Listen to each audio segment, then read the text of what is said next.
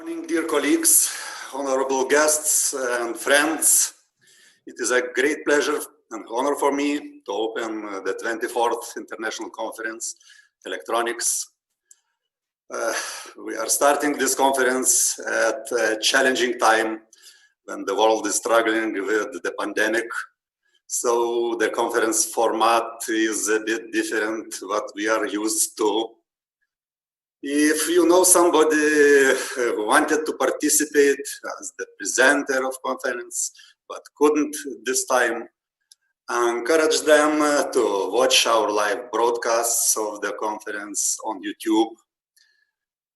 And traditionally, today we will start the conference with two inspiring invited speakers who will present two very important topics of nowadays: cybersecurity and artificial intelligence.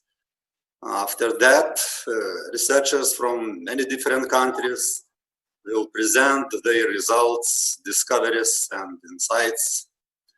I would like to ask you to be active listeners and express your curiosity freely. After all, debates and discussions are the most important part of the conferences. Of course, we regret that we are unable to offer you a social program of the conference, and definitely we will do it next year. I hope you will not be disappointed of the results of our conference, and this event will be positively memorable. So thank you for joining us, and let the conference begin. I'd like to invite my colleague Darius Andriukaitis, who is the main organizer and the main contact person of the conference.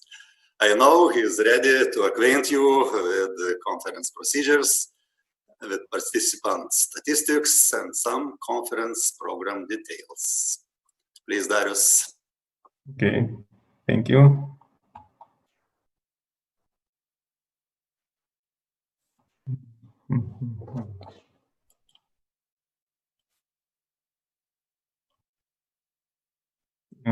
Matyti? Ne, nesimato. Aš nematau.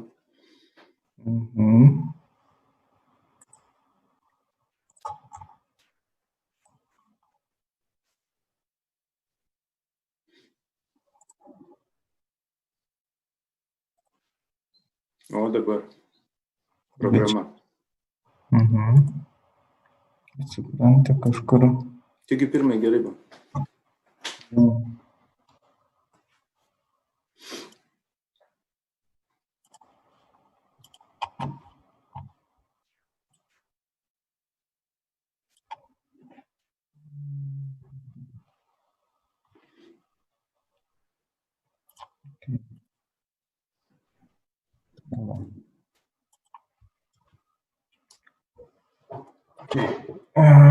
So, good morning, everyone. My name is Darius Andriukaitis, as you can see, and it is my pleasure to welcome you all online. Unfortunately, not in Palanga, not in conference venue as it was planned. And as it is going to be a tradition, I'm going to present some facts about the conference. Well, first of all, I would like to introduce countries of applicants. This year, we received papers from 32 countries in total, from all over the world. And concluding and summarizing that of all submitted papers, the topic of electrical engineering is on the top. And here is statistics of some years. And as you can see, that this topic, which covers power electronics and pure electrical engineering, is on the top. Actually, this year we received papers which have more practical skills, let's say, and are practically oriented. And more papers were verified with some experimental research. So probably it is a good sign that these papers have verification. Well, the review process, as usually, was strict and rigorous, and the rejection ratio is 63%, while next year was 62. We started in 2012 with 43%, and now we have quite stable, let's say, rejection ratio. Actually, we are not planning to manage at the same level, but as we conclude every time before the conference, we see that the situation in recent years is the same. Well, some facts about conference organization, and as you already know, that conference system is Zoom, and participants are invited to connect 15 minutes, while chairs are invited 20 minutes prior the starting time to clarify some technical issues and to check whether the computer works well and slides are prepared and you can manage it. Once you connect the microphone of each presenter and video will be turned off by default. But once you start your presentation, we would like that you will switch your camera on. And I would like to ask you that you will forward YouTube link, this live broadcast, that your colleagues can watch at the conference via YouTube channel. And if you are watching now and you haven't got an email or something has happened, so you can just contact me by conference email, and I will forward the link how to connect to your presentation session.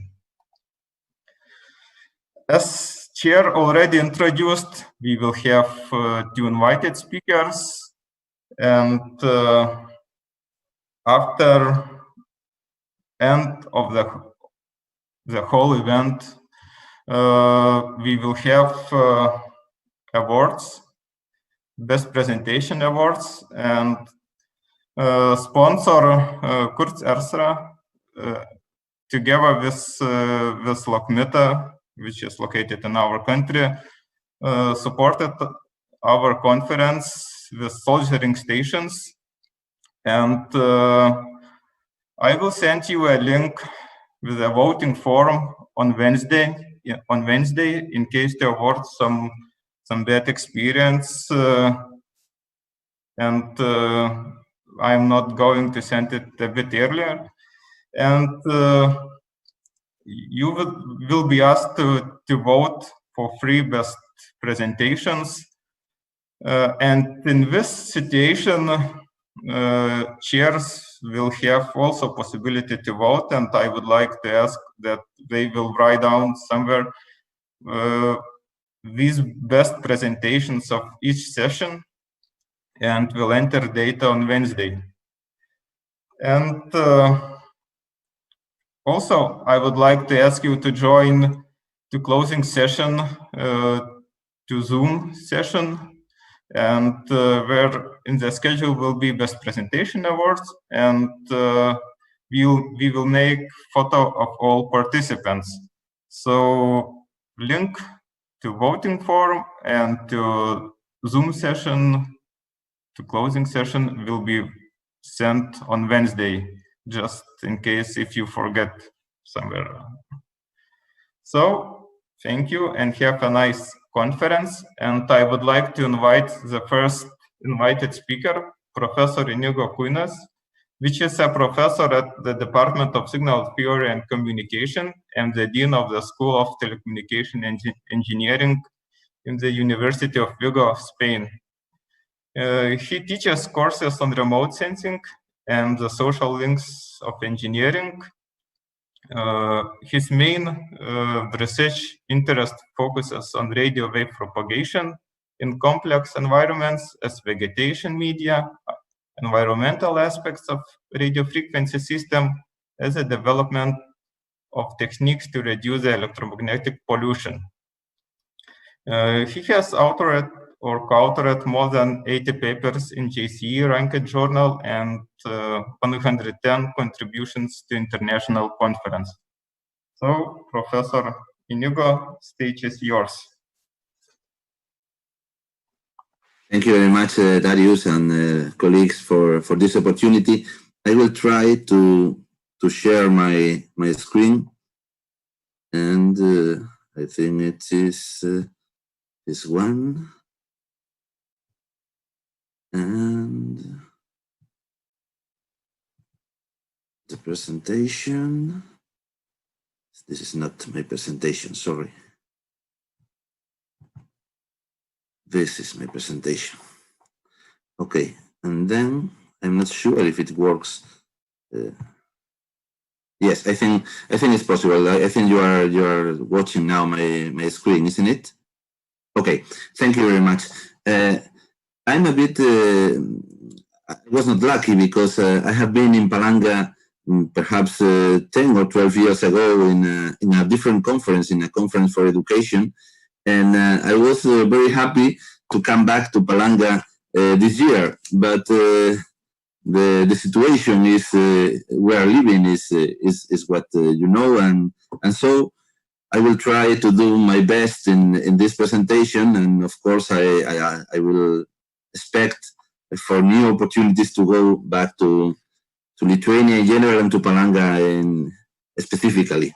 So, without more introduction, I will try to talk about the relation of cybersecurity at physical layer, mainly focus on previous research done by my group and in the last years related to the reduction of radio frequency or radio wave propagation from different points in a place within the same Wi-Fi or the same wireless LAN. In fact, probably all of us remember our time in the university and the OSI model layers. And when we think about cybersecurity, we commonly focus on application, presentation, and session layers, and sometimes even in transport. But physical layer is like the ugly duckling of cybersecurity. Nobody thinks on physical layer as important for cybersecurity, and probably in a wireless world as we are living now, physical layer could be important for mitigating the possible incidents of hackers or the possible attacks from outside or from different users, from external users in a Wi-Fi system. So I think that physical layer is the forgotten layer in terms of cybersecurity.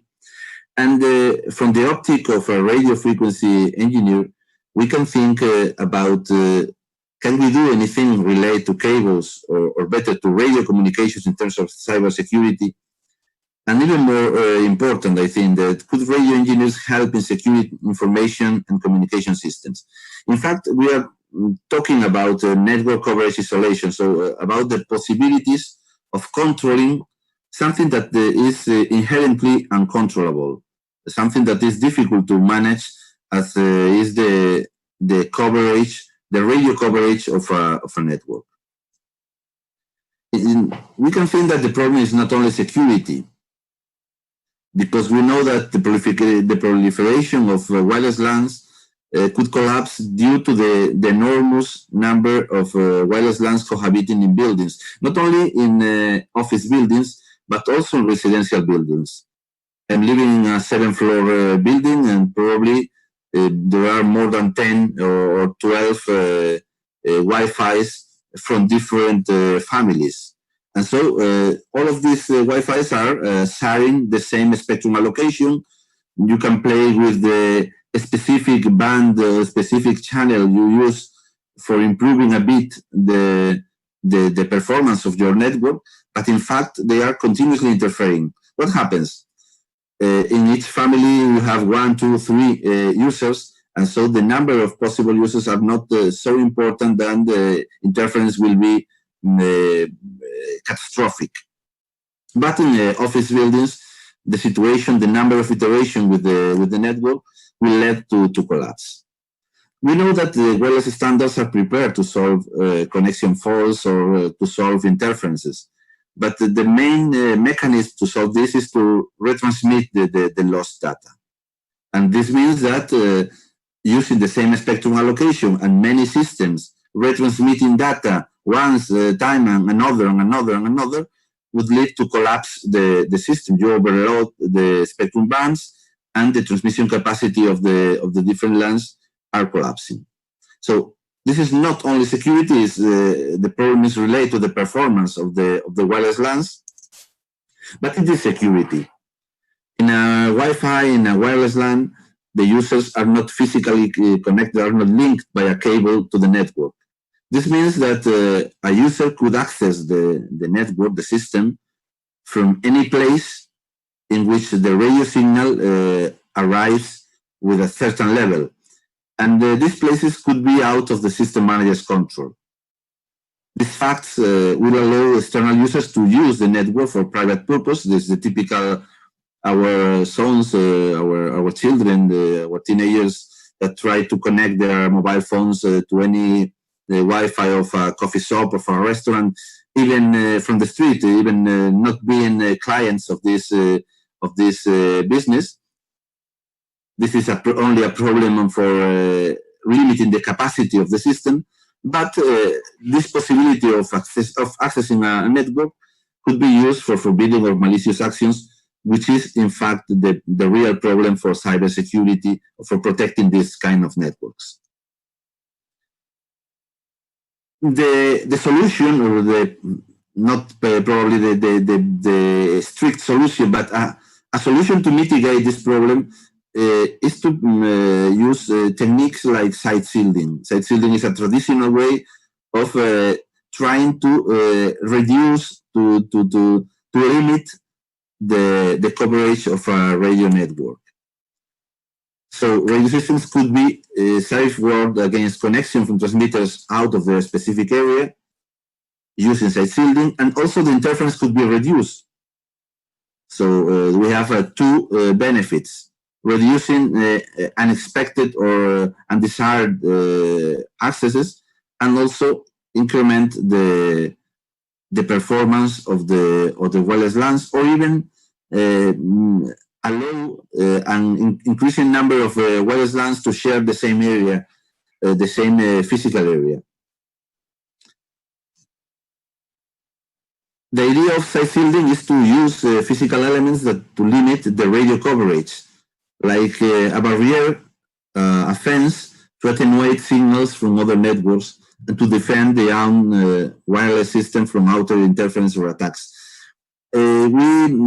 We hear from the time we were children that you cannot put barriers to the sky.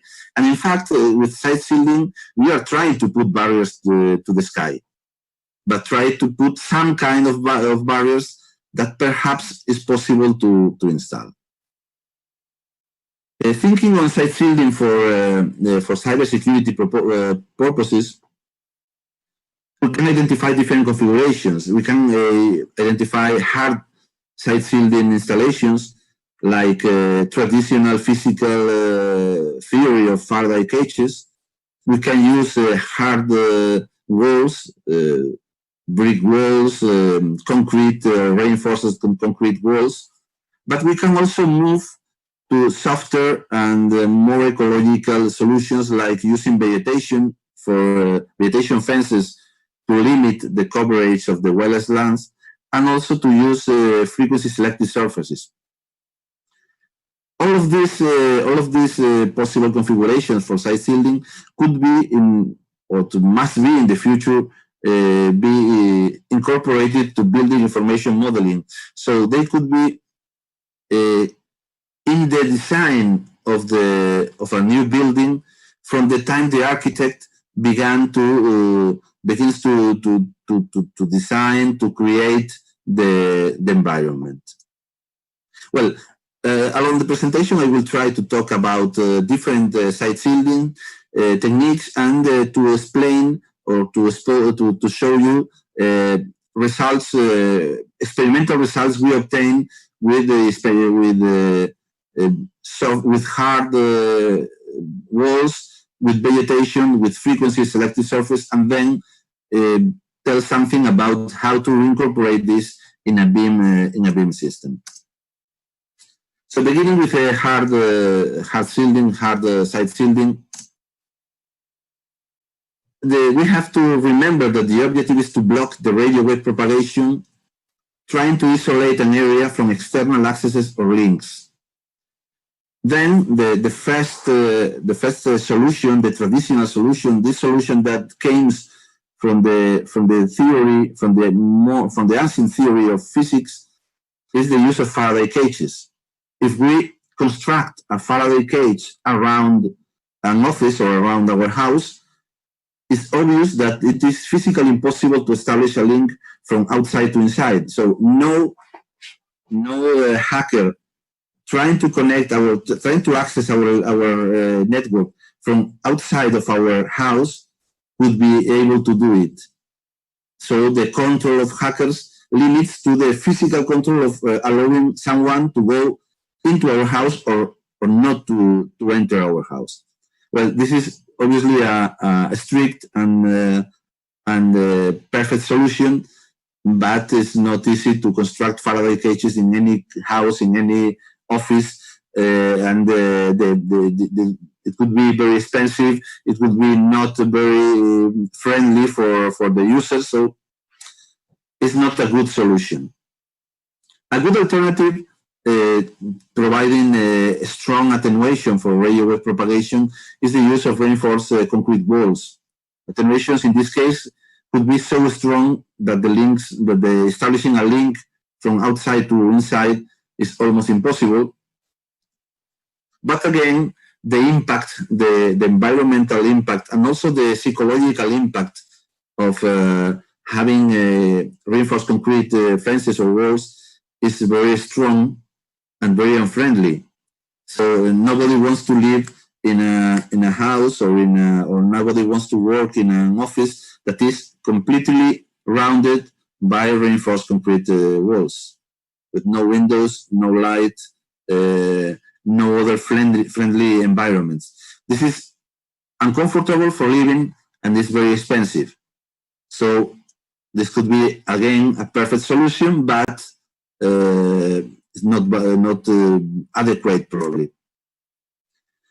An alternative hard shielding method is the use of brick walls.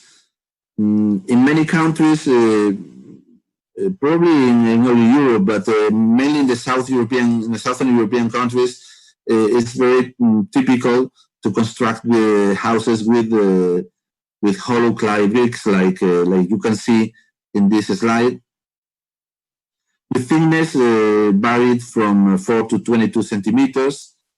And commonly we name the different bricks with the thickness in centimeters. We did some research on the attenuation provided by brick walls. You have a reference in the bottom of the slide, using the different kind of bricks, and also considering how we finish the brick wall. So if it is just the brick, or with some plaster over covering the brick in both smooth and raw surface. We did the experiments with 11 centimeters thick bricks, 15 or also 20 centimeters. This was the measurement setup. It's the same measurement setup we use for frequency selective surfaces. We place a transmitter antenna in one side of an anechoic chamber, a receiving antenna in the other side, and in the middle we create a supporting wall covered by absorbing foam, and with allowing a window in the middle in which we place the different kind of samples, the samples of different walls. We had the possibility of rotating the transmitter and receiving antenna around the sample. And this here you can see a photo of the operation. So we have a sample in the middle in this window, and the supporting wall reduces the possibility of having any effect of the radio waves around the sample. So we reduce reflections in the borders, we reduce scattering, we reduce all this propagation mechanism. So allowing only the direct ray from the transmitter to the receiver in the other side of the sample. In this situation, we observe that this big wall worked as a frequency selective surface. So it provides a strong attenuation at some frequencies and other frequencies with very low attenuation. This means that the effect of the internal structure, the holes and so on of these bricks have some interaction with the radio waves. Anyway, depending on the thickness of the walls, the attenuation or the transmission losses grows. So for thicker brick walls, we have higher transmission losses. Comparing with homogeneous concrete walls or reinforced concrete walls, the attenuation is completely different. In a homogeneous concrete wall, we have an attenuation that grows more or less monotonically with the frequency. So we don't have, in this case, any selection in frequency. This could be interesting in two ways. Using brick walls, we can say that there are some frequencies at which radio frequency could cross the walls, and others at which radio frequency are very limited in terms of transmission.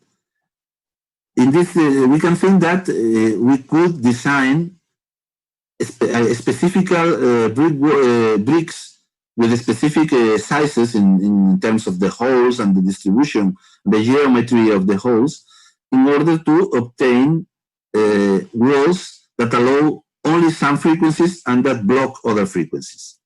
But this is interesting if you want to use the walls as filters.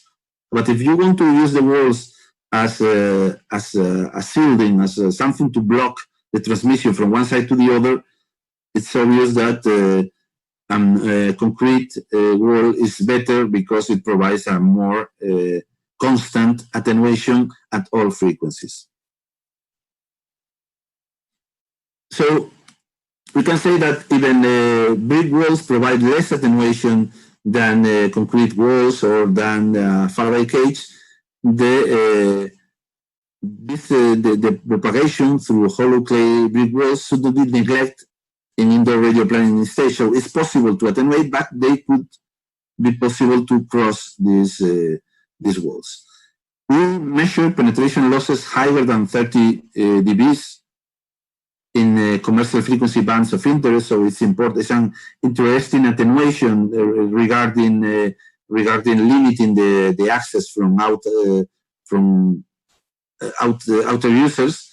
But we also check that the frequency selection depends on the hollow brick design. So as the attenuation is not constant or monotonically varying with frequency, this limits the use of brick walls as a method to limit or to control the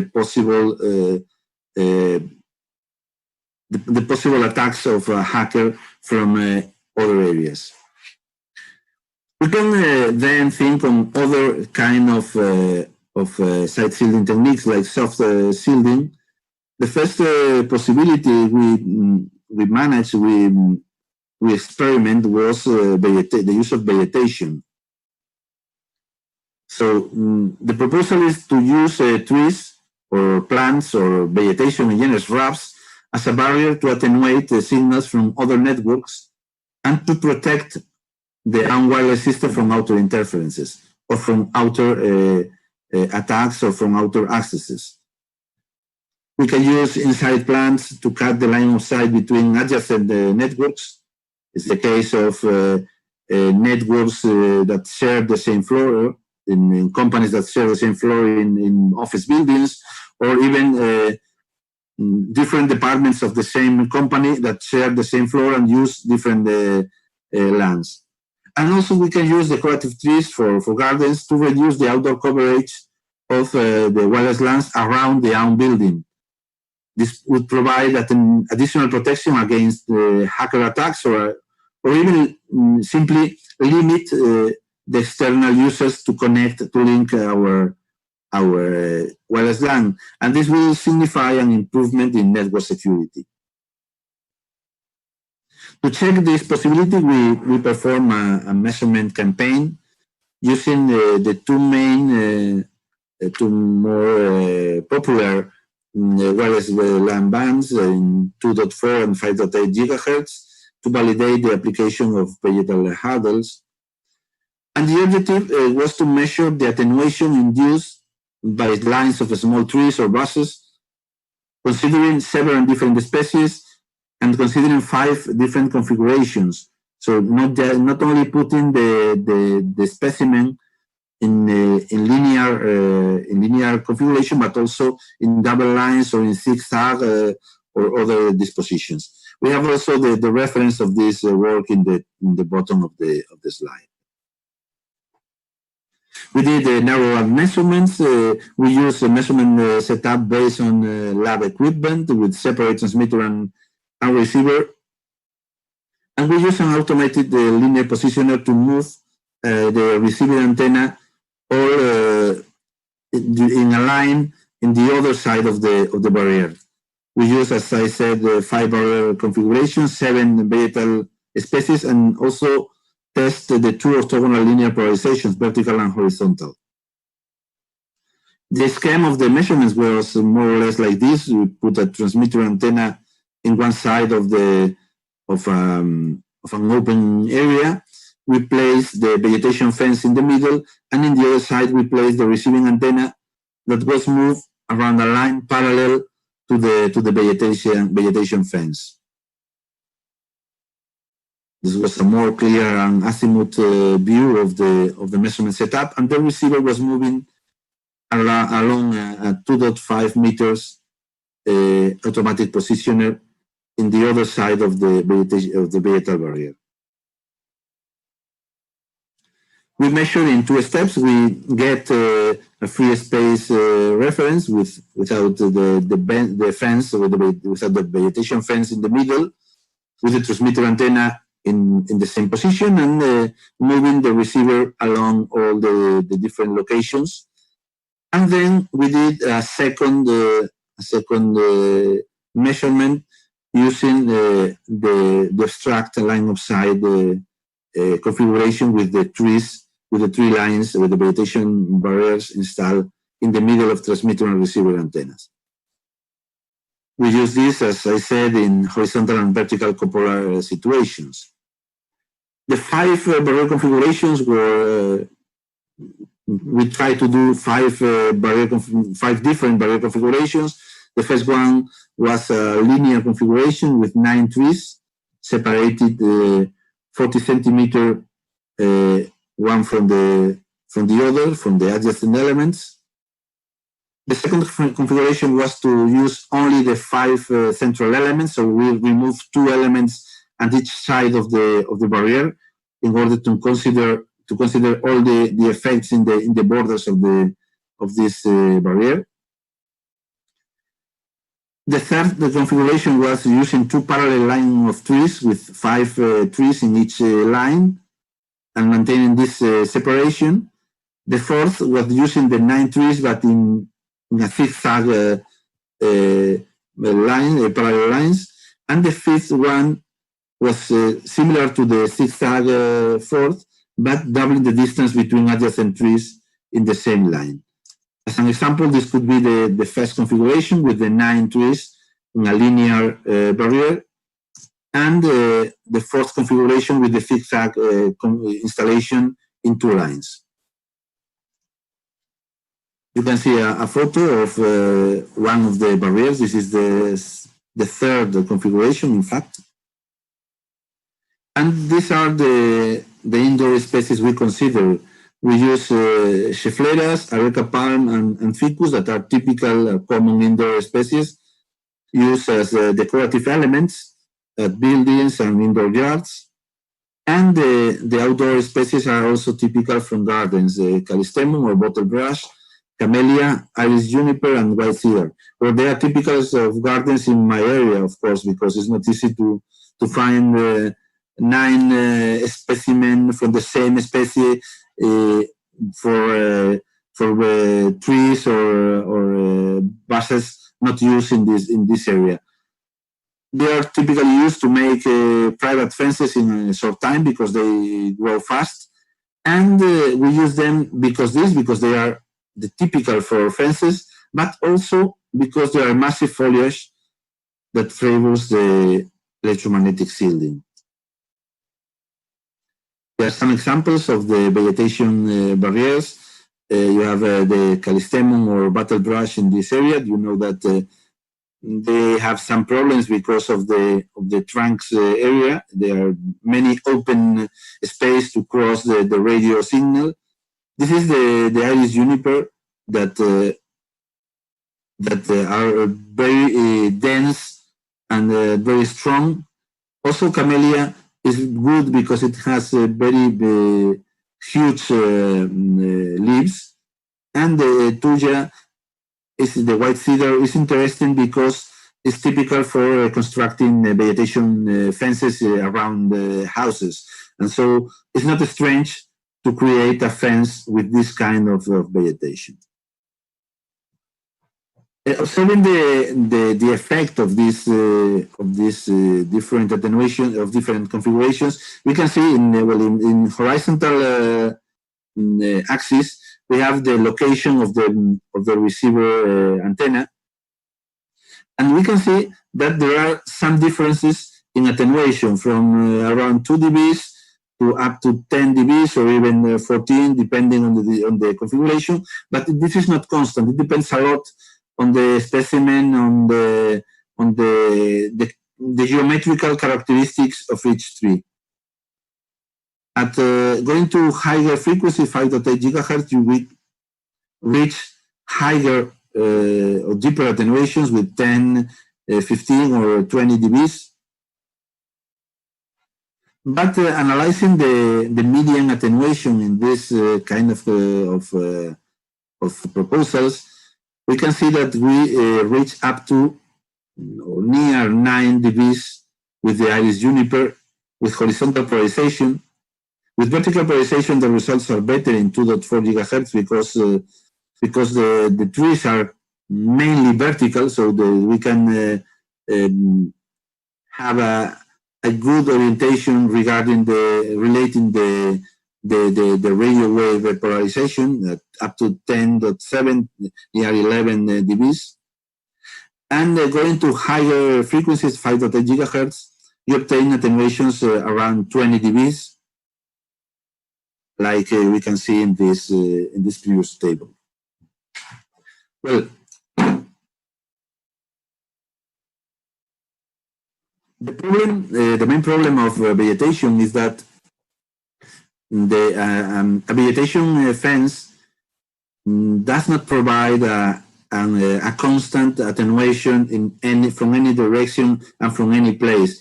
So we observe an enormous variability in the measured attenuations, even a certain variability around the first order statistics. We think that this variability is a result of several effects, like the own system noise, of course, but mainly the movement of the leaves due to the wind, or not only the wind, just small variations in the surroundings create movement in the leaves, and this movement in the leaves are direct changes in the barrier configuration. So depending on the amount of leaves the radio wave cross from one side to the other, the attenuation will change. The difference in humidity in the plants during the measurement period is also important because of the higher amount of humidity in the plant, the stronger attenuation this plant provides, and many other reasons could generate this variability. Anyway, we can think on the usability of vegetation fence in reducing the minimum free interference distance from one network to other. So using the 802.11 standard, the typical standard for wireless LANs, we can compute for different modulation schemes, which is the minimum distance at which we could install elements from different wireless LANs with no interference from one to the other. So we can see that we can reduce in the case of QPSK from the around 3 meters with no hardware. So at less than 3 meters, you can generate interference from one wireless LAN to the other. But putting the vegetation in the middle, we can limit this distance to 80 centimeters. This seems not to be important, but if we move to faster modulation schemes, 64 QAM, we move from around 14 meters from one network to the other to around 4 meters. This means that we could install in adjacent networks in the same floor, just putting a vegetation barrier in the middle. But the protection against external attacks is not so important from inside the building, but from outside the building. So the additional attenuation due to the hurdle, due to the fence, will mean that the physical distance to be connected or to be interfered by a third-party network is shorter than when the fence is absent. So the idea is to install vegetal fences in the gardens around office buildings in order to reduce the coverage of the wireless LANs in the surroundings. This will lead to a reduction in the area from which an attack could be launched to a compact zone, to a compact surface around the building. This way, the uncontrolled access could be reduced compared to the open coverage situation with the line of sight situation. Then, for doing some kind of calculations about the distance at which you could connect, we could link a wireless LAN, we can use the sensitivity of the network receivers, the official or the standard sensitivity of network receivers, and the maximum transmitting power or the typical transmitting power in the standard wireless LANs. With this data, we could compute the coverage distance in free space conditions and the coverage distance in obstructed conditions, having a vegetation fence. Well, this is not to be very happy, but we know that our real world networks they never have this kind of maximum coverage. But theoretically, we could reach distances of more than 2 kilometers from a standard access point. We know that this is almost impossible, but the reduction is around 10% from 2 kilometers in line of sight, in this case as an example, to 200 meters with the vegetation block. Well, this is obviously could say us that the vegetation fences are not a good solution or a perfect solution, but could be a possible help combined with the walls of the building and so on. If we assume typical transmitting power and not the maximum transmitting power, the distance could be reduced to more interesting limits like 18 meters or 32 meters around the access point. Well, as a summary of this part, we can say that the use of hardest construct by trees is proposed as a method to reduce the interference among wireless LANs in high traffic areas, and that radio frequency measurements support this proposal with attenuations higher than 10 dBs at 2.4 gigahertz and higher than 20 dBs at 5.8 gigahertz.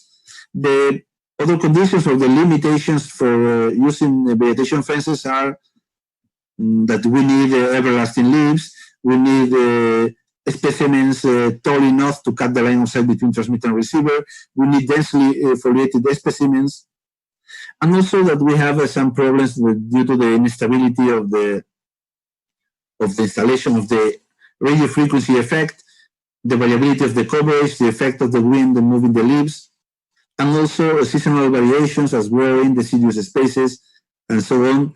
And we have to remember the effect of humidity because of the strong effect that water content of any element would have in the propagation of radio waves, mainly around 2.4 gigahertz in the case of traditional Wi-Fi.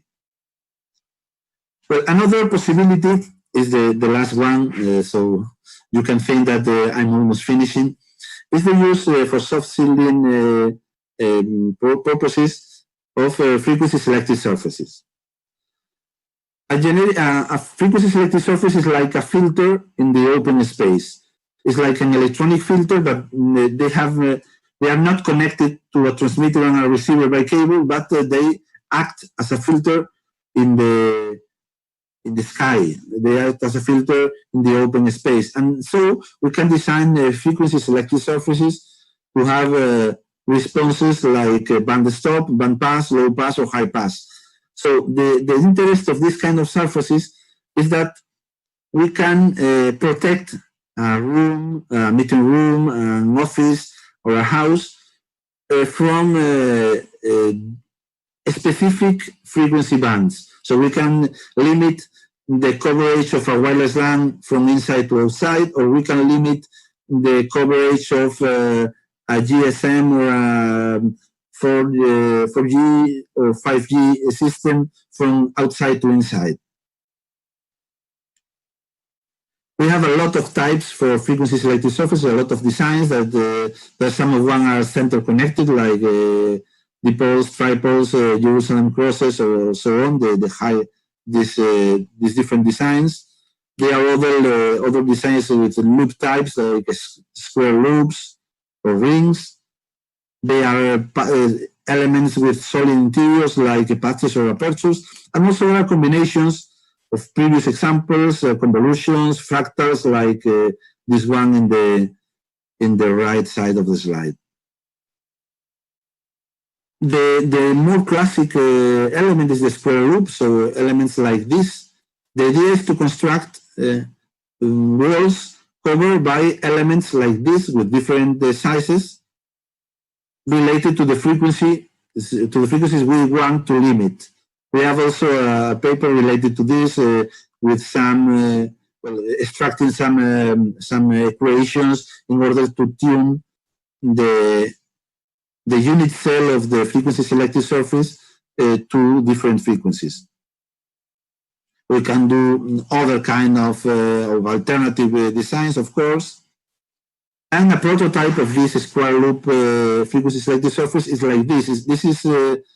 In this photo, you can see 50 centimeters by 50 centimeters PCB with a lot of unit cells, a lot of square loop elements that provide that was measured and provide attenuation at specific frequencies. The measurement system was more or less, as you can see, similar to the other for the walls. And we observe some. This is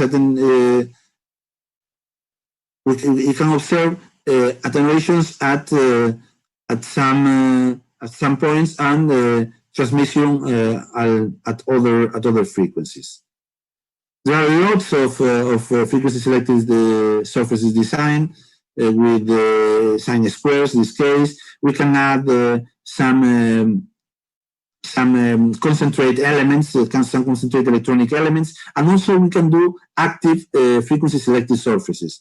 So the idea is that in this case, this sine square provide attenuation at some frequencies, 3.some and 6 gigahertz in this case, this blue situation as an example, and allows the free transmission of other frequencies. Well, if we add to these passive elements active elements, we can manage the frequency selective surface that acts as a filter in some conditions and acts as a transparent wall in other conditions. So this is very interesting for having areas in which you can confine the radio waves during times of meetings or important decisions, and you can allow the transmission in other moments. Because, well, this is not important now. As a summary of this part of the frequency selective surface is that they are surfaces typically printed on PCBs or in other supports that work as filters for radio waves in free space. We have a variety of designs. In my group, we did some designs, but there are lots of researchers in the world providing new unit cells tuned to different frequencies. In this variety of designs, we can tune the frequency selectivity, and even we can create frequency selective surfaces tuned to double or triple bands, so that they could be valid for different wireless LAN frequencies or wireless LAN and smartphones communication standards and so on. And also we have the possibility of active frequency selective surface, so that they could be transparent or opaque to radio waves depending on the configuration. And this could be made physically, like a curtain or something like this, or electronic, using different voltages to modify the characteristics of this filter. Compared to vegetation fences, frequency selective surfaces provide stability, provide the possibility of being tailor-made, so being tuned to specific frequencies, to be free from natural variability, so a frequency selective surface installing a wall will never grow, will be not affected by the wind or the humidity, but they are much more expensive, of course. And for finishing, I would like to introduce the possibility of incorporating in building information models used by architects, incorporating the electromagnetic information of the different materials. The idea is that a building information model will allow the simulation of building performance. It is typically used for thermal performance, for energy efficiency performance of the buildings, but we could add new layers incorporating the electromagnetic behavior of the different materials used in the building, and then allowing the possibility of having a previous idea on this behavior, and also to design the walls in order to improve the electromagnetic behavior, to reduce the radiation of the wireless LAN from inside to outside, or to limit or to block radio waves from outside to inside the building. Well, BIM is not a product; it's a process supported by technology that are used by architects to create future buildings, particularly in the context of smart cities. The importance of BIM is that it facilitates information to collaborate among the different teams associated with a construction project. So they are more than the plans of the building. So they allow the different people that work in a building to manage common information.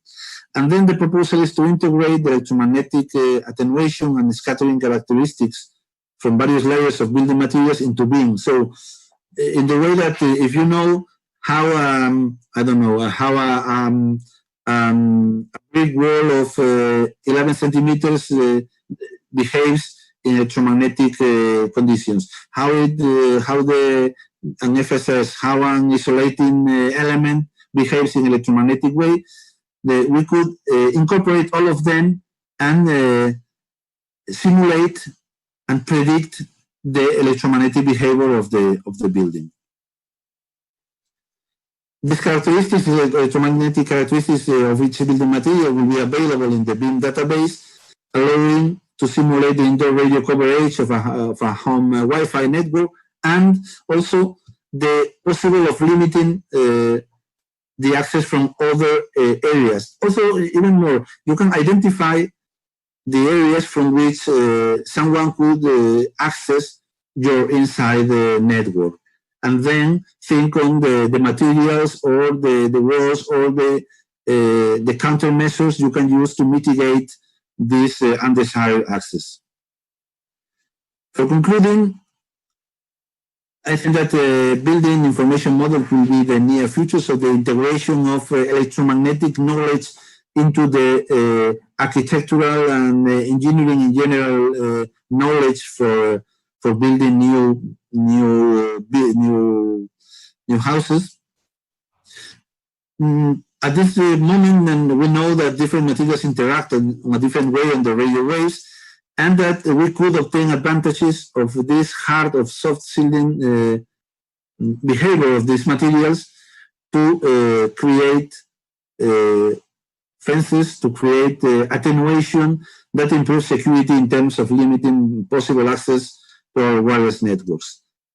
And I think that this is the end of my presentation. Thank you very much for your attention. Okay, thank you. And we do not have any question from outside. So I have one question. Let's say if somebody has a fear that, I don't know, maybe somebody could connect to wireless network, to access point of your home. So what could be the solution, the best solution to avoid that connection? Let's say if you live on the ground floor.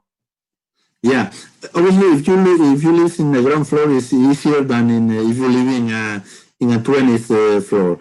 In the ground floor, you can first one, you can think on how to incorporate frequency selective surfaces in the external walls. Well, the first idea, the printing of unit cells in a PCB is expensive, but probably you can move to another step, that is use decorative elements with metallic components. So you can create curtains with some metallic elements, or with some metallic filament, doing this kind of unit cells, of this kind of designs. So perhaps a curtain with squares, with lots of squares, are not so nice, but you can simulate the different designs that could be more fashionist. You can install, or you can put plants near the windows, because the windows probably are the holes that allow more stronger transmission. Commonly the external walls with brick and perhaps stone and so on are not so transparent for radio waves, but the windows are commonly transparent to radio waves. Also, you can think on the builders can think on the structure of the windows. The modern windows have several layers of glass and some elements in the middle. Probably constructing some kind of very thin metallic elements in some of these layers could be enough to limit the transmission of radio waves, but also allow the transmission of light, so it will not be visible for in terms of transparency, but could be enough to limit some part of the transmission. And of course, probably the best way of protecting your wireless LAN is not to use your birth date as a password for the wireless LAN, of course.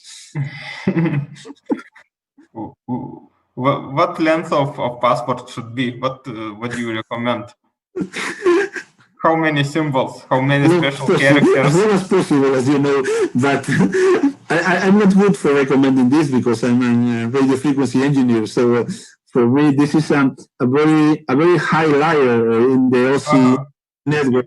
But I think that the recommendation is to have a lot of the more characters you can put and you can remember, of course.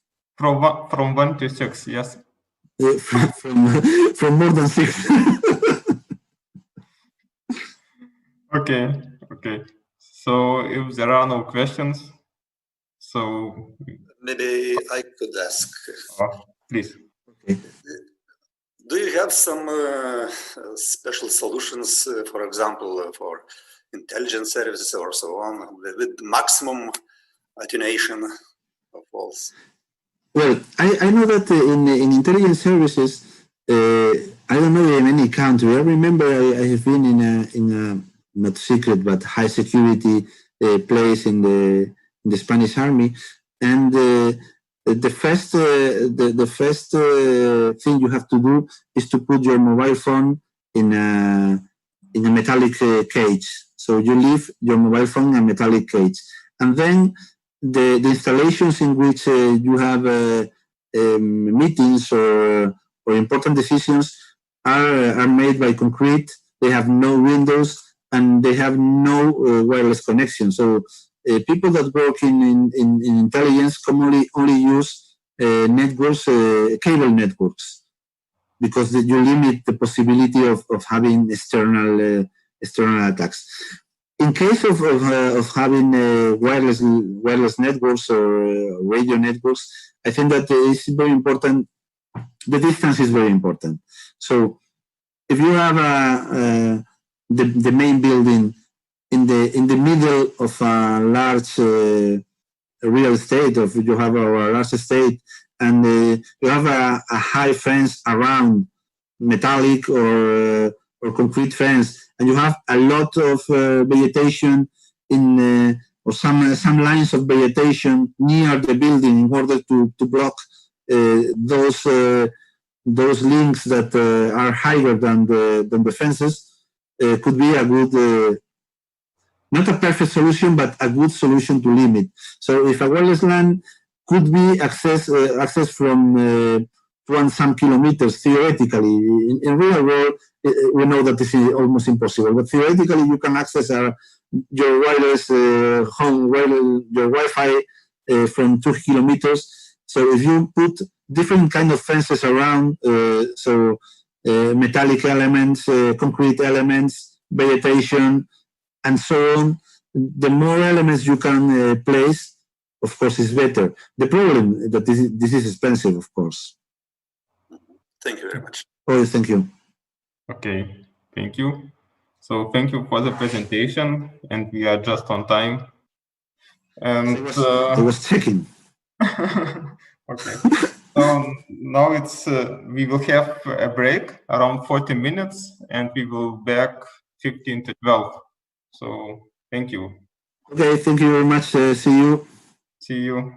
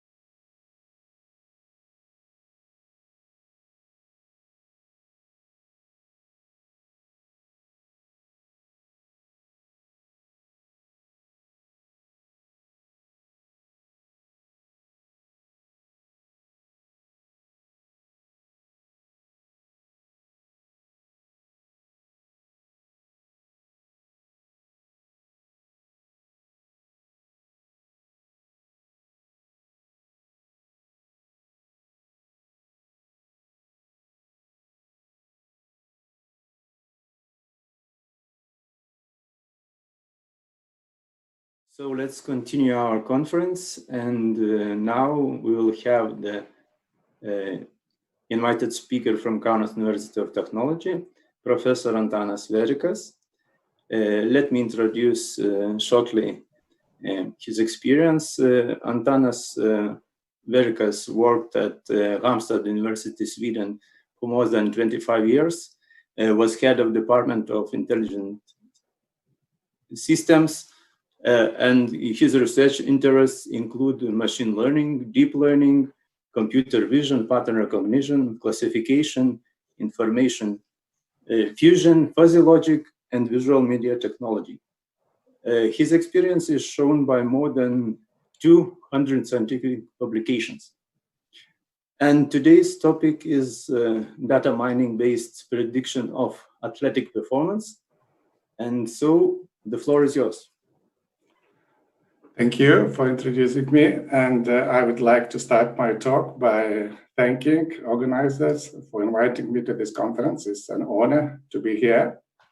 And first of all, I would like to say why I'm talking about this and what is the relation to electronics of my talk. So nowadays, this increasing interest in human activity, and there are a lot of companies which develop software and hardware for monitoring human activity and also for predicting performance, for looking at trends. And this predicting performance is quite important for athletes. They want to know what levels they will achieve if they do different training programs and so on. So therefore, it seems relevant even for this conference electronics, what we are doing here. So this is the content of my talk, and you also will see on the top of the screen there is a content, and you can follow from there too. So on the left-hand side is the sections, and on the right-hand side will be subsections of my talk. So you can easily follow where I am in my talk. So it's quite additional content. I'm going to talk about the task, then how we collect data and methodology, then experimental investigations and conclusions at the end. So I will start with this, the task. What's the task we have here in this project? So we are having here two types of sports. So it's bicycling and golfing. So if you look into golfing, it seems that it's quite easy to make a shot, but in fact, the shot is quite complicated, and you'll see that from the analysis what we did. So then, more specifically, so the task concerning cycling is we want to develop trainable algorithms that can assess physiological parameters of athletes using EMG data. So EMG is electromyography, stands for EMG. So I think quite many of you know what does it mean, electromyography. So it's signals coming from muscles. And using those signals here, we want to predict blood lactate concentration and also oxygen uptake. Blood lactate concentration is very important for athletes. If you reach some levels of blood lactate, then it's impossible for you to win competition. You have pain in your muscles and that's it. So therefore, they would like to monitor blood lactate levels and also to predict. So concerning golfing, we want to explore relations between muscle activity and the mechanics of golf swing. So as already mentioned, this swing is quite a complicated one. So usually swing is split into three phases. I am returning back to the previous slide. So here you see the golfing when you have the first phase of the swing. It is called this backswing. So you rotate your body and you put, then by doing this, you put club behind your body. And then from that, you do this downswing, so-called. And then after that, it's a follow through. These three names are used to characterize golf swing. And this is quite complicated one. And we want to here to see the relation between the swing, the biomechanics of the swing, and also to relate this to the muscle activity, which muscles and combinations of muscles are involved to produce a good golf swing. So in addition, we want to predict here also this ball carry distance and club head speed. So these are two main parameters to characterize how successful was a golf shot. So these are the tasks in this research. So I start from data collection. First of all, bicycling. So you see a picture on the left-hand side, and here it's shown that some stationary equipment used here. So it's in this experiment we collected data concerning this oxygen uptake, so-called VO2. So you may see that the woman has in her mouth some tube, and you can measure that by this oxygen uptake. And also stationary equipment to record this EMG data. But of course, nowadays you can record using just portable, very simple portable equipment to record EMG data. And on the right-hand side, you see how this EMG signal look like. So here you see from 6 channels, but we used here in this research these muscles from 2 legs and 4 muscles from each leg. So here is rectus femoris, vastus lateralis, these 2 names, and then just from the front side and from back side, we use this biceps femoris and also semitendinosus. So why these muscles? There is research telling that these muscles are important or are used by athletes when you ride a bike. So and here, so what we do with these signals. So we want to extract simple features which allow to get some insights into biomechanics. So it's we don't want to just to get a good prediction, but also to try to understand why you get these good or bad results from those signals we record. So, but of course, we also want to get these predictions, physiological parameters using linear and nonlinear models. And the last subtask is to assess different features we extract, how important those different features are. So these are the tasks concerning cycling. And the features we extract, as I mentioned, we want to extract very simple features from those signals. So we call them timing events-based features. So I just show here 2 examples from these 2 channels. And these from 2 muscles, there is just the start of this activation phase. So this is activation of a right rectus femoris RF. And so it's NC, and then vastus lateralis, so right and left. We use this notation here. So we use those times activation and deactivation of those muscles. And then use this information to compute very simple features. Those features are like here. So it's phase shift from 2 different muscles, and these active time percentages of a muscle. And also we look into these means of those extracted features and standard deviations over a sliding window. So we choose some number of pedal revolutions, and we compute these statistics of those features. And also, of course, symmetry between for each feature between legs, right leg and the left leg. So these you may see that those features are very simple. They just timing events, and from those features, it turned out that we can draw some conclusions how different legs are used and what is important for athletes to get good results. And for prediction, we used the random forest. You see here a sketch of a random forest. So what is it, a random forest? Maybe most of you know, but I repeat that anyway.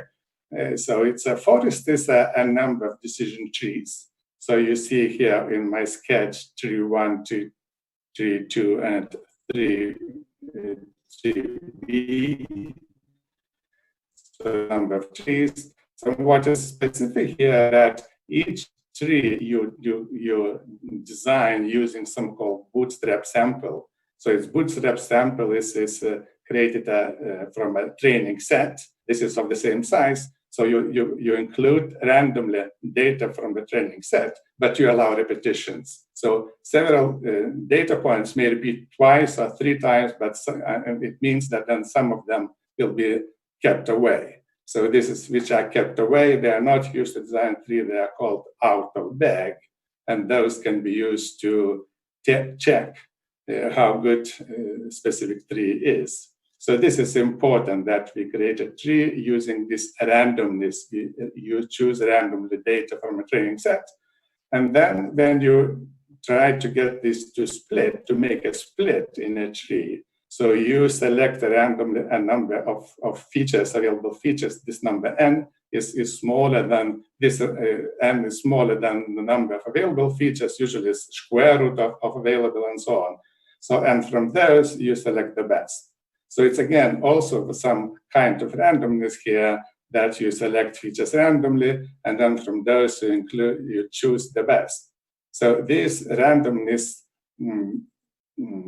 it's very important to get those trees not so correlated. So correlation, in fact, quite little you get in this random forest. And then you just to make a prediction or classification. So you just take voting or for regression you take average. So this is how it works random forest.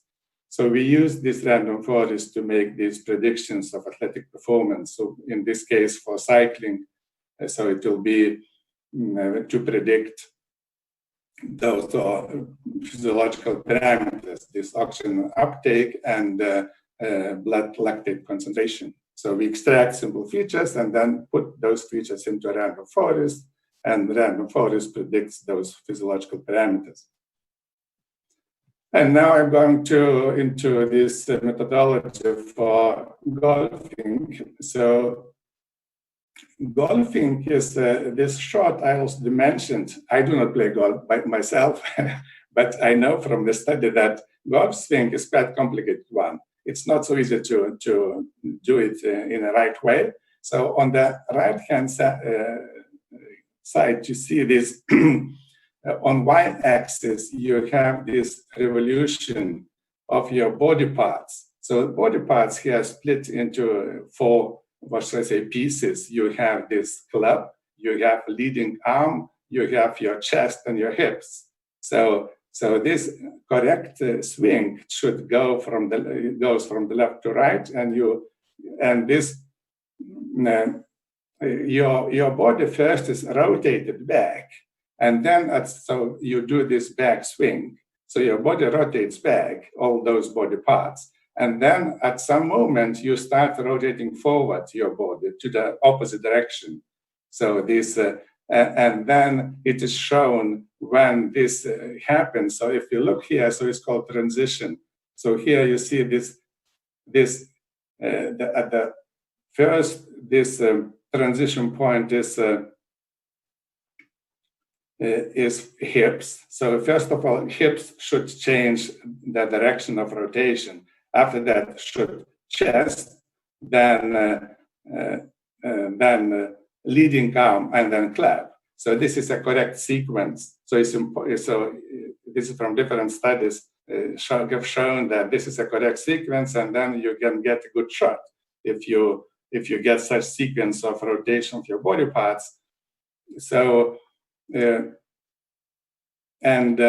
So we studied here. So this is, as I said, on the y-axis, you have this rotation speed. And our goal here was to relate this maximum rotation speed or peak rotation speed with this EMG signals, how different muscles are involved and into creating this good swing. So it's one task, and another task was how to predict this what from these EMG signals the parameters of the shot. So this ball carry distance, for example.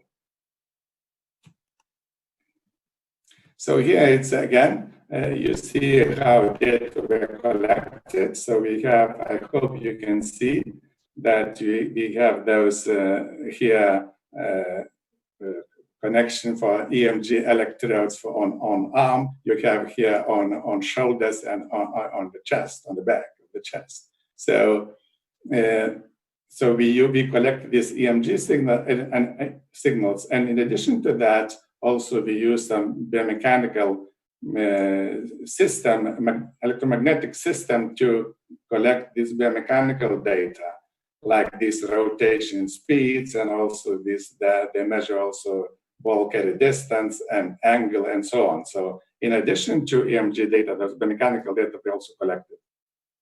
So here I show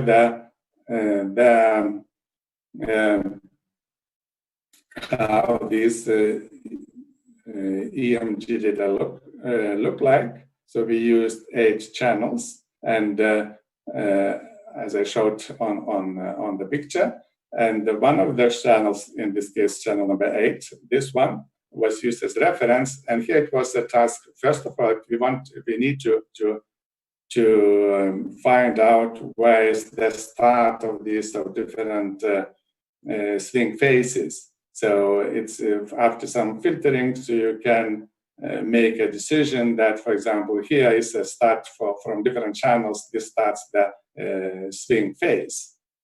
So, and then these data were used to as a data vector.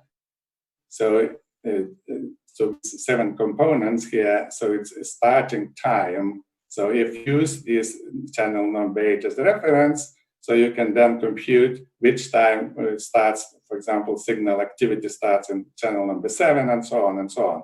So, and this vector is used for further analysis, for prediction.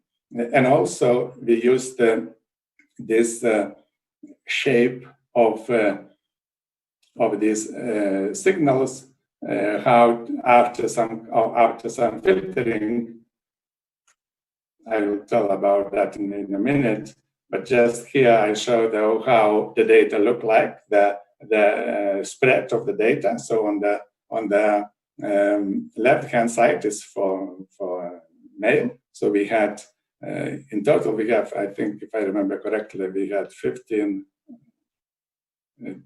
10 males and 5 females. So this is how the data look like. So it's you see here ball carry distance on the y-axis, and you have club head speed on the x-axis. So you can see there is a correlation, not so very high, but anyways, there's this statistically significant correlation between those 2 parameters. So if your club head speed is high, so also your distance also is longer. So your shot is you achieve a longer shot then. And this is for male, and this is for female. Female, we have fewer females, but it seems that they are more accurate in their shots. So the spread is not so big as for males. So these were the data collected and used to make those predictions and analysis and decisions. So I repeat, EMG data, and also I do not show here, but we also record this data concerning biomechanics. So here, what we do then with the data, which analysis we perform with the data. So we used here, first of all, canonical correlation analysis. I hope that most of you heard about this canonical correlation analysis. So what this analysis does is it finds a relation between sets of variables. So in our case, this one set of variables is this 8 EMG signals from these 8 different muscles. And then the other set of variables is these rotational speeds. So how body parts rotate. So we looked this into this thorax. Thorax, in fact, is chest. Pelvis is your hips and arm.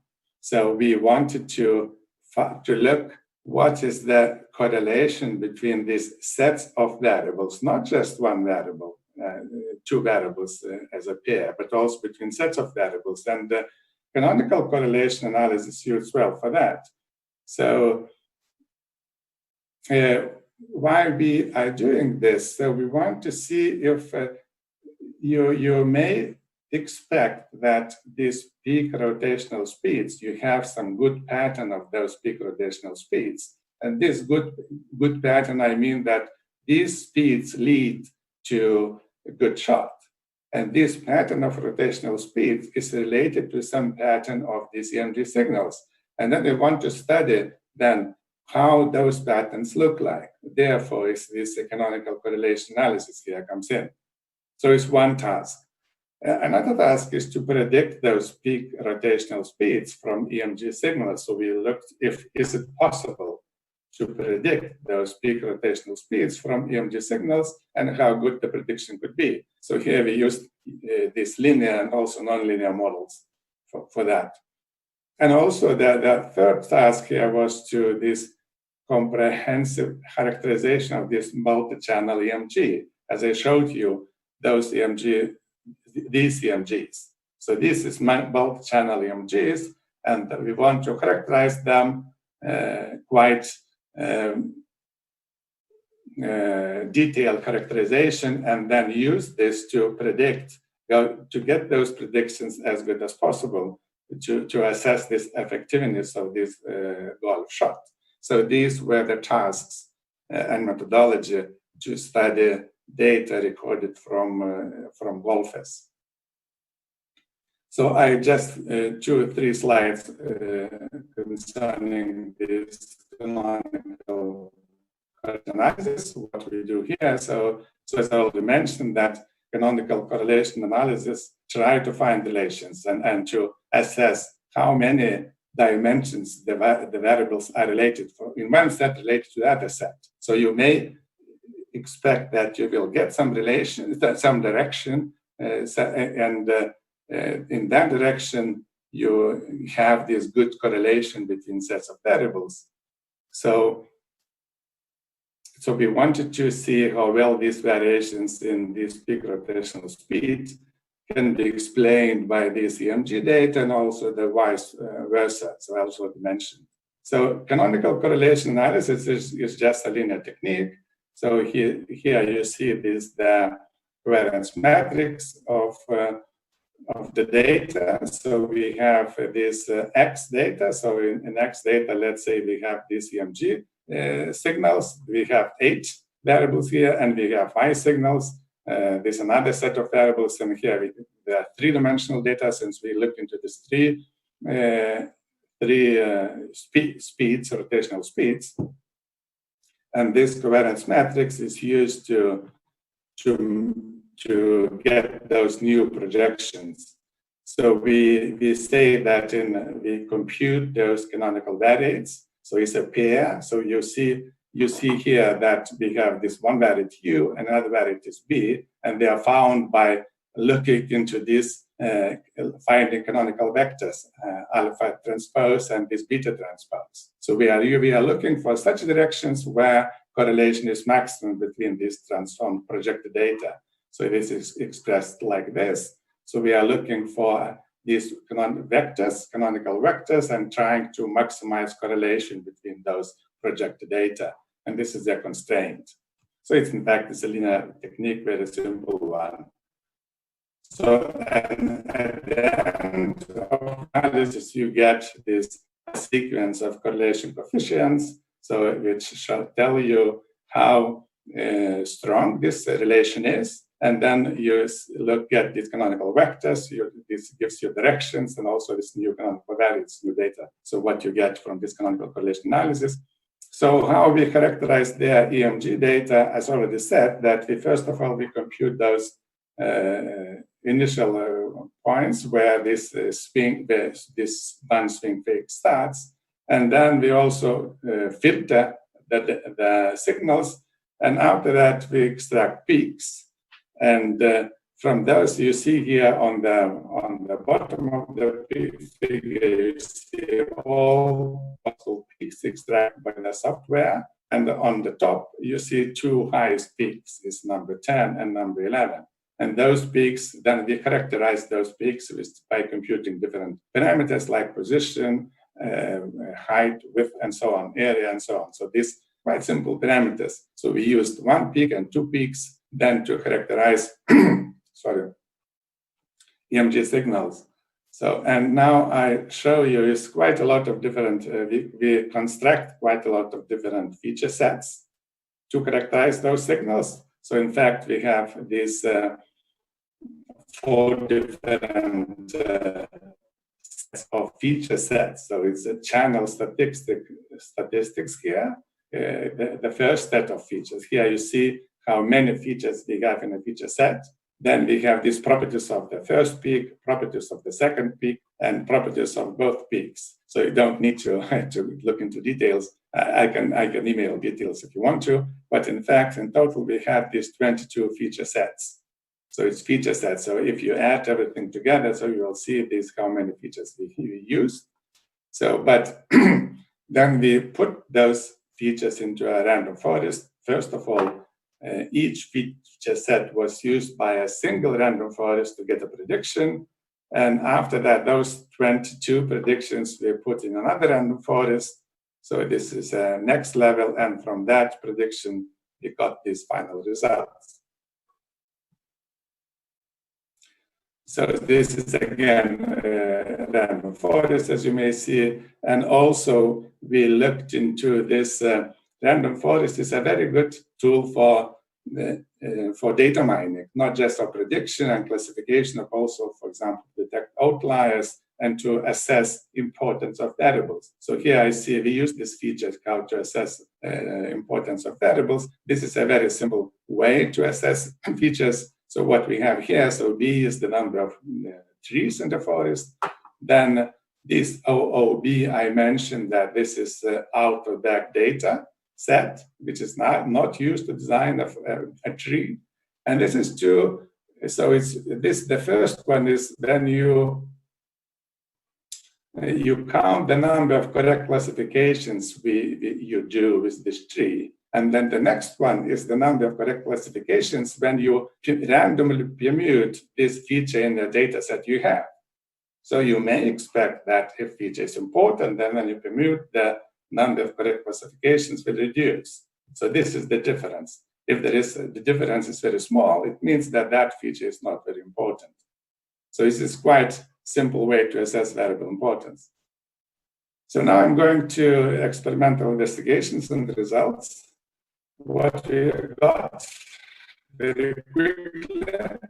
So here from bicycling. So here we see on the y-axis on the top, we have the coefficient of determination from a model. So it tells you how much variance is explained by the model. So the highest value is 1. So, and this is the number of features we used in the model. So here we have 50 at the end, and then we try to reduce the number of variables.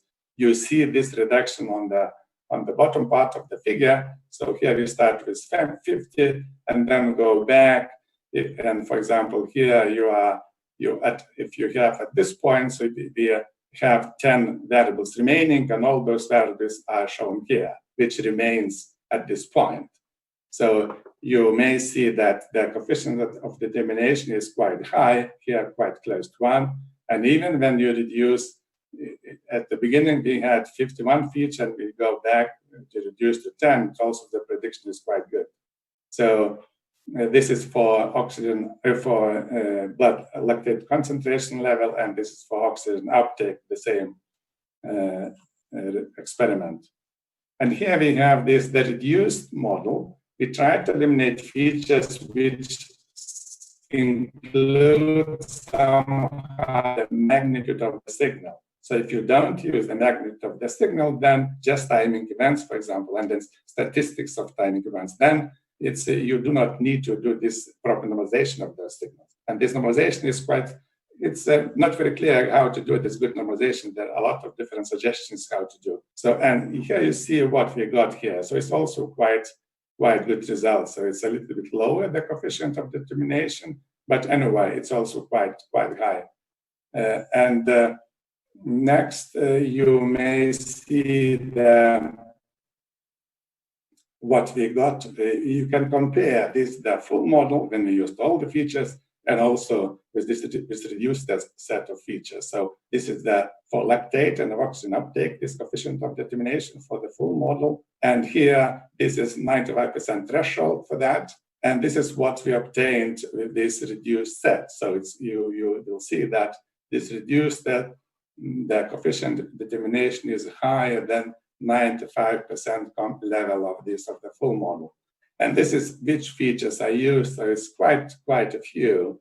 So if you look here, so we have these 8 features here in the lactate concentration to predict lactate concentration level, and just 7 for this oxygen uptake. So it's quite good results using this reduced model. And now I'm going into these results obtained from golf studies. And these some statistics concerning canonical correlation analysis. So as you see, we have here 3 swings, and this analysis we performed separately for those 3 swings. And so you may try to understand those directions. So in fact, you get those directions and which have high correlation coefficient. So then we looked specifically into downswing and looked into this first this direction, first canonical vector. So you may expect that you will get some understanding from the analysis of those sets of variables, which give you these high correlations after projection. So here, so this is the canonical vectors, how it look like. So if you look into this for the downswing, so it look for the EMG signal. Maybe it's not so interesting. All these muscles are involved to some extent. Some of them more than some of them less, and also there's different sign. But what is interesting here, so it's this, if you look into those rotational speeds, so if you look, this thorax and pelvis, they come in with quite high coefficient, but not arm. So this, then we discussed with these coaches of golf players, and they say that this is expected since this arm is less coordinated during swing. So you have quite good coordination of your thorax and pelvis, but not very good coordination of your arm. So they say that maybe you adjust your arm at the last moment of the impact. Therefore, is not a high coefficient of participation of this signal. And then also what's interesting to see, when we try to predict this rotational speed from this EMG signal, peak rotational speed from EMG signals. And here you see this prediction for, this is for thorax data, and this is from linear model. And I listed here which variables are important here. So in this prediction, we use 2 swings, this back swing and downswing. And so in total, it could be 18 variables. And this is, I wrote which are important in this linear model. And here you see this, the coefficient of determination. And here is from a random forest of nonlinear model, also coefficient of determination. And also this variable importance computed using this, the way I explained earlier. So what is interesting here, that those variables which are important in a linear model, they're also important, most of them in nonlinear too. So it tells that this determination of variable importance is quite good. So this is for thorax, is similar was the results for pelvis, a little bit lower this coefficient of determination, but the same thing, that which variables are important here. So most of them also are important in the nonlinear model. And I do not show this for the arm, since arm was less as I said, is the less involvement of arms, so we expected that also the prediction results will be poor, and that was the case. And one more thing, so this is just for curiosity, we looked into these activation profiles for different players. So here we have these results from 5 shots, and for each player, 5 shots, and this is the moment where this activation and different muscle starts related to that channel number 8. So what was interesting here, that is these activation profiles are very stable.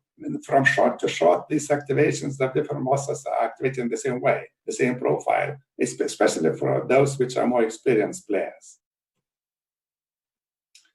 And this is prediction. Here we have prediction results for this, the performance of different golfers. So here we see the prediction results, the regression task that they try to predict the distance of the shot. So it's actual distance and predicted distance. And here is the classification or decision, we say detection results. When you try to predict from those parameters we use, how good will be the shot compared to the average of each player.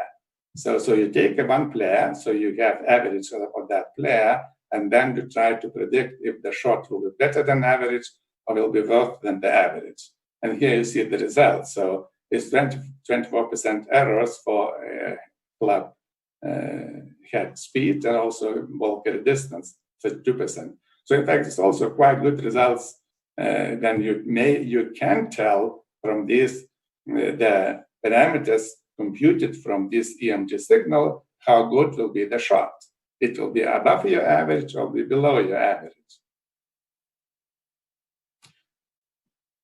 So I'm going to conclusions just to have some time for discussion if there will be some discussion. So what we shown here with this study that with this very small set of timing events, we can get a prediction, quite good prediction of these 2 important parameters, blood lactate concentration, oxygen uptake. And these algorithms can be implemented in quite simple electronics. So then, and what's interesting that oxygen uptake prediction models are reliant on interaction between legs, while this lactate concentration, these models are reliant on features extracted interaction between muscles of one leg. So this was an important observation, interesting observation. Then we also got this quite strong linear relation exists of EMG, these magnitudes and these peak rotational speeds, but this for thorax and pelvis, but not for arm. This relation with arm data was less accurate. And during the downswing phase, we studied this downswing phase, the coordination of thorax and pelvis is much better compared to the arm. So this is also an important observation for coaches who work with these golf players. And muscle activation profiles are stable from shot to shot, especially for most effective players. So, thank you. That's all from my side. Thank you. Very interesting topic. And I would like to ask you one question. How those features were selected, initial features? After your experiments, you selected most informative features, but initial selection of features, how was done? Almost all possible features were selected, or by intuition, or how it was done? If you think about this bicycling, for example, so first of all, we looked into this frequency domain. We tried to look to extract features from frequency domain, so we got some results. And then from that, we looked into, took one more step to extract time events, these timing events features that such features allow more insights, deeper insights into what's happening in your body. So we looked into features which we thought could be useful. So everything we thought it could be useful. So we use those features. So it's, I mentioned these 51 features, so it's not so many, but anyway. Mhm. So I think we had perhaps a little bit more from more channels. But there is, we use them also some specific knowledge from these coaches. What could be interesting to look for this for players and for cyclists and for golf players. So this was also information used. Okay. And the main goal is to make better training plans, or what? What is the application of this method? So the main goal is twofold or threefold. You can say that one is there to look into how training progresses. So you can look into these trends. You having those parameters, just monitoring. So then also there are companies which are interested in producing some small devices for and sell them, of course, for active people and for athletes. So it's one goal to look, therefore we look specifically into these time-based features, since they're very simple to extract and easy to implement in hardware. So it's one more goal was, and also to look that such study could perhaps help to prevent injuries. So injuries, if you can monitor, for example, for cyclists, detect this blood lactate concentration, which is quite important. If you go above that level, then you'll get some injury in your muscle, and it could be quite important injury, serious injury in your muscle. And also the same for golfers. So if your shot is not biomechanically correct one, and also if your muscles perhaps are involved to a too high extent, so you also can get injuries, and so this is one more goal of that. Mm-hmm. Thank you. More questions? Like this, what could you say about reliability? Is it a reliable system, let's say, and the research, can we trust on it, or still development is needed? So it's a good question. Concerning reliability, I think we need to have more data. So those data sets we use, we are not huge. In case of cyclists, I think we had, I think around 16 or 17 cyclists we used. And golfers, we have 15, 10 men and 5 women. So it's, we would need here to, of course, it depends which aspect you have in mind. When we try, for example, try to predict the personal average or personal shot. So you assess that shot against of your average. So I showed the graph at the end. So in that case, I think this study could be, I think it's quite a reliable one, since you measure, you just use data from one person, and you check against the average. So that's, I think it's quite good. But if you think about those, for example, we looked into which patterns of EMG data relates to which patterns of these peak rotational speeds. I think here we need studies for more athletes involved in the studies. So I cannot tell much about the reliability. So for some aspects of the study, yes, I think it's quite reliable results, these detection results. Okay, I see. Thanks. Thank you. Do we have any more questions? Algimantas has. Yes, I have. Could you please tell how universal is this methodology? Maybe this methodology could help Lithuanian basketball players. Yes, I think I don't know about basketball players, but I think it's basketball. It's my guess. I'm not coach, but I think if you think about golf and cycling, so you have specific muscles involved very much. You know those muscles which works a lot in those sports. But about basketball, I don't know. Maybe there are more muscles involved. Then the study could be perhaps more complicated. But at least I think you could do some study. It could be useful if you also add results, for example, from some video camera or something like this. So you could then this analysis of such data, for example, you relate to a video, and from video perhaps you can characterize, even using some of this artificial intelligence, what's happening in that scene. So perhaps if you're jumping when you jump very high, or you do you have some collision, I don't know. So, but I think perhaps during this, when you have this not exercising, you do maybe exercising also. So it could help, but I think it's much more complicated in the case of basketball. Okay, It's my guess, since I'm not, you know, you need to know the physiology, what's happening in your body, which muscles are involved here. So, yeah.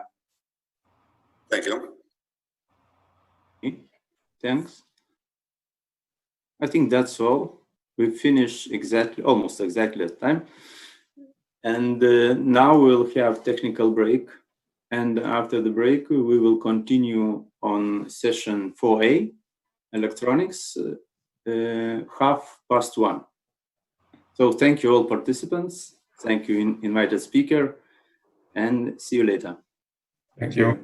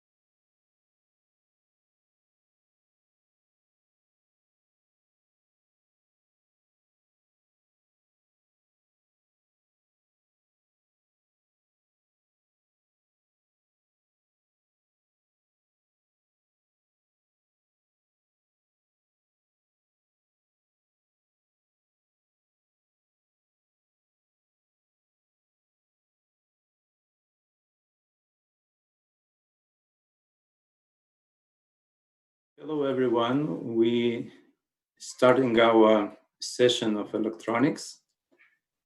Today we will have 6 presentations. All presenters are here.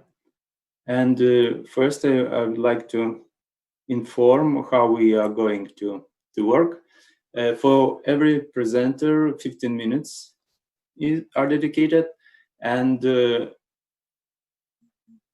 let's say 10-12 minutes for presentation and 5 or 3 minutes for questions and discussion. Let's keep that schedule, but it's not very strict. Now we start from, one more information. You should switch your camera on when you are presenting, and the other presenters can be with cameras on or can be off, but the microphones must be muted.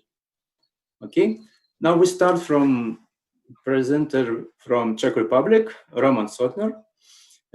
He will make presentation on topic integer and fractional order VCO using non-internal amplitude stabilization and modern active elements. So the floor is yours, please. Hello everyone, thank you for my introduction.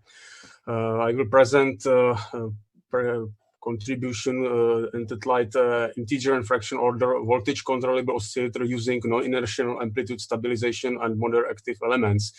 My name is Roman Sotner. I am from Brno University of Technology. We are closely cooperate with King Mount Goods Institute for Technology in Thailand with some guys.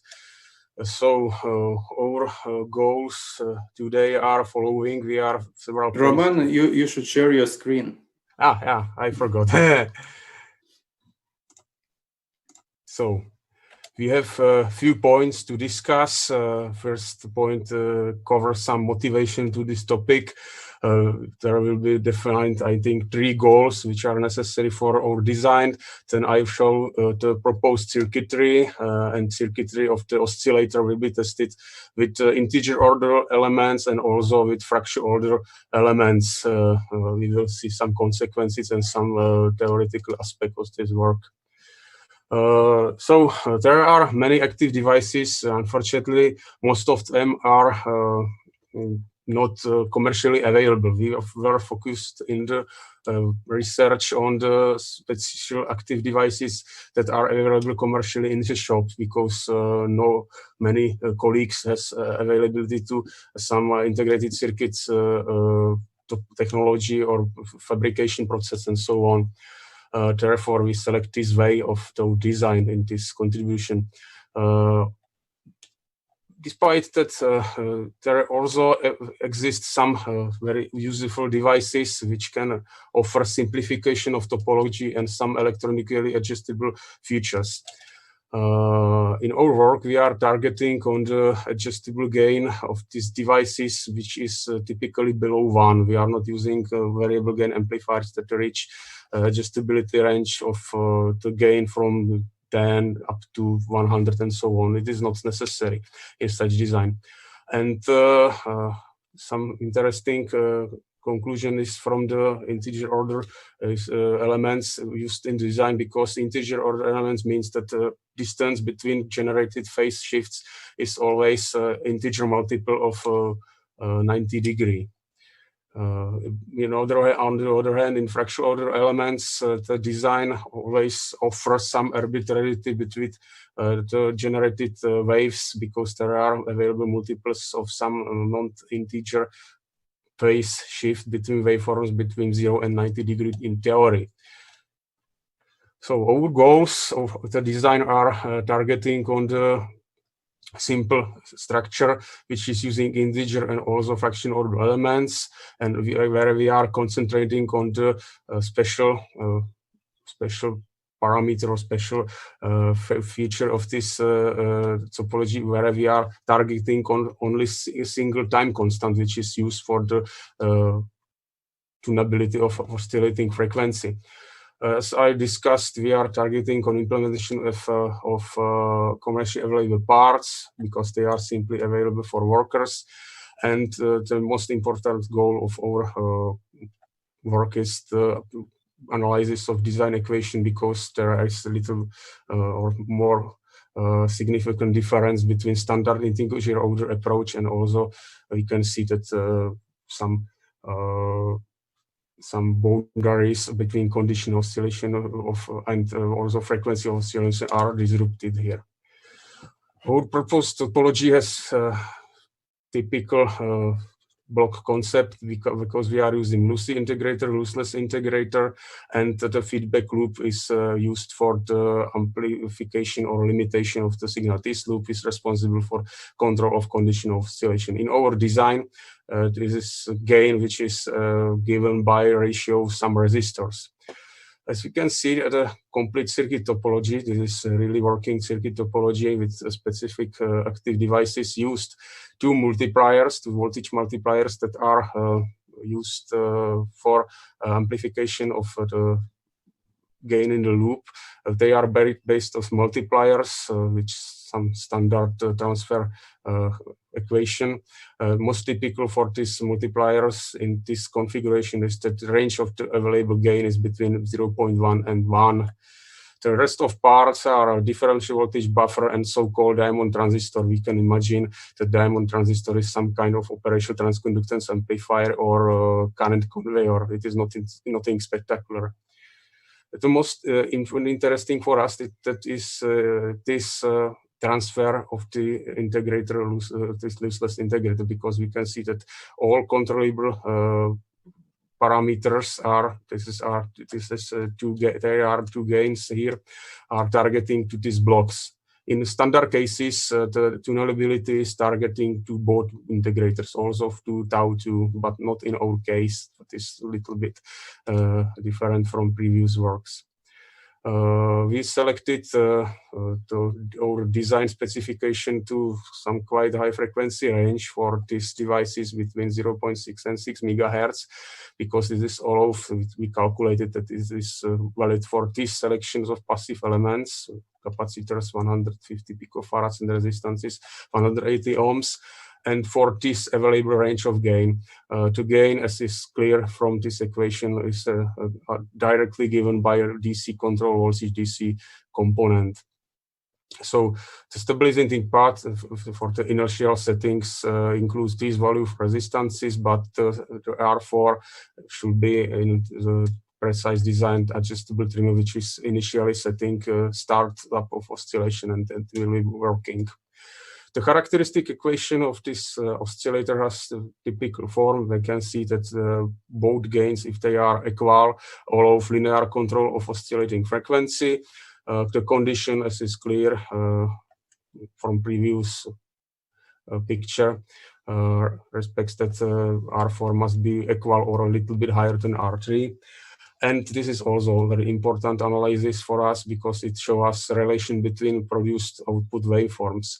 You can see that there are always equal amplitudes, because gains are same, resistances are selected as same, and the capacitors too. And minus J means that there is 90-degree phase shift, as the typical for quadrature oscillators. There are some typical results. We are changing driving voltage from 0.1 to 1, and the frequency is changing between 0.8 megahertz up to, I think, 6.3 megahertz. The variation of output levels is between 0.2 and 0.4. We can see that in the part of bandwidth where the parasitic influences are not so effective, are really identical output levels. It is peak-to-peak value. Total harmonic distortion was analyzed for full range of the adjustability. We can see that in most of the range there is THD in the range between 1 or 1 and 2%, and produced phase shift is a little bit changing the value from 90 to 95, 96 degree. This part is I think a little bit influenced by parasitic influences and finite bandwidth of used active devices. There are typical examples of the output spectral analysis. You can see that suppression to higher harmonic component is more than 40 dB. It really corresponds with these results in the middle of the bandwidth somewhere. This is test for example of this analysis for some specific tone. We are using also in our second part of this work so-called constant phase elements. These elements are known as fractional order devices of some fractional order capacitors. We are simply replacing C1 and C2 in our topology with impedance, which has character of fractional order capacity with order 0.5, and this is called equivalent capacity or pseudo capacitance. It is a little bit high value, 56 microfarads. Therefore, also application range of this device in the application in the circuit will be a little bit lower. We are showing results in magnitude and into phase. You can see that operation bandwidth is essentially between 100 Hz and 100 kHz, and expected phase ripple in this bandwidth is ±4 degrees. The design of elements is a little bit boring procedure for the MATLAB or some tools, and there are many papers dealing with correct selection or correct design of values of passive elements. If we are applying the fractional order devices in our oscillator for the same values of the rest of the parts in this topology, and also for identical value of gains used for tuning, and we select due to limitation of the device of the constant phase element due to low impedance value here, new oscillation frequency. For this frequency, it was necessary to calculate new values of the gain and also new value of the resistor R4, because this resistor is responsible for fulfillment of conditional oscillations. As we can see from a new characteristic equation and deep analysis of this equation, the new condition has form which is also dependent on omega. It means that a condition is dependent on frequency. It is not very beneficial feature. However, if we are applying automatic gain controlled circuit, which is which has possibility to compensate the gain in the feedback loop here. Now it is determined by a resistance ratio, but in some cases we can use, instead of this block, also some variable gain amplifier and so on, as we show also in our next work. That compensation doesn't have effect on the frequency, and oscillator is working in some range of the tunability. Again, frequency is also given by a variable gain A, but unfortunately there is this relation between condition. As we can see from analysis of the transfer between voltage across the capacities, there is really phase shift dependent on the order. It means that if we are selecting order of the fractional order device, then we are selecting also available phase shift between waveforms. In our case, the experimental results measured by oscilloscope yield this value of frequency. There is, I think, 15% of deviation, and phase shift 46 degree. Phase shift is fitting best our expectations. In this case, we were not used automatic gain control circuit into feedback loop for conditional oscillation control. It was inertial. It was non-inertial part based on diodes. But we also, in our next work, which is not detailed described here, also used into feedback automatic gain control circuit, and there are results. You can see that we are always keeping in some bandwidth constant phase shift. There is not 45, but minus 135, because this is a little bit different oscillating structure. But we can see that in some limited bandwidth, we obtained constant phase shift between output waveforms for also different orders. I have to note that orders of the constant phase device are always influence the range of the frequency. You can see that for very low range, for very low order, 0.25, the range of the adjustability is a little bit higher than in previous cases. So I have to conclude these results. So we present some topology that is very useful for traditional integer order designs, but in the fractional order implementations and implementations of fractional order devices, there are some limitations that we clarified in this contribution.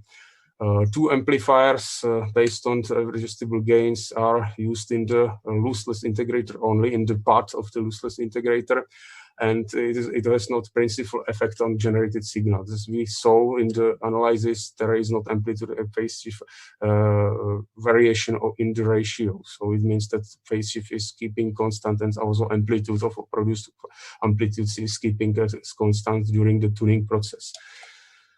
And the most important conclusion is that in fractional order implementation, this kind of oscillator has to be always used with some amplitude gain control circuitry. Without this blocks, it is not able to operate, and we have to set for each selected oscillation frequency the gain required for fulfillment of conditional oscillation. So thank you for your attention. Thank you for your presentation. Does anyone have any questions? Okay, then I will ask. Could you open slide number 7? Slide number 7, yes, here. But you should share your screen. Yeah. So at harmonic distortion values, we see that at 3 megahertz, we have the lowest value. Could you explain how it's happened? I think it depends on the gain variation in the structure, because in the operation of these devices, the range of units of megahertz is at the border of the usability, because it requires precise design of PCB and so on. So the most important thing is that this it is not dependent. Therefore, there are not connected points. It cannot be supposed or understood as a dependence. It is given by some nonlinearities in active circuits and transfer response of active circuits. Typical for devices which are used in our design is that their own suppression of higher harmonic components is, I think, only 40 or 50 dBc. So therefore, we have this value of frequency. But the consequence that there is only at about 3 megahertz, the lowest value, there is nothing like rule. It is nothing given by some dependence or some theory. Okay, thanks. And could you point out some weaknesses of your solution? Yeah, as I discussed, the weakness is frequency limitation of the devices, because it will be beneficially working with some kilohertz, 10 of kilohertz frequencies bandwidth, but above, I think, 10 megahertz, there are issues with frequency bandwidth limitation of active devices. And also, as we saw, that the inertiality of the feedback amplitude limitation, we used some standard diodes. It's not very good idea, because we have to use better types of diodes, and it always limits also available ranges of amplitudes. And I think the last negative point is that, but I don't know if we want to understand it as like drawbacks, because we find it now, because we didn't know. There are aspects were not very significantly studied in the previous works. So it is application for fractional order operation. It is a little bit complicated, and it has many further questions than standard integer order designs. Okay, thanks. You're welcome. Any more questions? Okay, thank you for your presentation. You're welcome. And the next presentation comes from Serbia, presenter Vuk Rankovic. And the topic is hardware acceleration of sparse support vector machines for edge computing.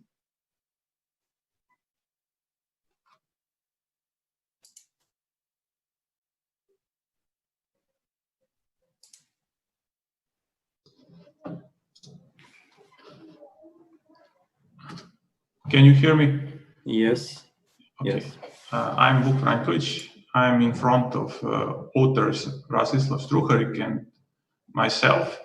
In this paper, we present one hardware accelerator for support vector machine, which can use sparse attributes of input instance. This is a brief overview of presentation. I will shortly introduce support vector machine. I will give motivation for sparse support vector machine. I will say which algorithm we use to give a sparse support vector machine from regular support vector machines. Then I say something about architecture, which can take advantage of sparsity, and at the end I will show experimental results of this work.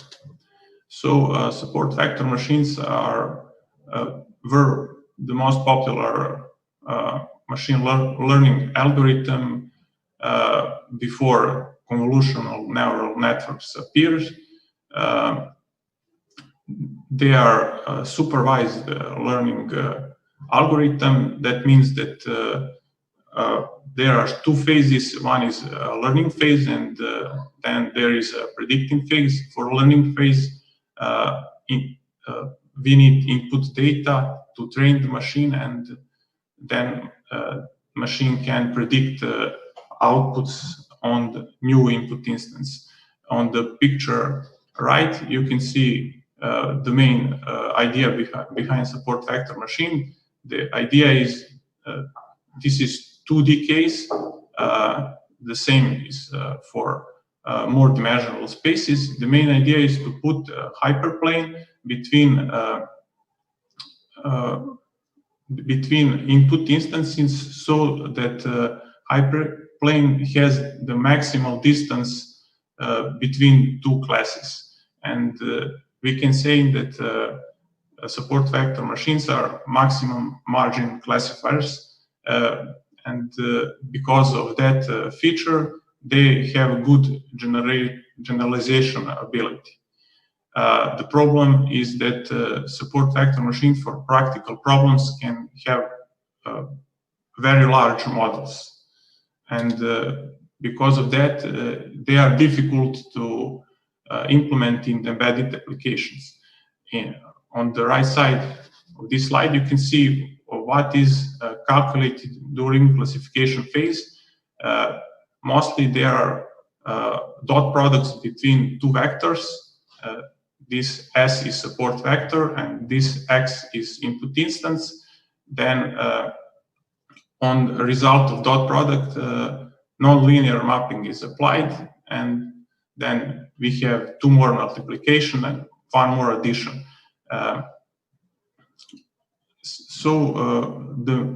On previous work, the main idea was to reduce the number of support vectors so that this sum have as few as possible elements.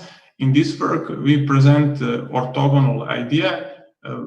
The idea is that inside dot product, we introduce as much zeros as possible, and if we have multiplication between 0 and something, we can skip that multiplication, and in that way we can reduce number of needed parameters for storage, and also we can speed up calculation. That's the main idea of this work. And the first problem is how to produce sparse support vector machines. And in this paper, we presented the simplest solution. The idea is to introduce zeros into input data set.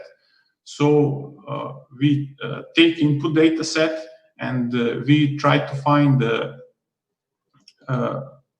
instances with the largest number of attributes which are not zero, and then we in that vector we try to find the attribute which is closest to zero, and we set it to zero.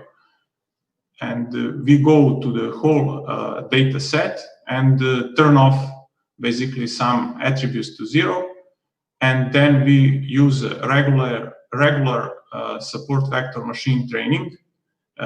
For this implementation, we use standard algorithm implemented in libsvm for training. That is first phase, which produce sparse support vector machines. Then we design architecture which can take advantage of sparse support vector machine. We have our previous work, we have RMLC architecture, reconfigurable machine learning classifier, and we made some changes into that architecture to enable it to skip zeros during calculation. The main pipeline is shown here. So the whole sum needed for calculation is split into smaller sums, and then these configurable blocks calculate part of the sum, and that enables more than one input instance to be calculated at the same time. This is coarse-grained pipelining inside the architecture.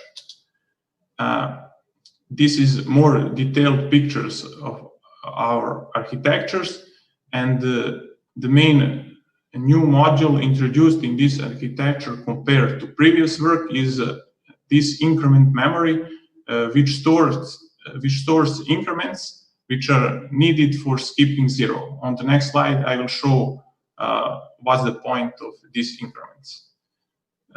There is a main configurable module which takes configuration of support vector machine for memory and configure all configurable blocks of the architecture. And here is shown the main idea how zeros can be skipped during calculation. Inside increment memory, there are increments, and there are non-zero values of support vector machines stored in secondary memory.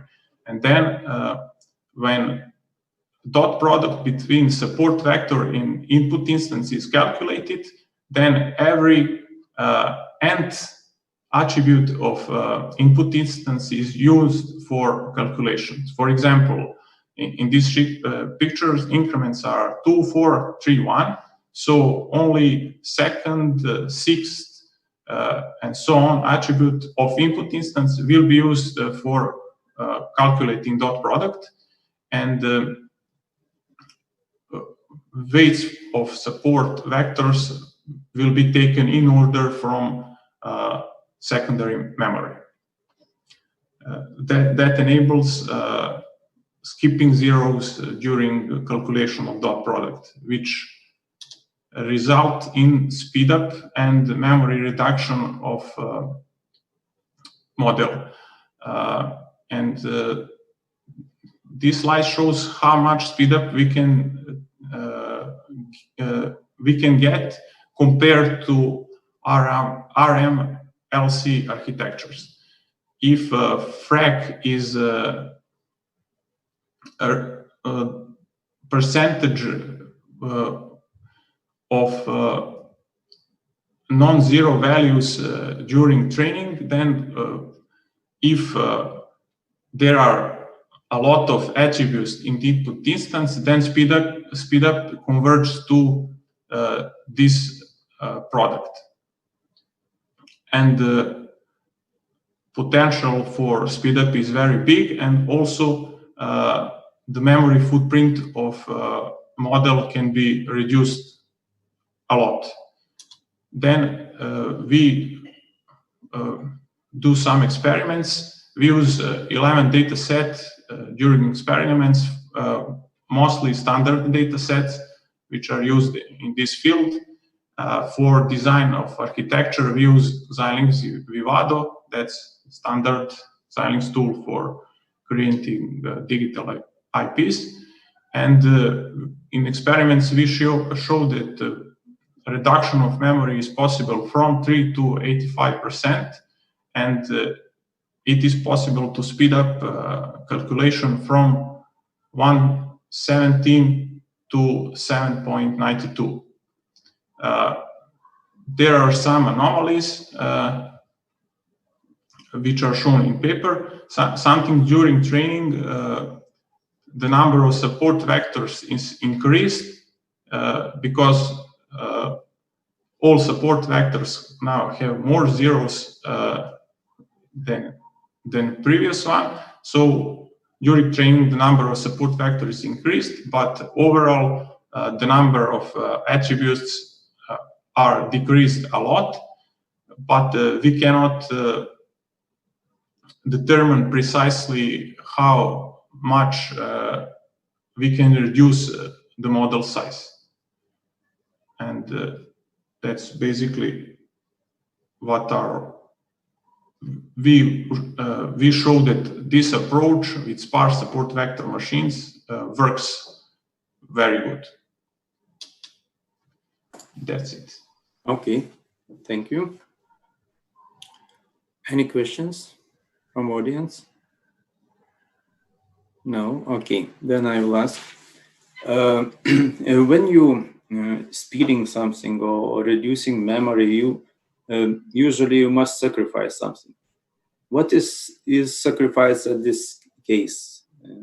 Accuracy of classification? Yes, or what? yes. Accuracy is sacrificed for 1%, 2%. It depends on data set. There are also anomalies in this case also because some data sets are full of noise, and actually when you put some attributes to 0, you can get better results. There is one data set in paper with that characteristic, but overall you lose precision. But that's normal in the embedded system. If you want to implement something in embedded system, you almost always have to lose some precision, because at least you in PC models you use the floating point representation, and embedded system you almost always use fixed point representation. That's at least that's the reason to lose some precision. So that's normal. Mm-hmm. And can you say, is your solution more or less sensitive to the training set size? Yes. If training set is so large, then architecture cannot work, because the whole model is basically preloaded into the architecture. So if the size of architecture is can fit into block runs inside FPGA, then architecture can work. But if the model size is so big, then the architecture cannot work. For example, we tried to use the same architecture for convolutional neural networks, and we cannot do it because the model size was too big. For example, there are 100 million parameters in convolutional neural networks, and you cannot store all of them inside the FPGA. But for support vector machines, for decision trees, for multi-layer perceptrons, you can fit the whole model inside FPGAs, and that's not the problem, actually. Okay, thank you. If there are no more questions, thank you for your presentation. No problem. And the third presentation comes from Latvia. Presenter is Vladimir Aristov. And the topic is research of indirect method of measuring the pulse generated output resistance by the step recovery diode.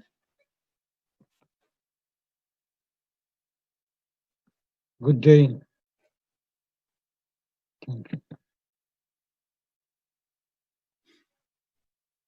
I have poor English, so use robots. So share your screen, okay? Yes. Yes.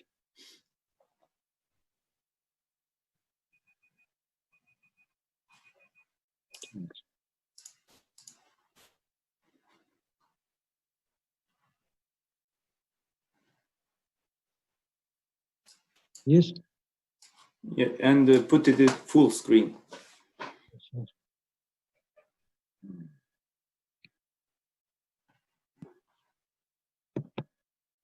Yes, yeah. Okay. Так.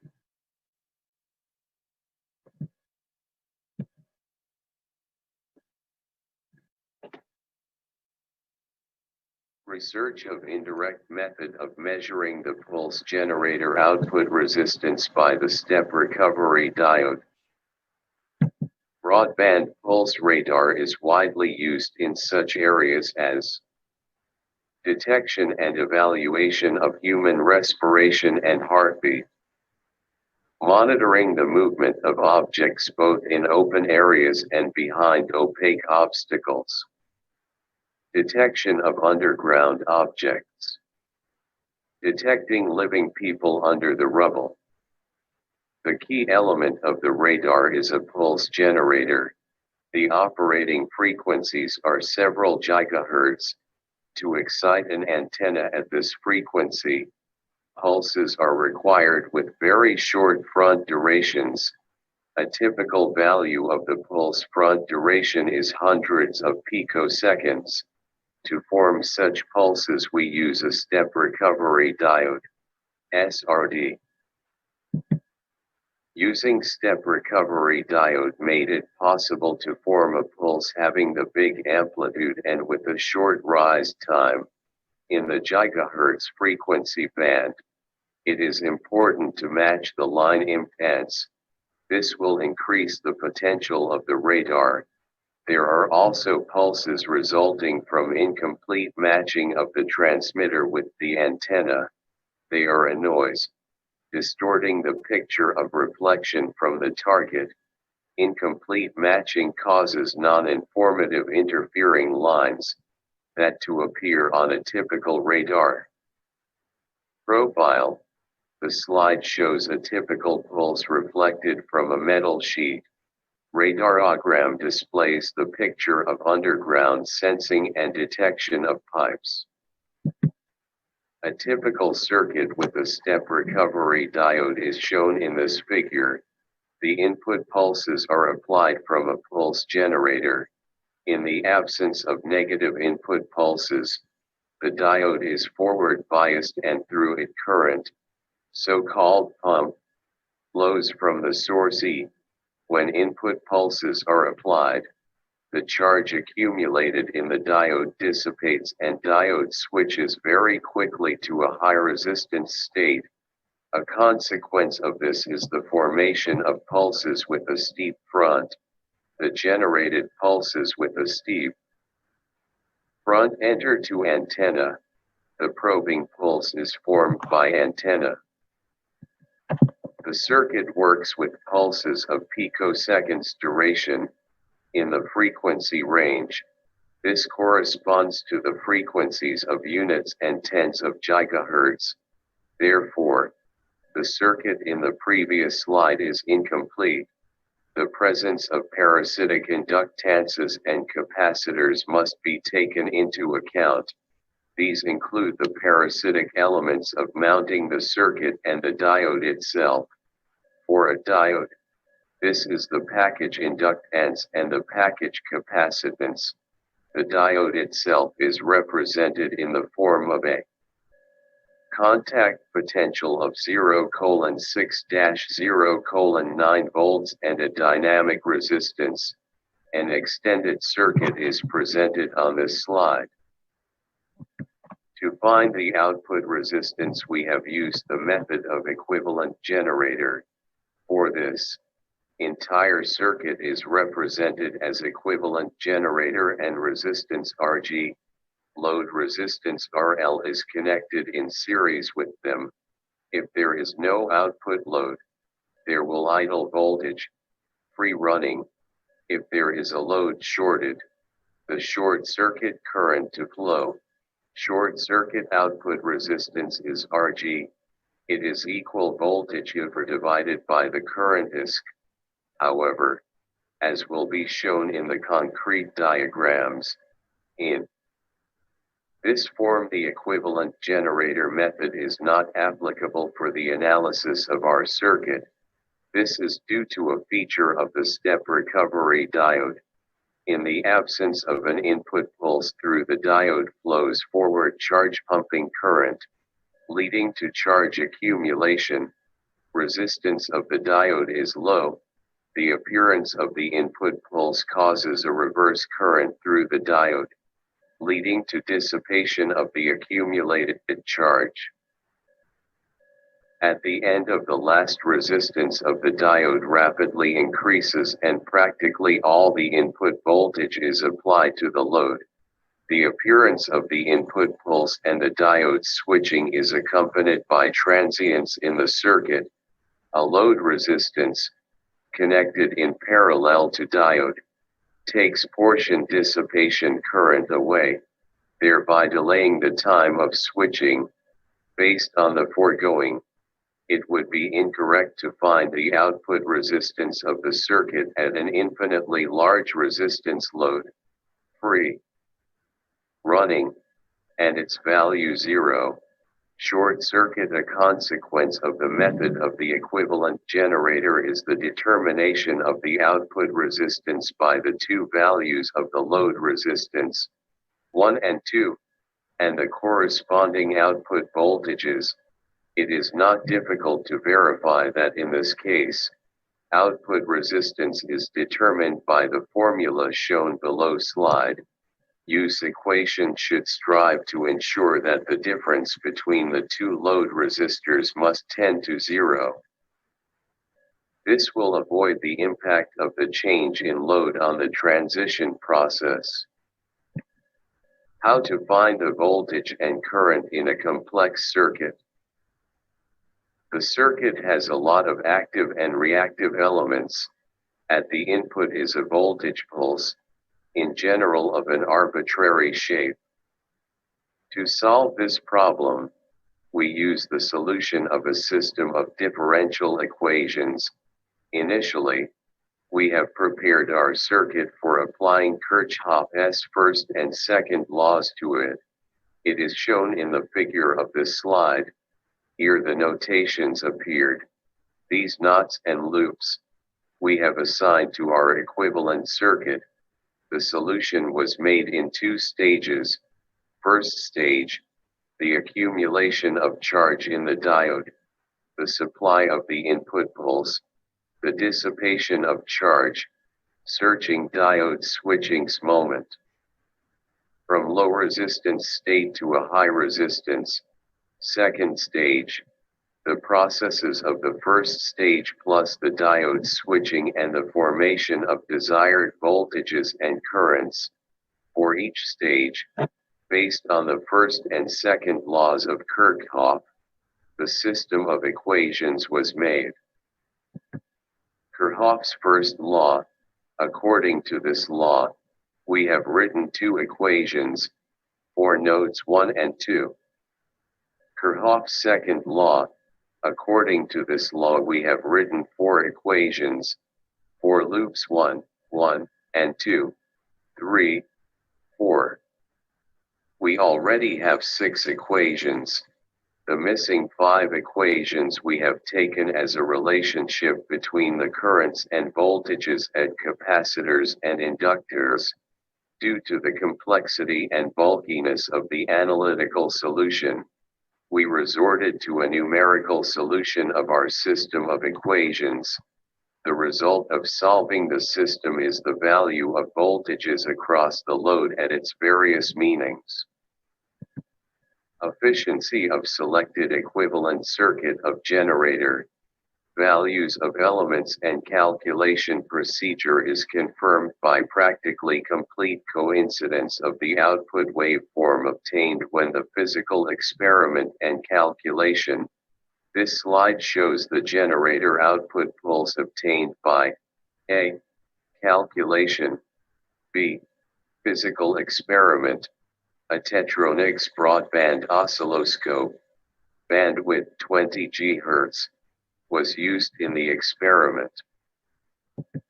We work in the time domain, therefore, we are interested in the time dependence of the output resistance. The most important is time segment 5 to 12.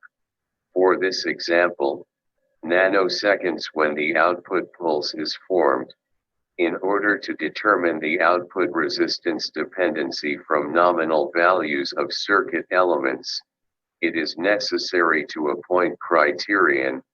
Most practical and convenient is to use the average value of the output resistance curve at an interval less susceptible to abrupt changes due to transients, as previously stated.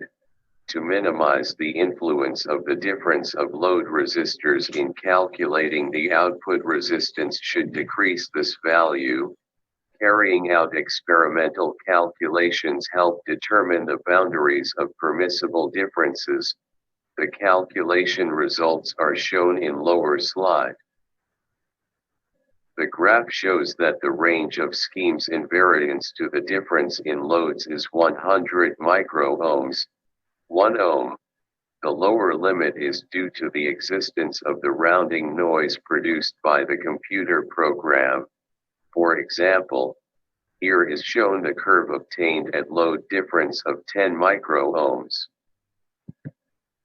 Using the above procedure to find the output resistance, we have studied the influence of the major circuit elements on it. The nominal value of studied element was changed within reasonable limits. The study results of the main elements are summarized in the graph. The output resistance of the generator of input pulse, there is almost linear direct relationship. Coupling capacitor of input pulse source, at small values the output resistance is high. Coupling capacitor of load, with it increase of the output resistance decreases. The parasitic inductance of diodes wires, its increase leads to an increase in the total resistance of the diode, and hence the output resistance. Similarly, we can identify the impact of any circuit element. Adjustment of the pulse generator, which allows get the output resistance is close to the characteristic resistance of the line, does not always mean a satisfactory tune-up. Selection of the optimal nominal value of a particular element may cause an increase of rise time of output pulse or decrease its amplitude. Therefore, we should be guided by expediency of adjustments and choose a compromise. As an example, here is a view of the output resistance and an output pulse. They correspond to the good tune-up circuit according to the above described. The main conclusions. 1. A successful extended circuit of pulse shaper on one-step recovery diode is proposed. 2. The model of step recovery diode switching from the state of high conductivity to low is successfully chosen. 3. The created system of differential equations satisfactorily describes the operation of the circuit of the sharpener and allows us to determine its output resistance. 4. There is good agreement between the experimental data and the calculated ones. 5. In the circuit of the pulse generator on the step recovery diode there are several elements, such as output resistance of the input pulse source, parasitic and blocking inductors, separation capacitors. Changing their nominal value is possible to control the value of output resistance of the specified generator. 6.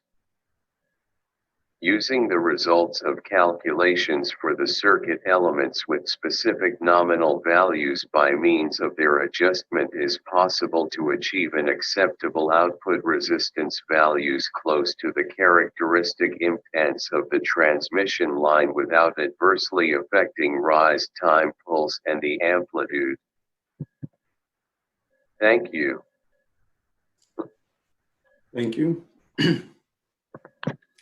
So does anyone have any questions?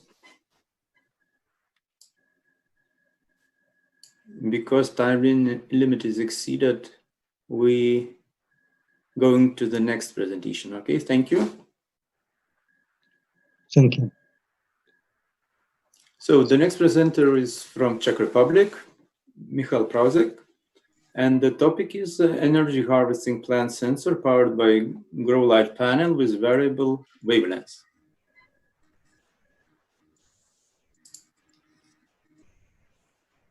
Okay, hello.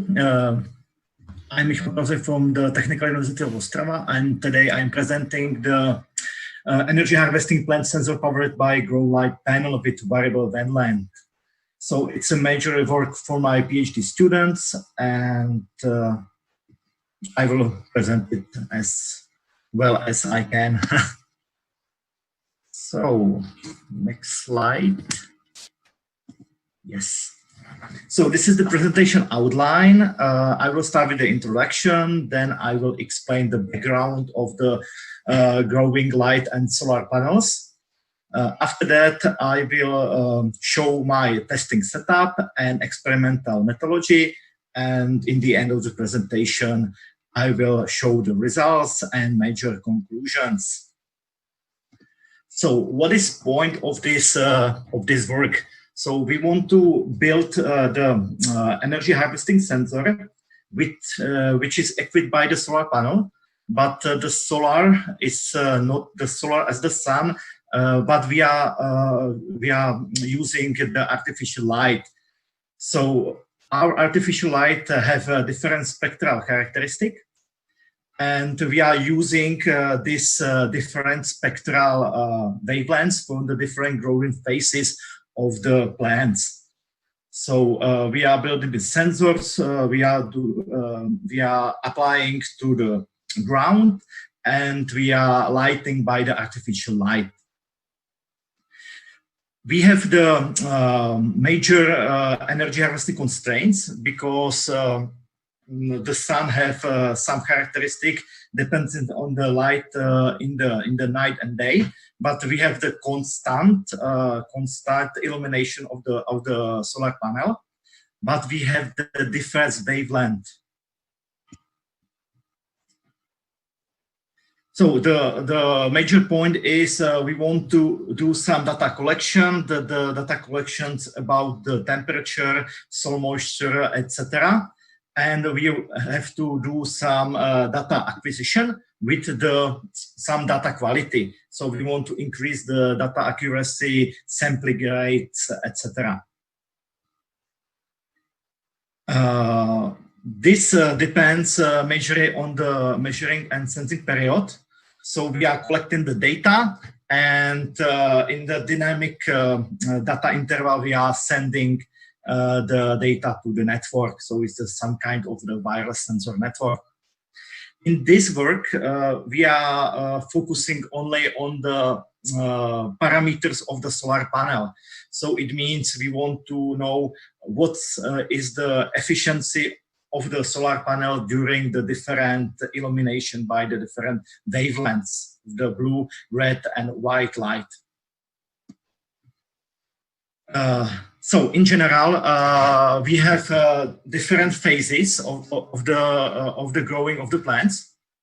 So we are using the different solar radiation during the whole process. So solar radiation is from the 400 to 700 nanometers.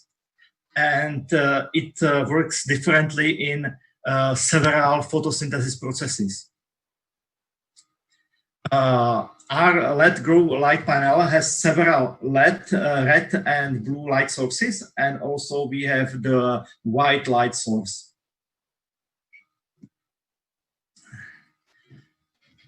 So where is the problem? The problem is the manufacturers of the solar panels have something like the total solar panel efficiency, which means the efficiency of the sun illumination. So it's not appropriate for our case. For that reason, we want to estimate the precise efficiency for different wavelengths. Of course, we have some spectral characteristic for the different materials, but in general, in the datasheet of the manufacturers, we don't have something like that because it's some kind of the manufacturer's knowledge. This is our testing setup. We are using 8-channel adjustable LED light source with the maximum total power of 260 watts. So each channel has the different light spectrum. We can also adjust the total output power from the 0 to the 100%. And we are using several R's here. So we are using the LabVIEW application. We have the light control, spectrometry control, the volt ampere and characteristic measurement, and the settings. We are connected with the light server.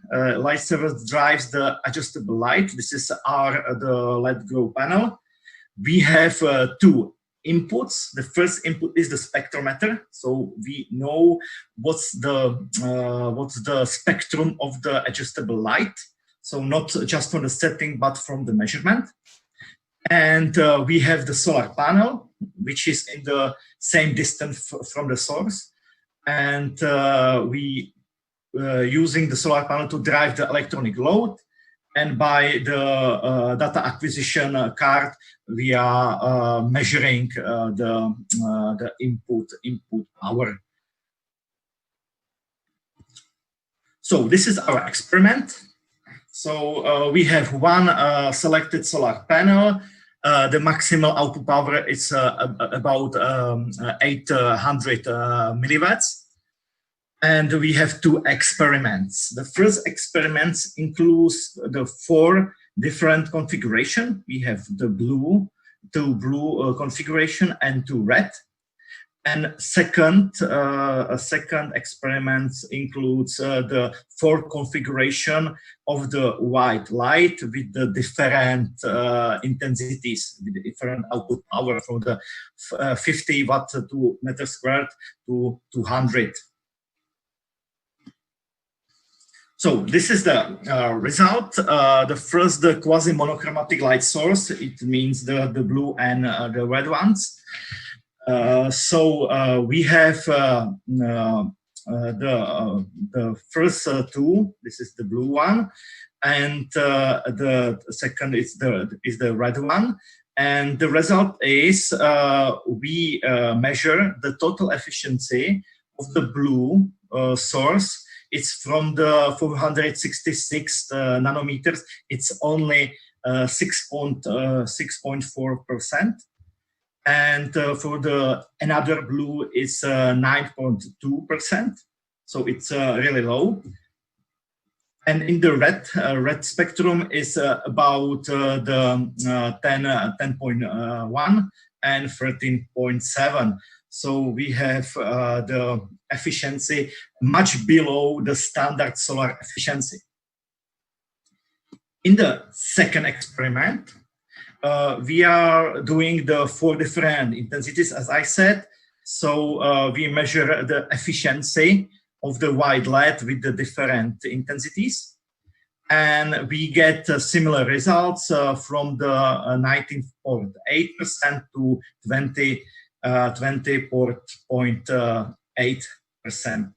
So it's close to the solar illumination. It means from the sun. So the white LED is near, the efficiency of the white LED is near to the solar illumination. So what are the conclusions? As I said, this is some kind of the first part of the work. So we want to estimate the efficiency of the solar panel. So we now know the solar panel is heavily spectral dependent. So if we using the LED grow panel, we need to take into account the input wavelength. As I said, the total efficiency in the blue, it's 6.4. To the white is about 20.8. So we have around 1/3 of the total output power if we are using the blue light. So our output is we need to consider the varying solar panel efficiency.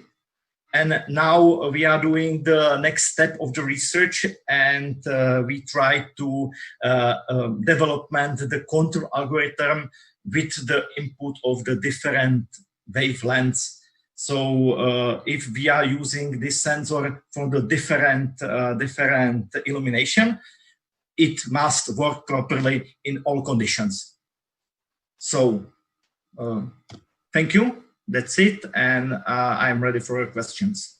Thank you. Any questions? Okay, then I will ask, because you saved a time. Yeah. So usually when you are talking about artificial light, you have electricity in place. What is the reason to use photovoltaic panels to get energy when you have energy, electricity inside? Yes, this is a very good question, because the answer is practical. We want to, we have some plants, and it's an agricultural process. So you have to install the LED panels, but in the ground, you have to do a lot of work. So you have to set up the plant, and you want to just pick some sensor. You don't want to do some wiring and stuff. So this is almost practical. So that's the reason. Okay. And after harvest, you just pick up the sensor and you can use it again. Yeah. Okay. And for that reason, I think that special panels should be designed and produced for such purposes, or not? Because they have specific wavelengths, yes. The light and better efficiency would be achieved if the dedicated panels would be used. Yeah?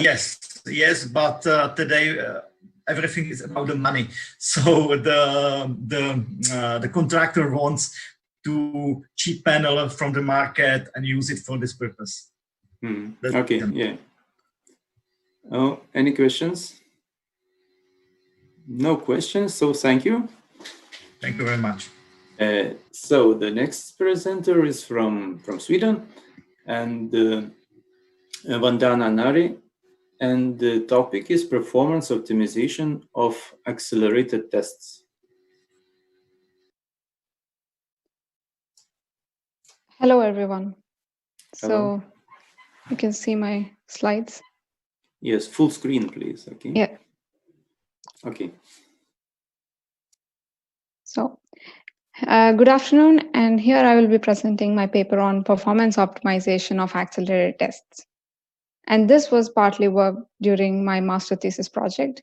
And currently I'm an industrial PhD student at Scania, affiliated with KTH. And for this project, my supervisor is Lodek Kulesa, a professor at Bleking Institution of Technology. So this is the outline of my presentation. I will start with some introduction and background. And then later I will show the problem state. I'll explain a bit about the problem statement. And then I will explain about the proposed model. And then we will have a brief look at the case study and finally end with the conclusions. So nowadays, there is a drastic increase in number of electrical units and electromechanical units in the commercial vehicle. And when it comes to commercial vehicle, the demand of reliability is quite high. And one method of measuring this reliability of a system is by performing accelerated tests on a specific component. And the key principle of the accelerated test is to increase the rate of degradation,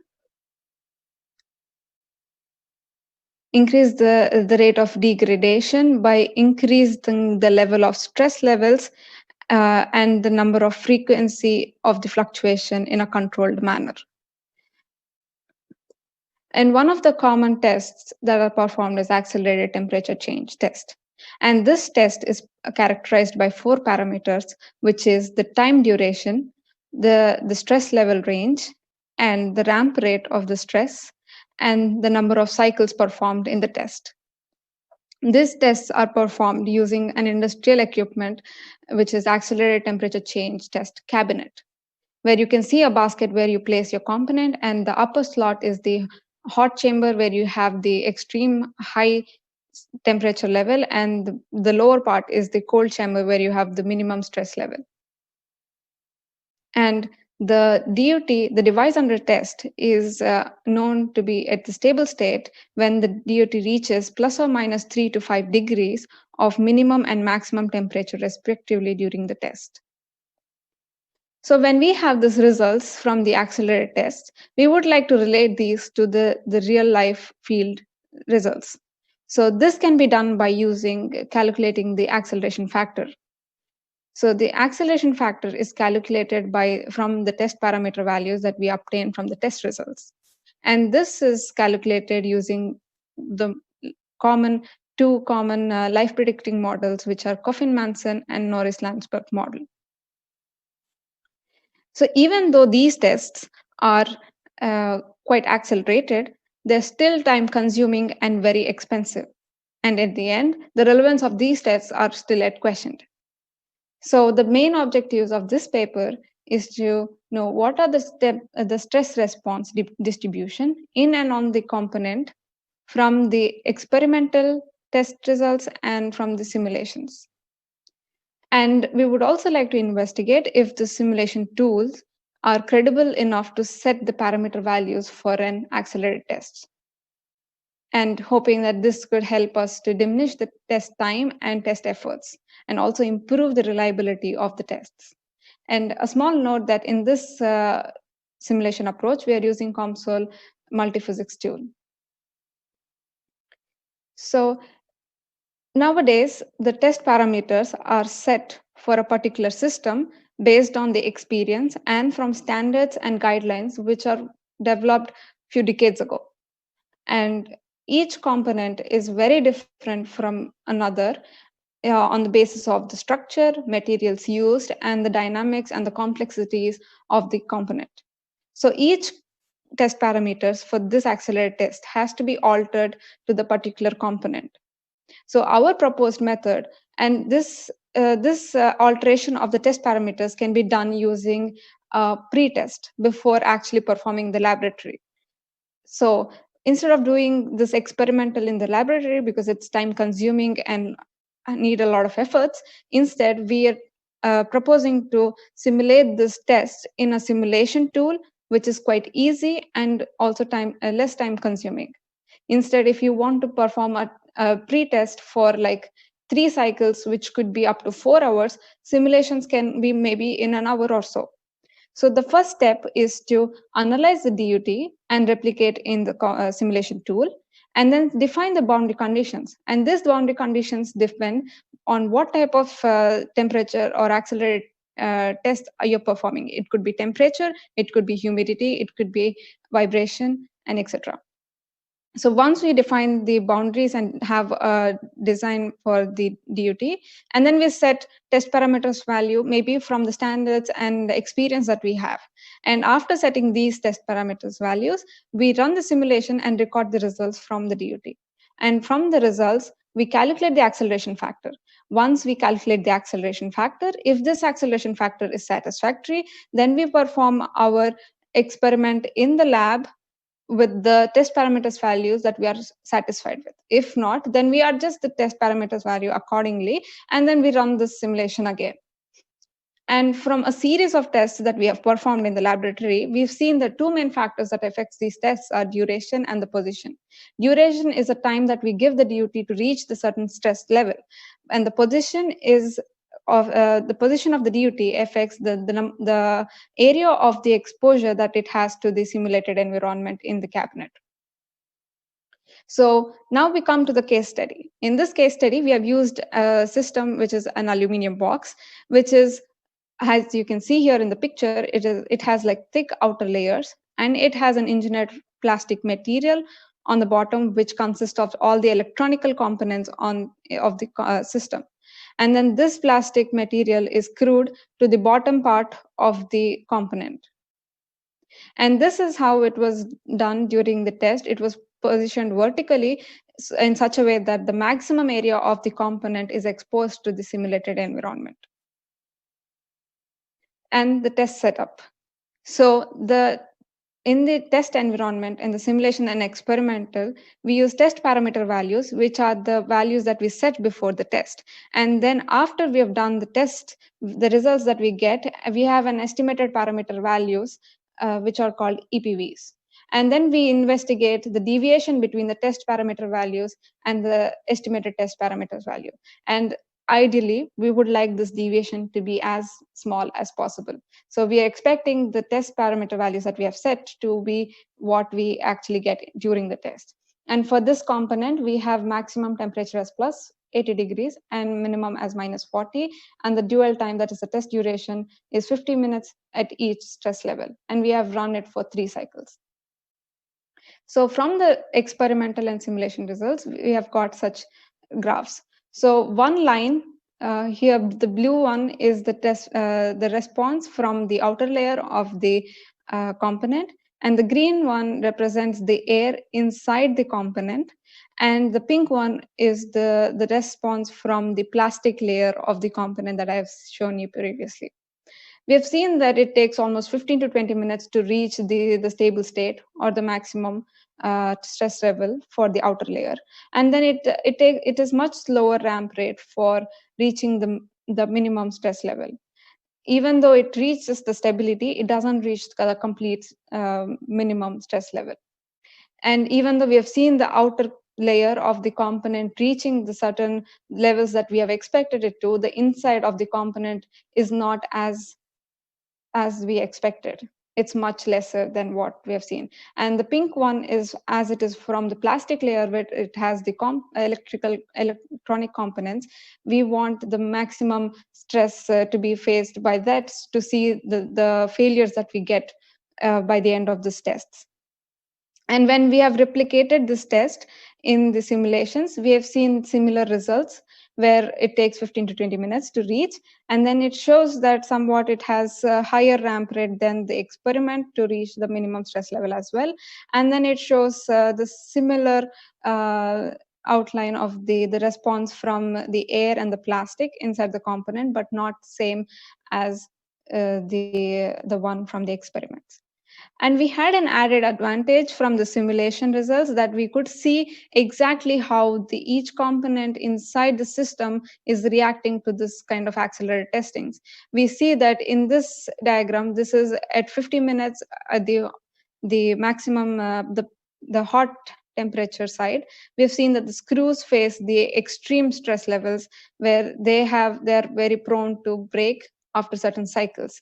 And then here we can see that in the cold chamber as well, the screws are the one which are very crucial part of the system. So this was, we cannot see such kind of results from the lab experiments. Instead, we can also have, this is just an added advantage from the simulations. So now I'm just, this is like a comparative analysis to show you what were the test parameters values and what did we have the estimated parameter values in the experiment that are performed in the laboratory, and experimental parameter values in the simulation results. This is what we have set, and these estimated parameter values are from the air inside the component. That is the green line in both the results. And we see that even though they look similar, the the measurements are a bit different. And this is because the component that we've used in the simulations was very less complex, and it was not exactly what we had the component in reality. We have not included all the dynamics in the system, and the component was very less complex.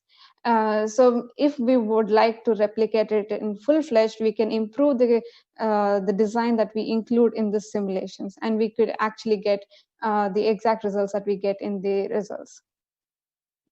So some conclusions. From this, we see that the estimated parameter values and the test parameters values, they have huge deviation, and which means that there is an uneven temperature distribution in and on the component during the accelerated temperature change test. And then we see that the dwell time is one of the important factors. That's the test duration that we give the component to reach a certain stress level. It is quite crucial. So that has to be estimated properly during these pre-tests. And then also the results show that the simulation tools can use to be to assess the optimal values for the test parameter values, and also maybe to find a way to speed up these tests in real tests. Thank you. Okay, thank you. So, how the temperature was measured in your real experiment of every surface? You mean in the real results? Mm-hmm. Yeah. So we used a temperature sensor that located in different places. Yes, we did. And we have insulated in such a way that we had the sensor, and then we had an insulator on top, we made sure that it is not reading the temperature of the cabinet if it is placed on the surface. And but can that isolator change your real temperature of? Because if you have some isolator on the surface, it's not that big. Very small. So yeah, just the area that covers the sensor tip, so that it is. And we have also placed it in such a way that it is a bit inside to the material that we are testing, like, you know. But you know that such modeling using COMSOL or other software is very, let's say, expensive. Yes, I mean time, and for complex systems, it's hard to make a good model. Yeah. Yeah. So when you are simplifying something, you're losing precision. Yeah. Yes. So how to find the compromise? So the thing is, when we do a test in actual laboratory, we just assess with experience that, okay, it might take 50 minutes and it will reach 80 degrees Celsius. But maybe in reality, it is not what we expect. But this simulations, it gives us an idea about how much time it takes to reach that. And it'll also help us to understand if it is reacting to the stress like we wanted it to. And of course, this tool is quite expensive, but when it comes to, I mean, it doesn't, it can be shared. If it is a company or a university, this license could be shared between a lot of people. And the complexity, of course, it is difficult to replicate, but a lot of simulations tools have an option where you can directly take a designed CAD design from the designer and upload it, or upload it to this tool. And you don't have to spend so much time in designing it yourself. In my case, it was a trial, so I had to design it completely by myself, but it can also be an agreement from the supplier whom we get this component, that we get a CAD design where we can do a simulation like this.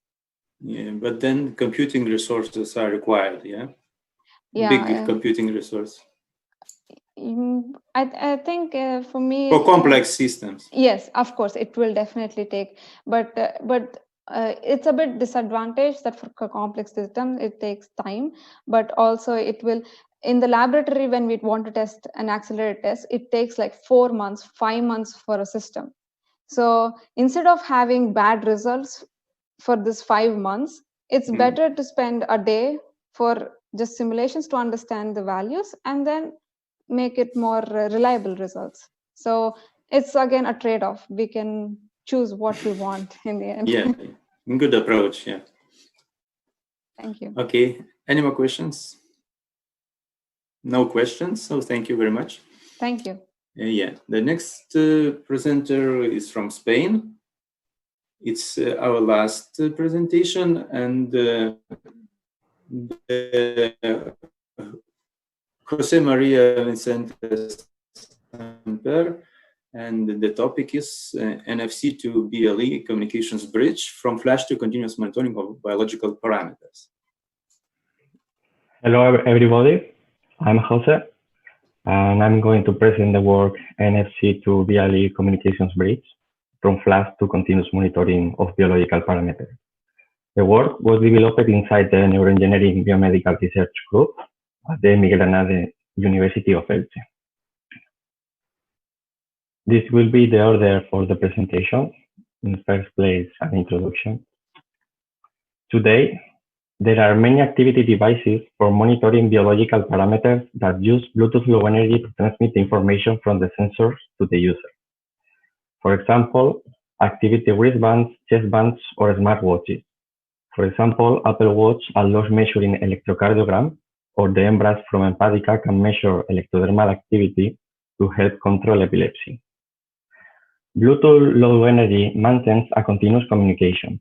This allows to obtain information from the sensors in live. Consequently, the user can know his current physical status at all times. The continuous communication also allows us managing alarms, and in short, we have a greater control of the information. However, it also has some disadvantages. Despite of the low power consumption of the latest versions of Bluetooth, to maintain a continuous communication for a long time considerably reduce the autonomy of the device. On the other hand, many of these devices need to keep another device close, usually a smartphone, that is connected at all times and the user must carry with him. One option for this monitoring system is the use of the near-field communication system or the near-field communication and communication technology. These are known as NFC biopads. The NFC only transmits information when the reader approaches it and does not require power consumption for the transfer. The device stores the information in memory and sends it when the user wants through the reader. However, and due to this characteristic, we don't have the benefits of the continuous communication.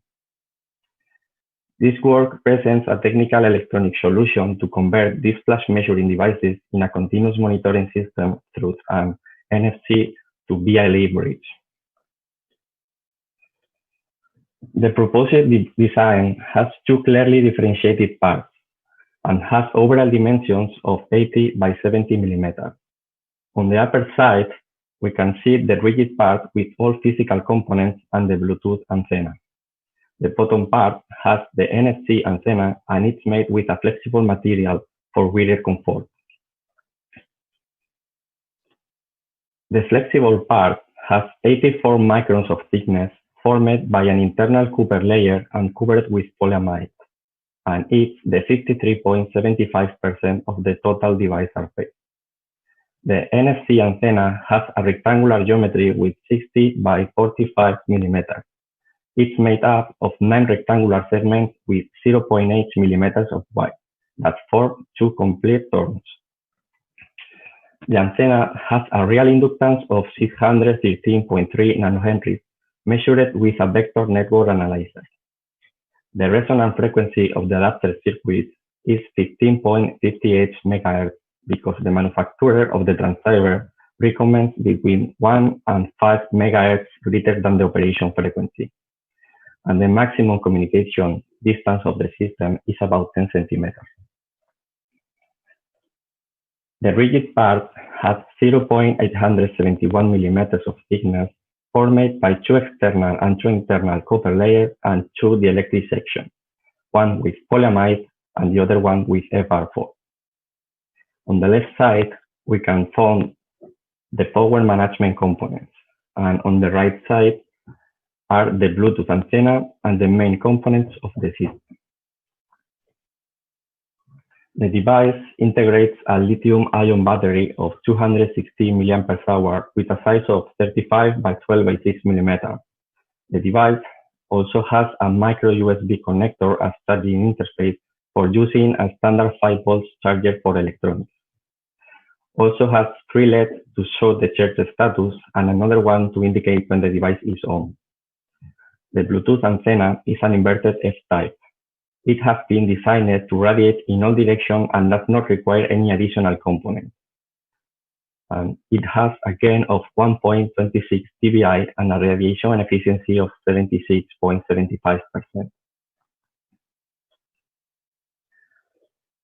In the software implementation, there are 2 main components in the operation of the device: a radio frequency transceiver for NFC communications and a microcontroller with the BLE stack integrated. The change-port period of the application, the management of the memory, and pre-processing operation can be configured by programming in the microcontroller. Here we can see a flowchart of the BLE stack. For the management of the device, we have developed an iOS and Android application. It has a simple interface where the values measured by the sensors are displayed. And also it's possible to navigate in a graph for consulting historical data, make scrolling, zooming, etc. The application also has 2 buttons, one to save snapshots from the graph and the other one to force a sensor measurement. In addition, the app has special features. We can establish a maximum and a minimum limit of the measured values. And the application will sound alarms or will do telephone calls for values out of limit. Also, there are alarms for lost readings, low battery, or Bluetooth disconnection. And finally, it's possible to store the values in a remote MongoDB database to access from remote. In the application section, we can see 2 applications with the NFC to BLE bridge. The first one is a temperature biopatch developed in our laboratory. It's a small NFC device that measures the body temperature of the user every programmable period with an autonomy of more than 1 month. We can use the system in flash mode during the day and convert it into continuous mode with the bridge at night to go to sleep, for example. The other application is to convert the commercial glucose sensor from Apple Laboratories called Freestyle Libre in a continuous monitoring system with alarms. In this case, we have incorporated Night Scout integration in our iOS and Android application to manage the values in remote. Finally, as conclusions, a bridge of NFC to BLE allows implementing a high flexibility solution for sensor monitoring system. Also, the possibility of converting a flash sensor to a continuous sensor allows designing more efficient solutions in terms of energy consumption. And 500 bridge units were manufactured for use with the non-invasive Freestyle Libre, and they have been in use for more than 18 months with a great results. Thank you for your attention. Thank you. As I understood, that bridge should be placed on the next sensor, yeah? Yes. If you want to monitor it continuously, yeah? Yes, then if you want... Sorry? Okay, the question is are these sensors allocated in comfortable places to place your additional board to body? No, the sensor are comfortable, but in some situation, for example, when you have a son, a little son, and he go to sleep, you need to control his temperature or his glucose values, and you have to go to control him every night. And with this device, you can convert for example, the glucose sensor in a continuous monitoring with alarms, and you can control with your mobile, for example. But it's not uncomfortable. But it should be fixed next to sensor, yeah? Yes. Okay. Any more questions? We don't have questions. Thank you very much for your presentation. You are welcome. And we finished almost in time. And I would like to thank you all participants and all viewers on YouTube. And thank you for your presentations. I wish you all the best, and we will meet next time in next conference. Thank you for your attention.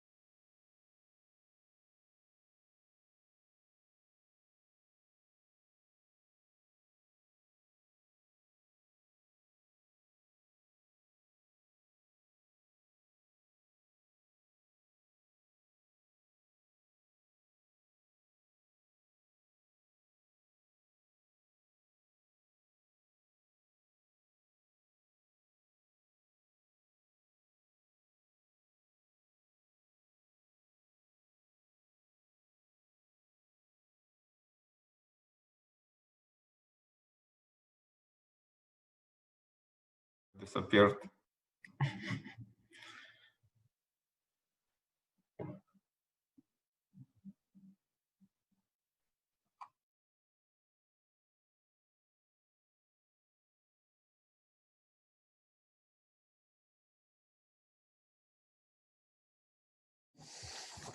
Hello, Renata. It's nice to see you. Nice to see you. Hello. Hello, how are you? Tai nėra antro ir trečio. Yeah. Tai sėkmės. Should we wait for the second and third? Probably no. I wrote the second one, so he will join you later. I hope. Join us later. So we should discuss in the small club about all the electrical issues. Yes. Okay. Good luck. Good luck. And you leave. Okay. So yes, I'm leaving. I will be somewhere. Somewhere in the cloud. Yes. Yeah. Okay. So hello everyone.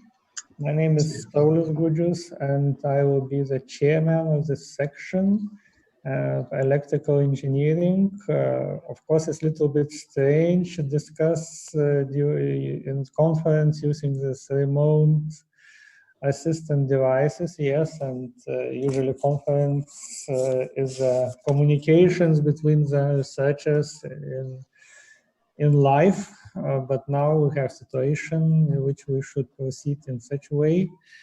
So, everyone know what is electricity, and everyone in this club know about the importance of the electrical engineering, yes? So, we are just three, as I understand, yes, three presenters and I, yes, so four persons who should discuss about electrical engineering, yes.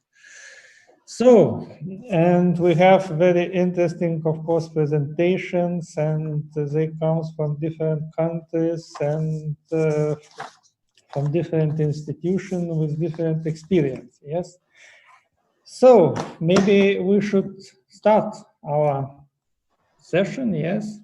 And I would like to ask Renata Markovska from Białystok Technical University to start our discussions about the electrical engineering. Please. You are first.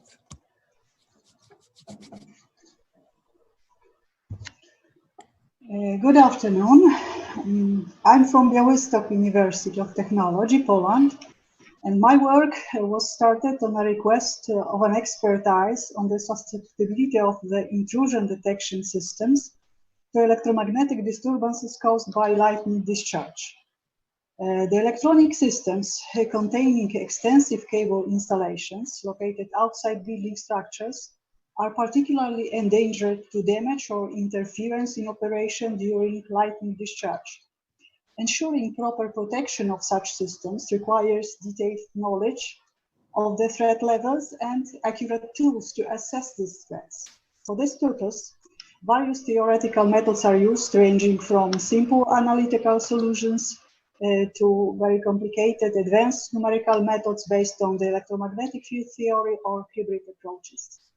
The problems are being studied widely for electrical power lines and for telecommunication systems. However, there is no sufficient knowledge of the lightning threat in other dedicated systems. The object of my work is an underground electronic cable intrusion detection system based on buried cable sensors made of special coaxial cables. A single sensor is composed of two parallel cables, a transmitter and a receiver. A special construction of the outer conductors of the cables allow to effectively radiate and receive the operating signal. The sensory cables are connected to an electronic device, an electronic controller, and the other ends of the cables are terminated with passive devices. The controller can support two cable sensors, hence the detection area is up to 800 meters of length or perimeter. The area may be increased further by creating a network composed of many controllers, many base units, in which they may be arranged in a form of an open line or of a closed loop. The network systems, irrespective if open or closed, can work either with or without the galvanic continuity between the adjacent units. These two configurations may vary in the susceptibility to the lightning electromagnetic pulse.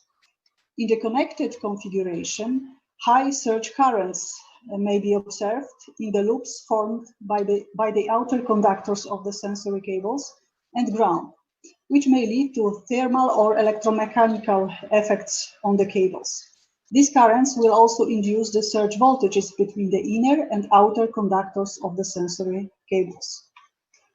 In the isolated configuration, the high surge voltages between the cables and terminators of the adjacent units may arise. If the isolated cables are located close to one another, the surge voltage stress may lead to the electrical breakdown of the insulation and the uncontrolled flow of surge currents. Comparing these two configurations with respect to the threat levels may be helpful in choosing the optimal protection measures with the optimal configuration. The problem is complex due to strong effects of at least two electromagnetic couplings. The conduction of current in ground, causing the transient uneven ground potential distribution, and the magnetic field induction.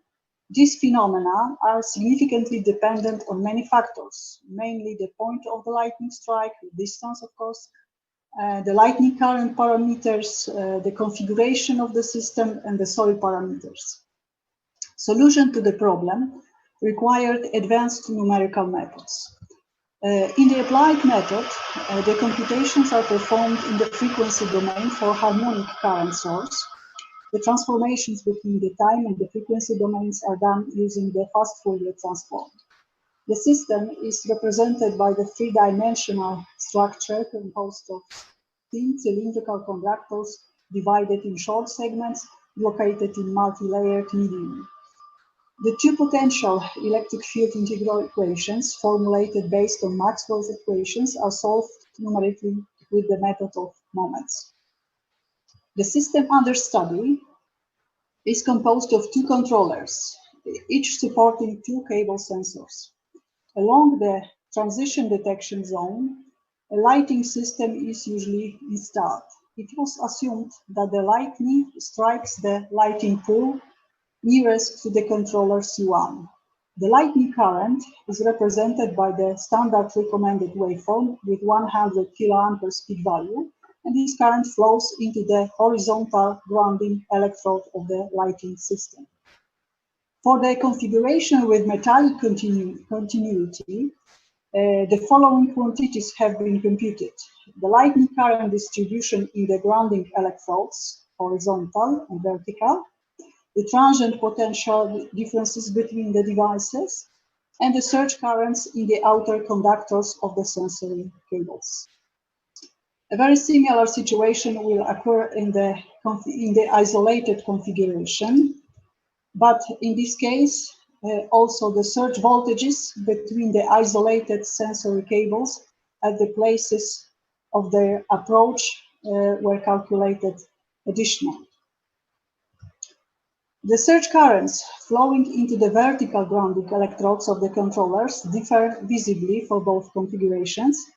In the case of the isolated configuration, only the short time component of oscillatory type is present, whereas for the connected configuration, there is also the long duration component which resembles the waveform of the lightning current.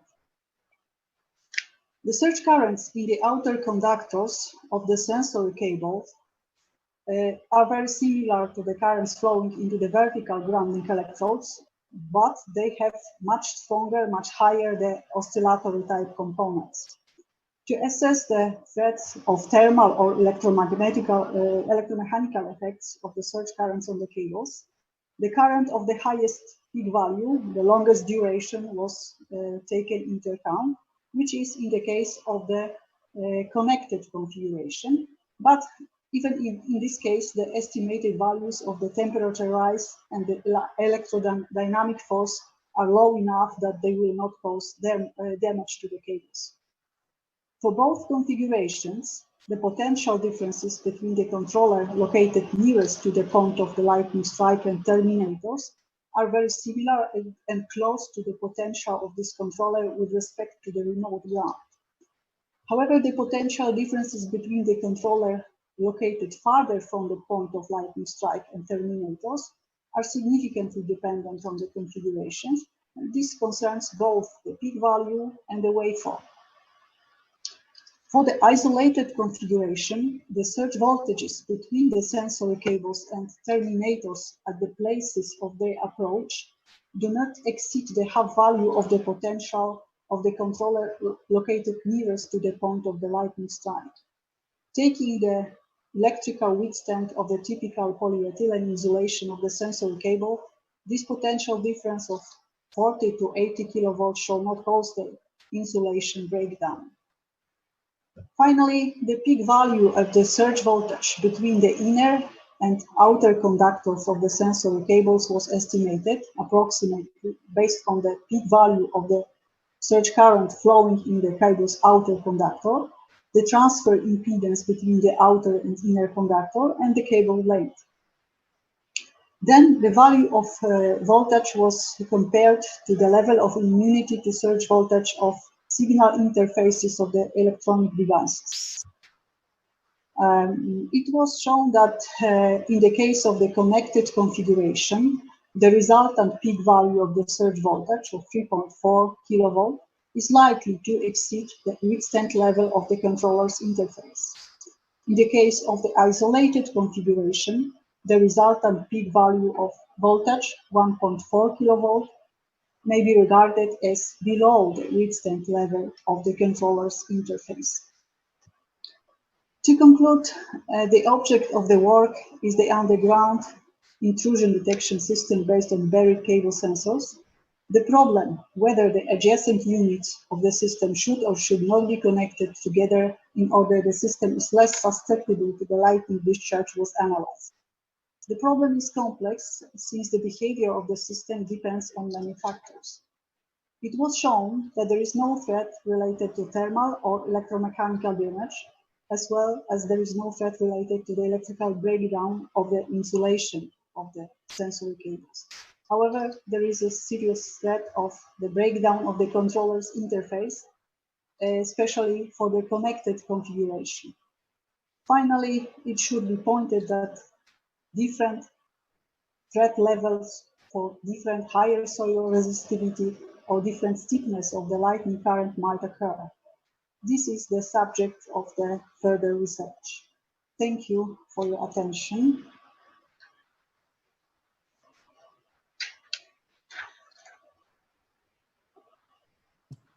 Microphone.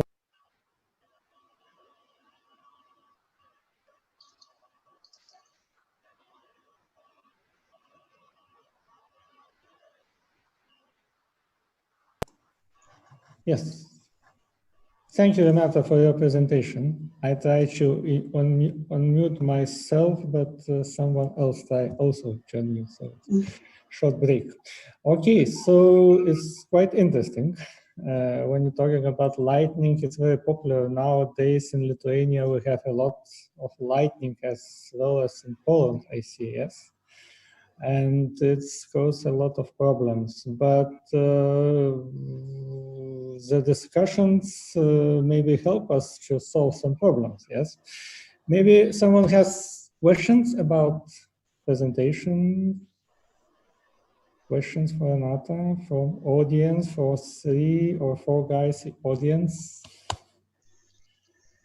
Okay, so I have a question. Maybe it can be found some solution to avoid this high level of voltages in such situation. What do you think? Oh, yeah. Okay. Yes, typically overvoltage protection devices should be installed in the case of the controller's interfaces. Yeah. And that should be in this case, for this particular case. But as I told, some other effects may be more visible when you start considering different parameters of soil, for example, or different parameters of the waveform of the lightning current. That's because of the different potential distribution in ground, and that may be not entirely, maybe the surge protective devices would be not the only device to apply in this case. Maybe some other aspects of equipotential bonding should be analyzed also. But maybe it's possible to connect all these two parts, because usually when you would like to avoid such kind of the over voltages between two different systems, maybe it's possible to connect them by using some special devices, maybe some dischargers or something like this, to equalize equipotential space and to get the same voltage in all parts of the devices, and in such case avoid the breakdown of this gap. Yes, in one of the configurations which was analyzed, the system was connected directly. Yeah. But as you see, the direct connection is less, is worse than the isolated one, provided that the isolation is withstand the level of threat. Yes. So isolated would be better, much more better. Yes. And the length of the cable change the situation or not? If you yes, it will. Yes, it will change the situation, of course. Yeah. So maybe you can make a longer cable in such case. Yes.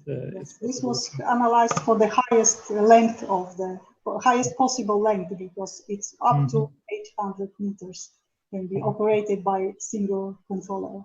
And you have incidents with this kind of controllers in your experience? Or yes, some company asked me for an expertise in this system, because they had some problems with such systems, and they wanted to know different scenarios would be better to connect or not to connect, because direct connection of these two systems is better for them, because they may be the power supply voltage can be done by through the sensory cables, and each controller does not have to be supplied by separate power lines. So direct connection is better from this point of view, but as from the lightning point of view, it could be the worst. Okay, so thank you, Renata, for your presentation. Thank you very much. So it's nice to see you again. Okay, so thank you. Thank you. And now we have second presenter from Department of Mechatronics and Electronics, University of Žilina. And the title of the presentation is Electrothermal Modeling and Experimental Verification of Power Semiconductor Diet. Okay, so my name is... Welcome to the conference and welcome. Thank you. So please present your topic. There's a question, can you hear me? Yes, we hear you very well. Okay, so I also started to share my presentation. Yeah. So thank you very much for the introduction. And I will briefly discuss the proposed paper, which is focused on the electrothermal modeling.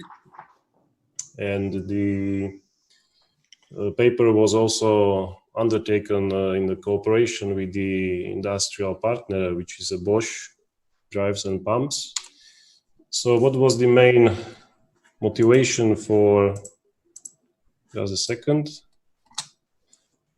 for this research was to design a very precise simulation model of the power semiconductor diode, while the use of this simulation model will consequently be for the estimation of the lifetime parameters under various operational scenarios of this power diode. So the main contribution is that we have found how to model multi-domain power device, and on which we can apply some methodology for the lifetime estimation, because we know that the thermal or the temperature and thermal performance is the main issue which is influencing the life behavior of electric components. So there is some parts related to the geometry modifications and the investigation of the internal composition of the power switch or power diode. Then we have described the multiphysics interconnection for the finite element method analysis. So we have been describing electrical and thermal domains. Then what was very important was to identify the variables which are responsible for influence on the thermal performance. And at the end of the paper, we have provided verifications. So we have realized experimental measurements in a laboratory, and we have compared the results from simulation with these experiments. We have found some relative error. We have evaluated it, and now we are still optimizing these models to be more precise. So on this slide, we can see the package or the geometrical properties of the power diode. So it is composed of the package, which is located at the upper part of the slide. And it is composed of the PN junction, which is located inside of this package. The data of the semiconductor diode have been received from manufacturer, so we know the exact parameters of the chip, of the silicon chip. Here you can see that we have specified some parameters, geometrical parameters. So if you define in this way the model in a console, because the console was used as the software, then you can use this model for wide range of portfolios, so you can easily modify the geometric properties. So this was the proposal, also to have some universal simulation model.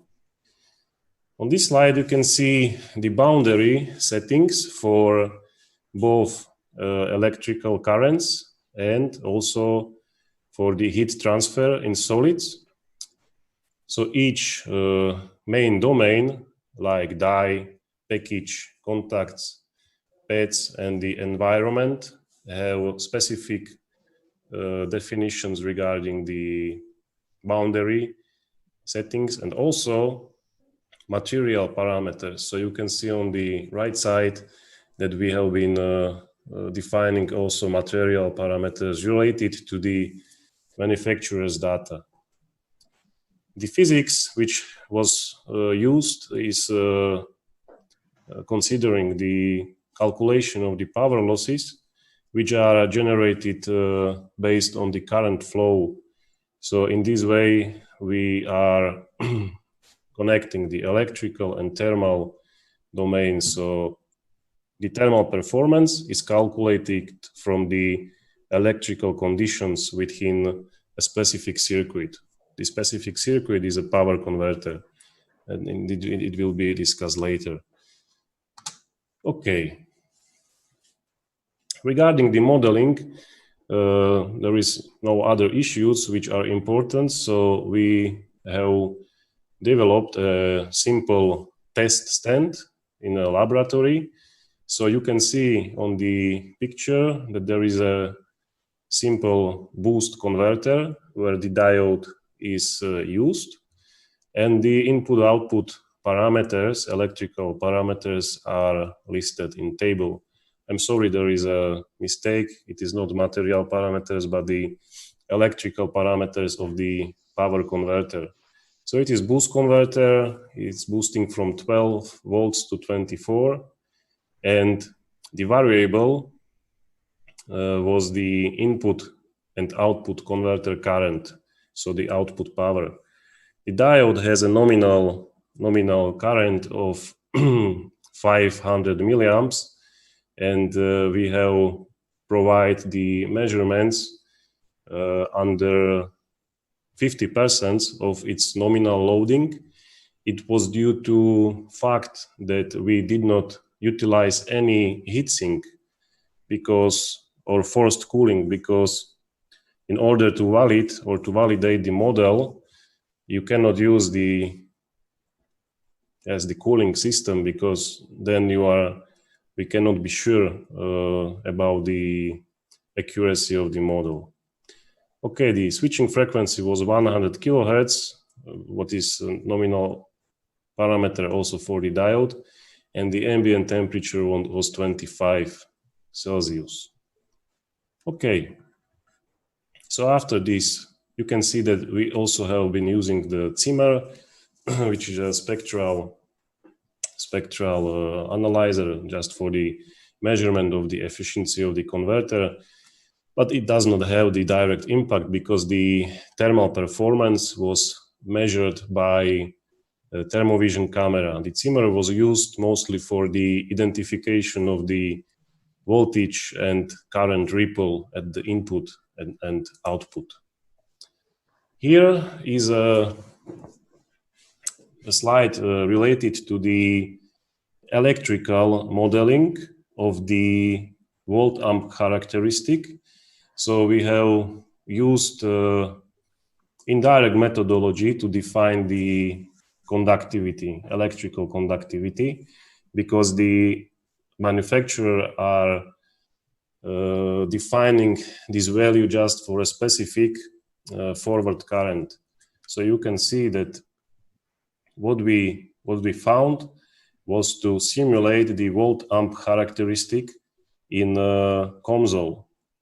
So this picture, which is a C, which is marked as a C, is a modeling of the volt amp characteristic in COMSOL, and this is very important if you are changing the load of the diode, and because you can see that there is a dependency of the voltage and current, what is principal dependency. So in this way, and it is more in detail described in paper, we have found the volt amp characteristic for electrical domain or electric domain in COMSOL.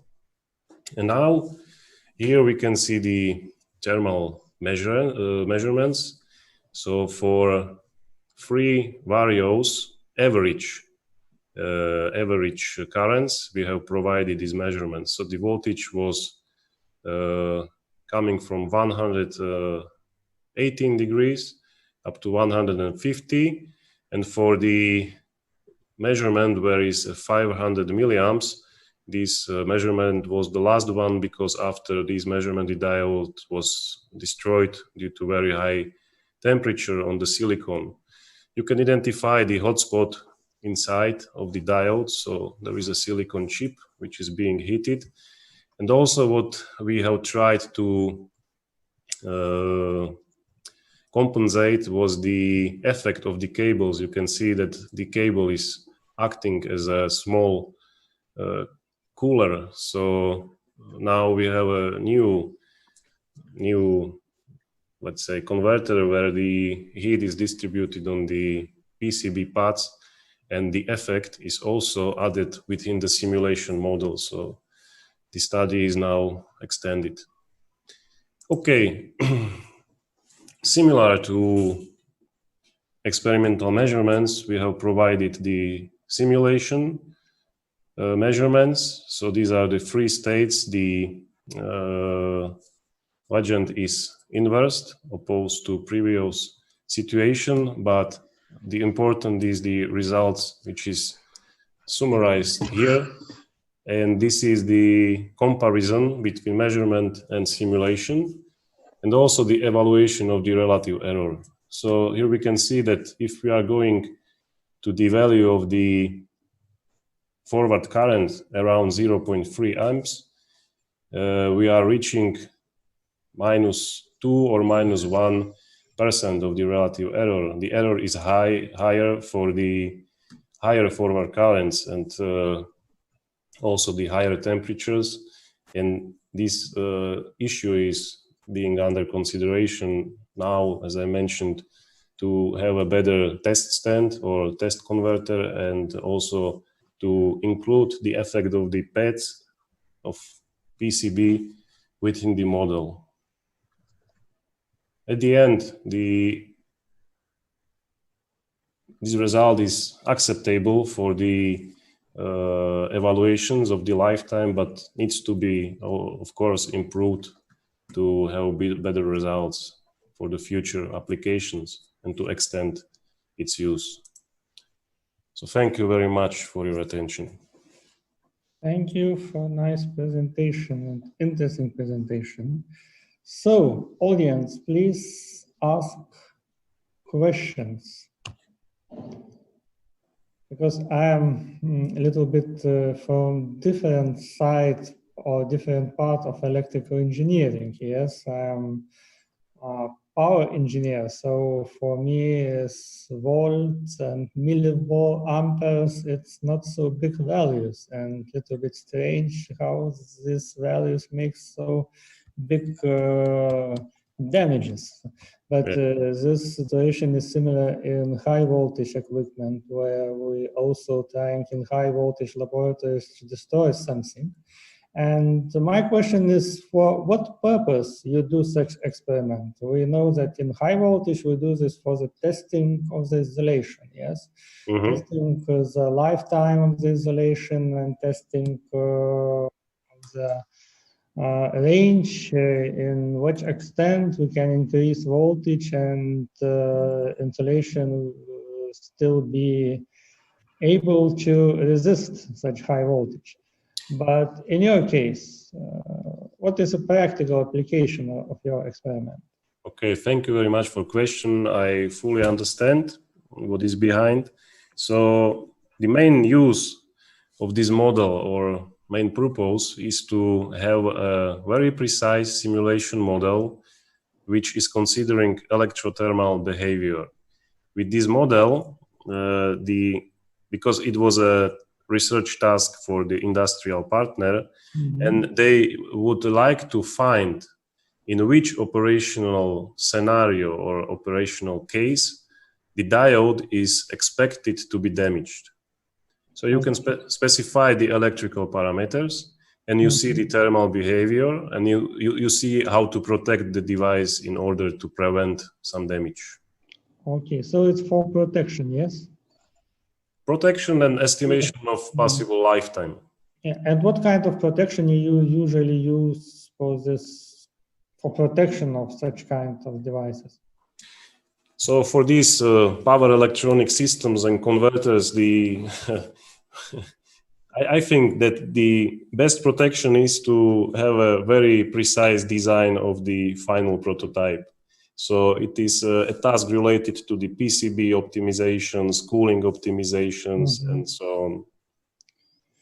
So differently from, it's a little bit different from power engineering, yes, where you can predict the future.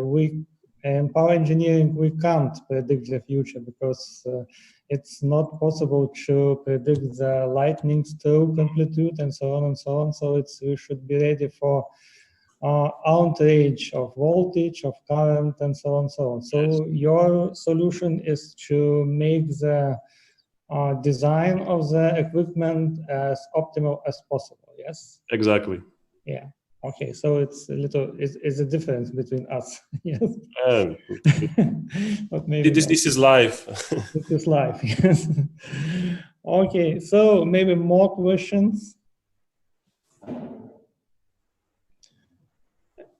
And what about our voltage? I just wondering if you have some electronic device, you can construct a very optimal device, but of course, oil voltages can occur. Yes, but this is a issue for which the other I don't know, active clamping can be used within the converter topology or other stuff for the sensing and monitoring. But mostly these power devices, which are critical, are protected with the use of clamping circuits, so some RCD snubbers and. So. But but it is possible to work in such outrage, characteristic of your diet. It's possible. You decide how long it takes to destroy this diet. Yes, it depends on how long. Yes, this fault is applied, but it cannot occur. It must be as safe as possible. And this is a DC-DC converter, so there is a little bit different point of thinking, because we have a low voltage levels, and mostly these levels are stable, because the converter is supplied from some battery system, for example, so you cannot predict any fluctuations on something like that. So it's totally insulated system, yes? Yes. Okay, it's not for the PV. No, it's just for some very safe systems. Yes. Okay. So thank you for your presentation. Thank you for interesting ideas, and I hope for the attendance it was interesting to hear about your investigation. Okay, and good luck. Thank you. Thank you also. Bye. Thank you. Bye. Okay, it's a little bit strange when you working in this Zoom environment, and it's not so. It's better to work in live meeting than in this internet. Okay, so who is next? Next is presenters from China, as I understand, but there's no presenters from China regarding the design of high power energy storage bidirectional power conversion system. It's no presenters from this company, yes. So next, it's my turn, and because my PhD student has some urgent duties, so I will present some this topic, and I just share my presentation for you.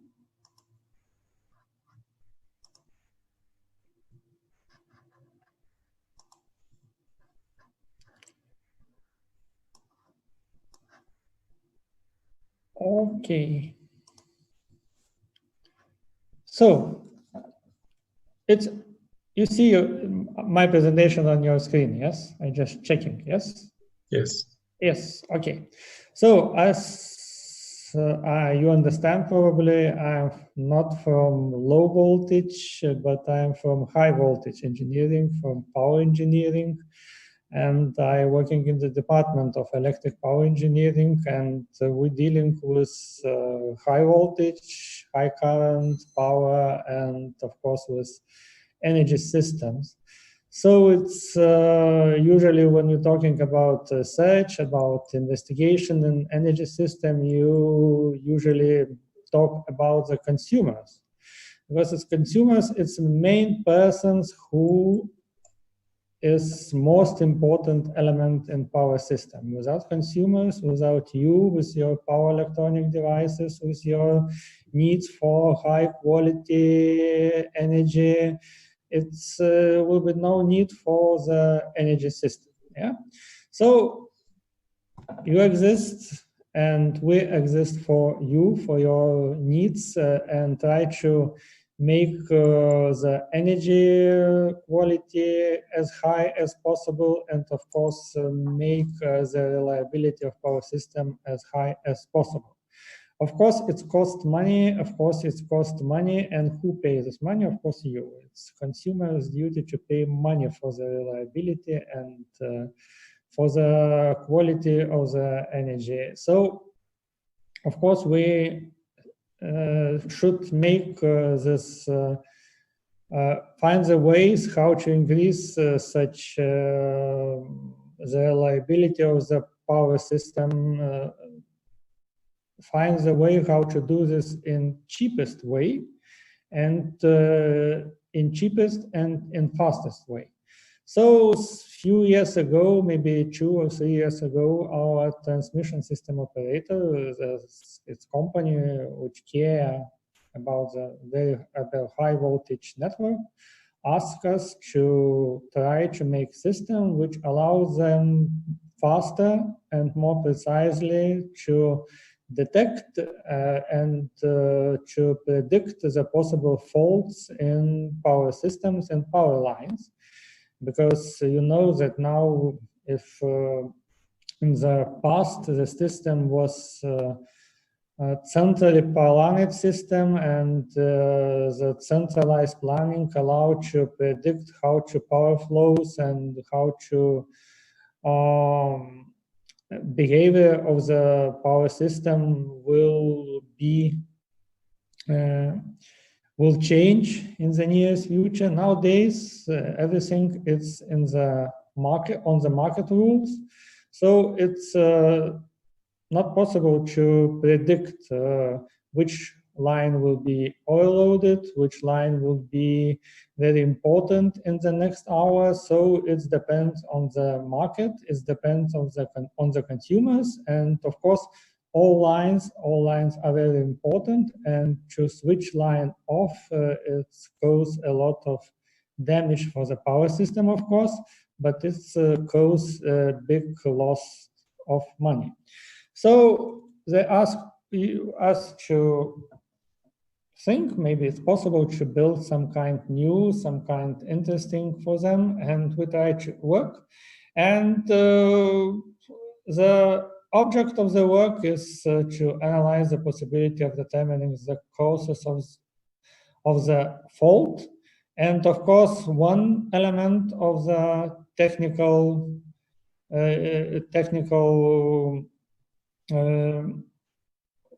of term of reference was the detect the corona discharge in the power line. So why it's necessary to do? It's two reasons.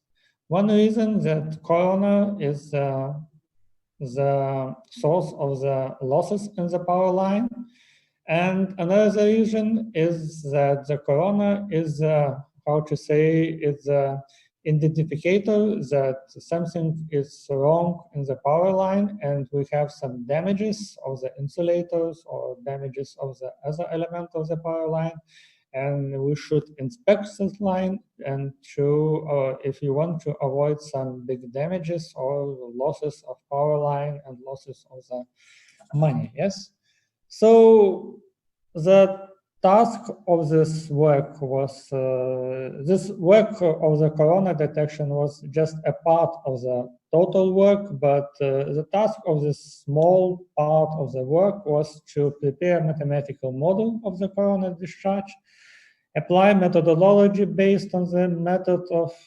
regression formulas, because we have long time experience in this field, and we have some mathematical algorithms which are very fast, and it's possible in real time to calculate the distribution of the corona discharge in power lines. So identify the corona discharge intensification using fault detection device, and it was at the first stage we wonder that it's possible to make that the fault detection devices will be able to register the corona and detect the level of the corona, and then decide it's something wrong in power line or not. And of course, according to the record of the fault, the voltage and current identifies the course of the corona discharge increases in power line and to detect the faulted places in power line. You should understand that the length of the power lines, of the high voltage power lines, is not 1 kilometer. It's usually 10 or up to 100 kilometers. So to find the faulted place in such line is quite difficult, and of course it's costly. So if we have some devices which allow us to detect the distance where from the substation where the protection, where the damage exists, so it's possible to go to send the workers and to correct this situation and avoid the big damages. Corona is the naturally existing power line, and it exists all the time. If we increase the voltage higher than its critical corona voltage, yes. You can hear corona during rain if you are not so far from the power line, or during icing when power lines are iced, and you can see some noise not so far from power line, and this means that corona exists in this power line, and it's natural situation. But sometimes corona exists in power line when power line is damaged, and of course in this situation we should take some actions and to try to correct the situation. So in the calculations of the over voltage transients in high voltage transmission line, we usually use the distributed parameters of power line. If in electronic devices you use capacities, inductances, and so on and so on, so in calculations of electric power lines, you usually use some distributed parameters, which means that it's not just capacity, but it's capacity distributed through all the line. So it's a little bit different understanding, but it's come from the Maxwell equations, from the modeling of wave equations, and it's if you would like to model precisely power line, so you should use distributed parameters. And of course, the range in which, of course, we're using the signals or measurements for the detection of the corona, and the range and the frequencies of the corona discharge is from 200 to 300 kilohertz. So you should understand how it's complicated to model power line, where not just the main power frequencies used, it's 50 hertz, as you know, you use it's 50 hertz or in Europe, or 60 hertz in other countries, yes. But if you would like to analyze processes in power system, you should be able or must be able to register the signals in very different ranges, from 50 hertz up to 1 megahertz if you're talking about lightning discharge, yes. So there is a lot of different technologies to predict faults, to find faults, to indicate that something is wrong in the power line. But according to our experience, there is no way how to use all these technologies without knowing the real processes in the power system. And of course, we mount some devices, some registrators in power system, and we mount it in high voltage substation, and it's located in corners, and we try to measure different signals in different ranges, and then try to, in this case, we try to extract the signal which comes from the corona discharge.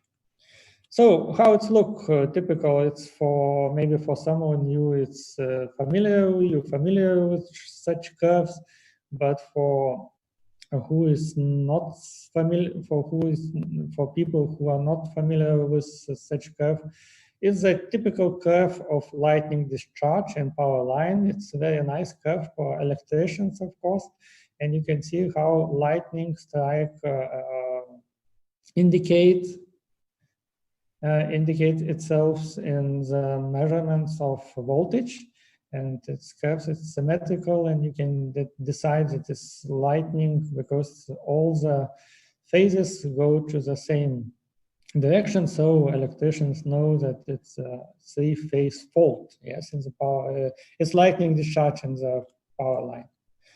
So, what is our approach? Not to use some very complicated and very sophisticated technologies to identify to decide what's happening in power line, because according to our experience, to find the common rules or to find the spectrum or find the make some mathematical manipulation, it's quite difficult, because when you measuring, as I told, when you're measuring signals in power lines, and when you're measuring the signal which comes from the different events in the power lines, the frequency range is quite big, and it can be from 50 Hz up to 1 megahertz or more.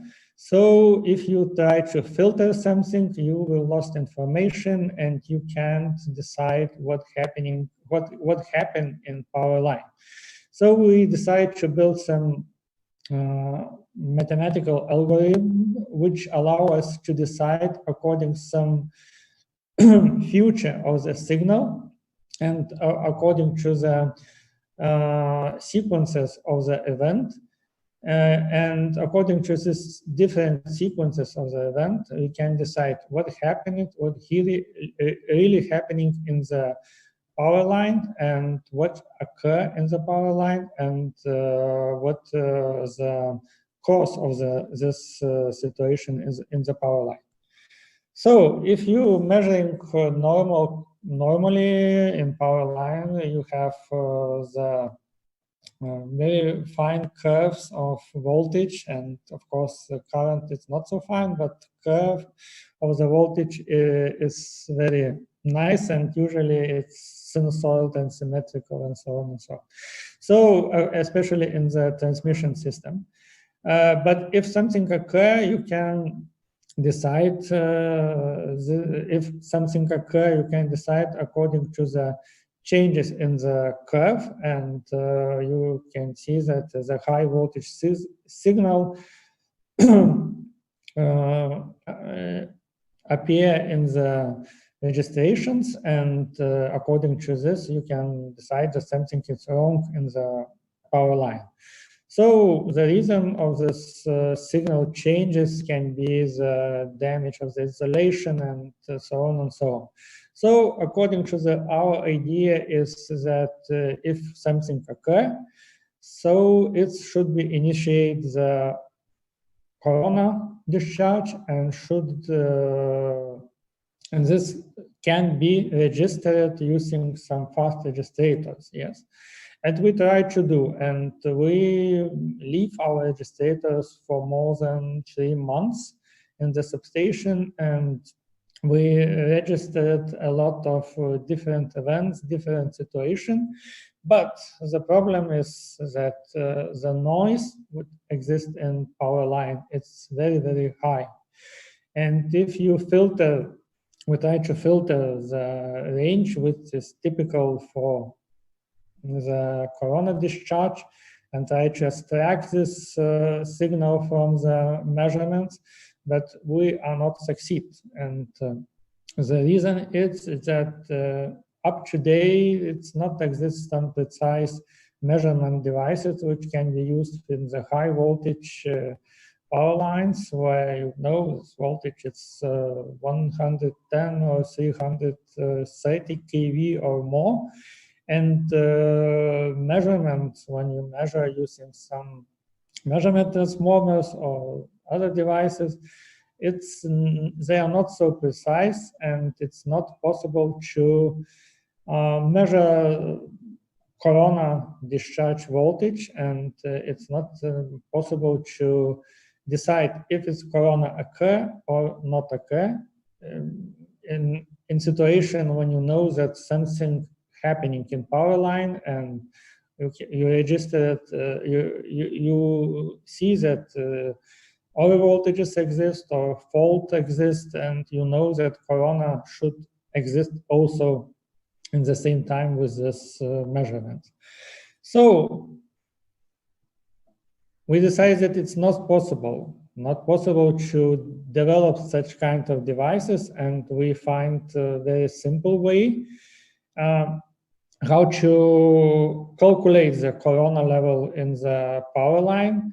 And we decided to use mathematical model. And of course, in our topic, this model is described very precisely, but of course, it's not necessarily interesting to listen about this model during presentation. And I just briefly discuss the idea of our experiment and our proposal for the transmission system operator, and our idea is to use the measurements of 50 Hertz voltage and in the beginning and at the end of the power line, and to use some electronic devices because it's a fast communication channel, what is possible to do in transmission system, it's not a big problem. And according to the measurement of main frequency voltage, and by using our model, it's possible to evaluate the level of the corona discharge in the power line, and to not so maybe precisely, but with the error which is acceptable for the technical evaluation of power line, it's possible to decide the problems would exist in transmission system power line.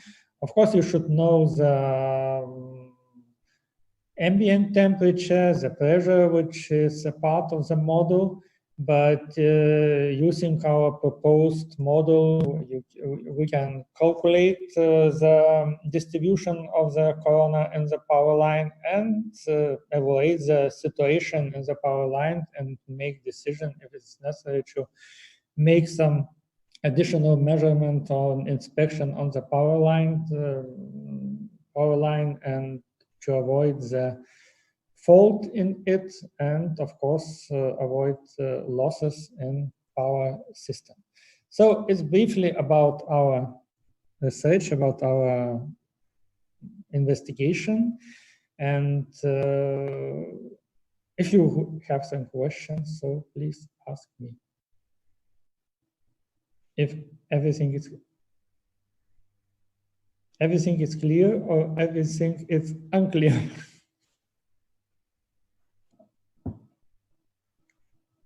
So, Renata, maybe you have questions?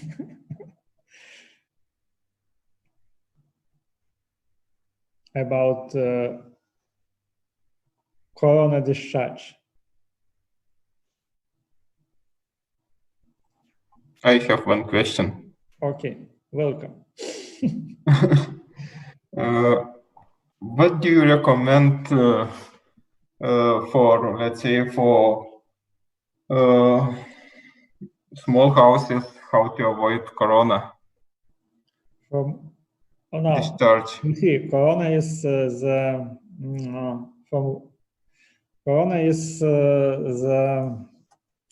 how to say, it can occur just in very high voltage systems, yes? And of course, when you're talking about private houses, so you should use devices which allow to, for example, some metal sheets, yes, which allow to protect your electronic device. So let's say effect of corona discharge could appear or affect, yes, as Yeah. lateral effect could appear to individual houses, yes? If something is No, wrong in a if system, your house is located not so far from the power line, so this effect can occur, and you can not be able to use your electronic devices in proper way, because corona is a high frequency discharge, and of course it generates high frequency signals. So you should use shields, yes, to protect your electronic device and let them operate in proper way. So, yes, but why people... what about reliability of protection ways? Are they reliable, or can we trust on it, or just spend money and that's it? Renato knows about it. It's about shielding and bounding. Renato knows they do a lot about investigation about it. So all this high frequency signals, of course, reliability, it's we have experience in building protection shield for some special buildings, and we built and construct some, how to say, box, yes, where you can come in, close the door, and all your phones are switching on, off, because it's a very reliable protection against any electromagnetic waves from the outside, yes. So if you build such kind of device, or you build some such kind of construction, which totally shield all electromagnetic field around you, then you will have 100% protection against corona. Otherwise, if you left some small spaces where the electromagnetic waves can spread, yes, so this protection will be not 100% efficient. Okay. So, but it's cost a lot of money, so it's better to move your house away from the power line. It's easy. Okay, so thank you for. And now it's next presentation is mathematical modeling and control of hybrid source for application in electric vehicles. Yeah. That will be me. Comes from Sofia, yes? Yes, Bulgaria Technical University in Sofia. My name is Vladimir Dimitrov. And your Thank you. stage is yours. Thank you, thank you. I'm Vladimir Dimitrov. I'm from the Technical University in Sofia, Power Electronics Department, and I'll be talking about electric vehicles, how to model and control such a system. Our task was to build models for an electric vehicle and to compare different ways to construct such a vehicle. So basically what we have done was most people, when they think about electric vehicles, they think that they're powered from an electric battery, let's say lithium-ion battery. Here we have a table that compares the specific energy of hydrogen, lithium as the primary source, or the standard diesel and gasoline types of energy source. So when we talk about low emissions, the two primary ways to construct an electric vehicle, I think I'm talking about the electric source, is either battery, which is standard when you talk about electric vehicles, or hydrogen. The so-called fuel cell is the primary way to power a vehicle through hydrogen. And as you can see from this table, the hydrogen as an energy source has better parameters when we talk about energy density. So this means an electric vehicle that's powered from a fuel cell can be, let's say, specified for a longer range, and also hydrogen can be a lot faster to recharge. So we say, let's build an electric vehicle powered by a fuel cell. However, primary problem with this approach is that the fuel cell, we have here a graph for a fuel cell, is not very efficient when we talk about high derivatives of the current. Meaning when we start accelerate or accelerate very fast or stop very fast, fuel cell is not very efficient. This is one of the primary problems with just a pure fuel cell as an energy source for electric vehicle. So our task was to build a model that hybridizes or combines a fuel cell with secondary energy storage, for example, a battery or supercapacitor, and compare this compare the ways to design such a system. So basically, our system is as follows. We have a vehicle model that we have developed in order to load the system or our power conversion, the way to design the system. And as input sources, we have a fuel cell and a supercapacitor or lithium battery as secondary storage. And the idea is to use the fuel cell for, let's say, energy related issues, meaning long range.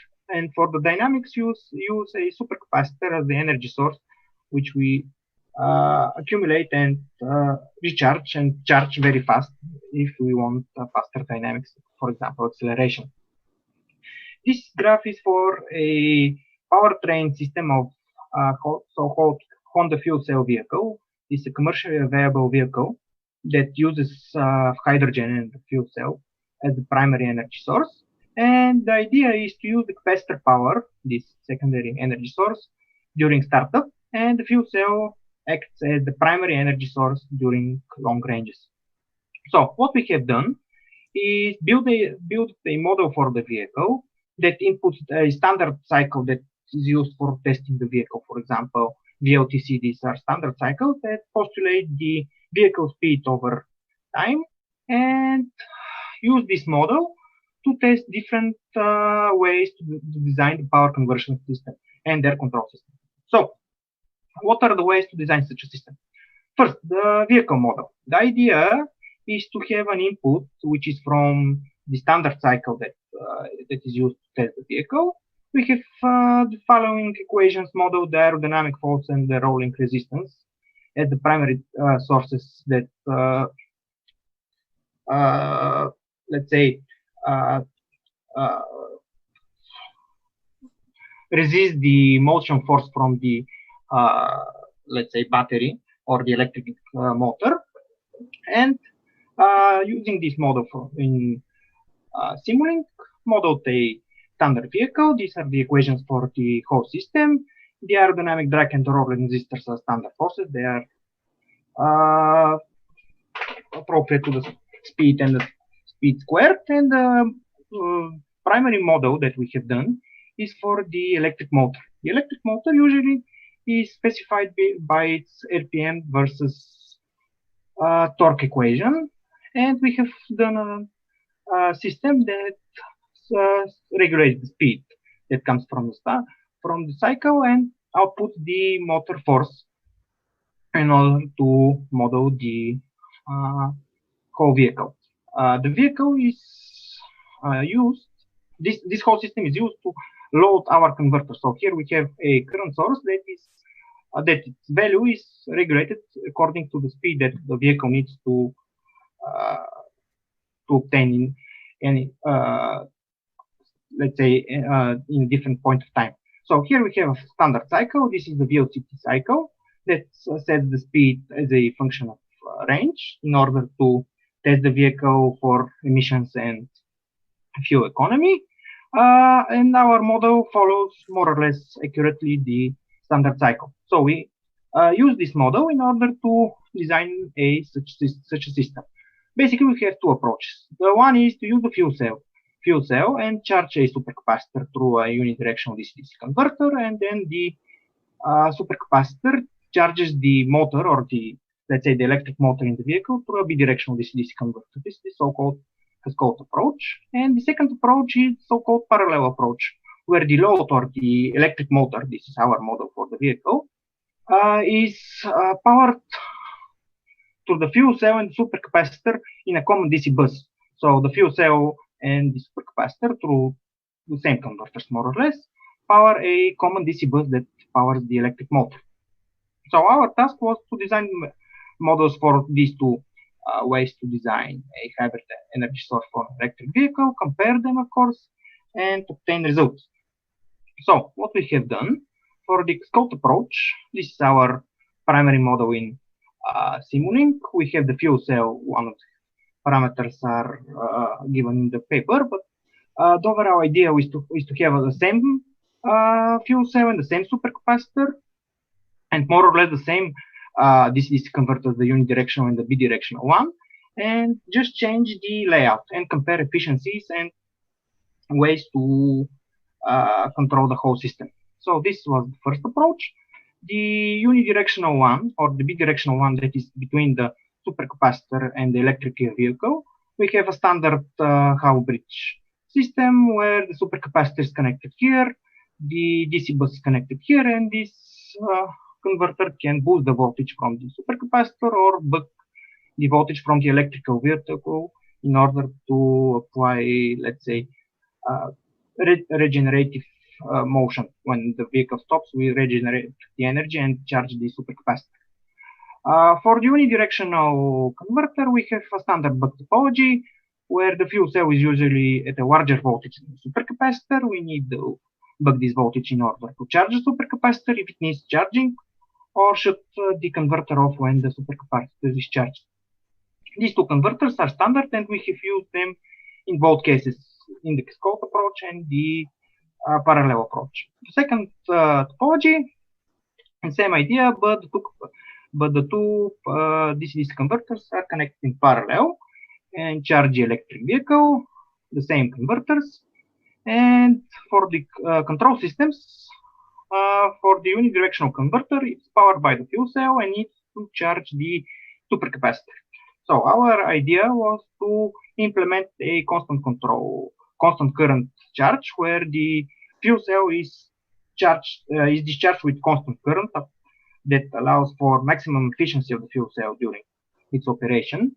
And we have designed such a control system that we have a feed regulator. The loop is closed by the fuel cell current, providing constant, of course, charge from the fuel cell. And we have a block that controls if we need to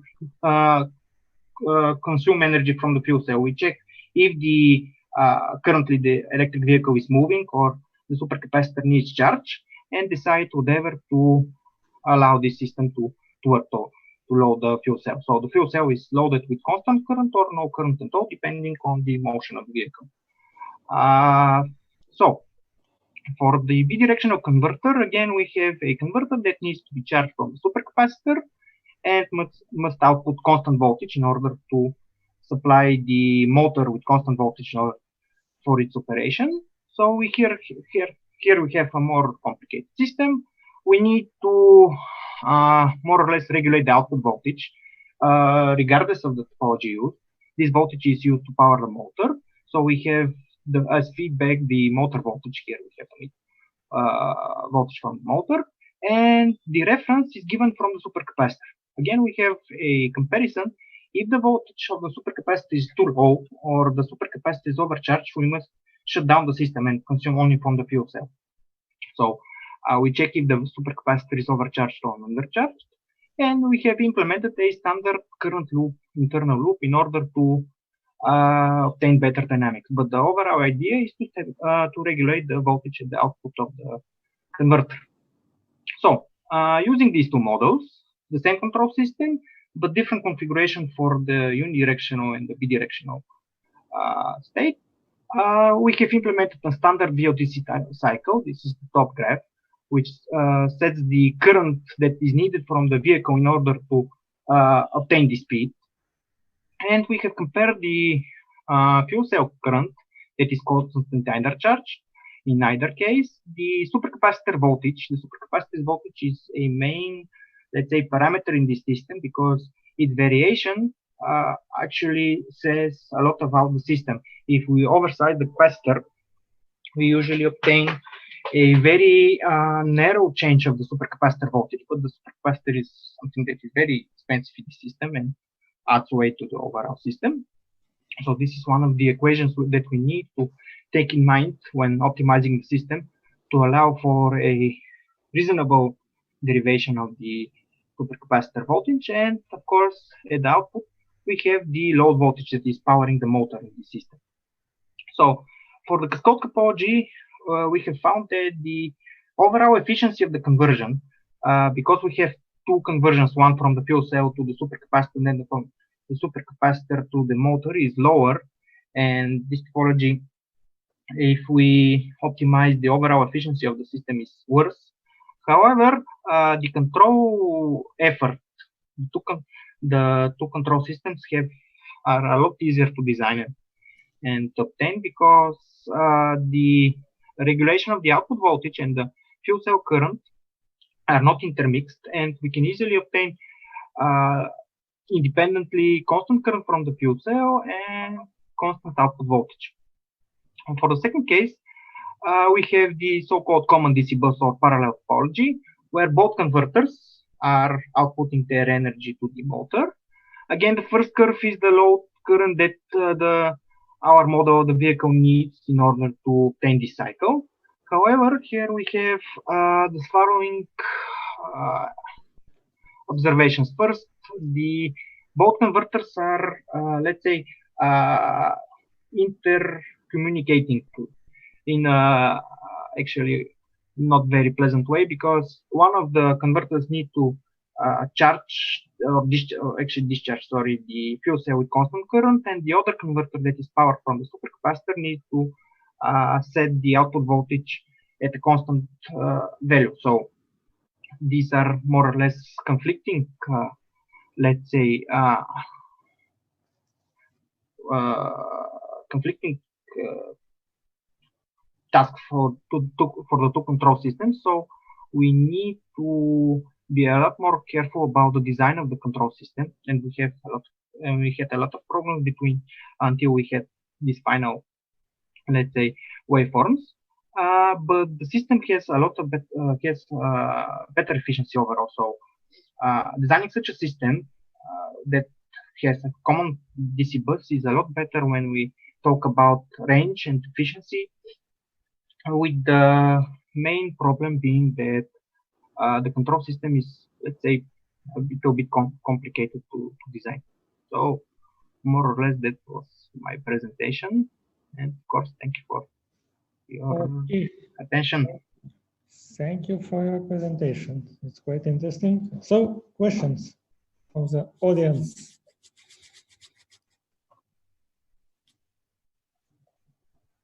Okay, my question is, you talk about efficiency, yes? And how you evaluate the efficiency of your system? Because efficiency is a general word, but what parameters you compare between two models? Just say this model is efficient than another, more efficient than another model. So basically, we have the switching losses and the conduction losses in the both converters that need to be combined, and the overall efficiency is the amount of energy that we require from the supercapacitor and the fuel cell in order to, let's say, run through the cycle. How much energy we need to consume from the fuel cell, and how much energy do we recharge and charge from the supercapacitor in order to, let's say, run a standard cycle. This is our idea for efficiency. If we consume minimum hydrogen from the fuel cell, and let's say the supercapacitor is recharged more or less with more variation on the supercapacitor voltage, because the supercapacitor voltage is connected to the energy of the supercapacitor, we have a overall more efficient system, because we consume less resources from our hybrid energy source to have a standard cycle. Okay, so you save the life of the fuel cells by adding some supercapacitor, yes? Yeah, it can be a battery also, but yeah, it can be batteries. But okay, it's for the ideal situation. But if you have some, you talk about the electrical vehicles, yes? Yeah. And it's a dynamic system, yes? You driving faster, slower, and so on and so on. your system help to extend the lifetime of the fuel cells. And it's match the needs of the dynamic system. Maybe your system are not so dynamic when you add some capacitor, yes? And the control algorithm are not allowed to be so dynamic to move very fast and then move very slow and so on and so on.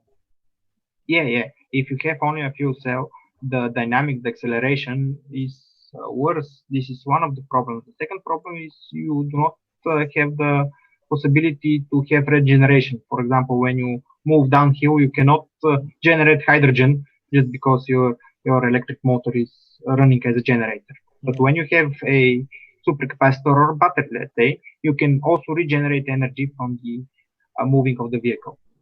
This is another benefit when you have a secondary, let's say, energy source that is capable of regeneration. So, supplying and sinking energy.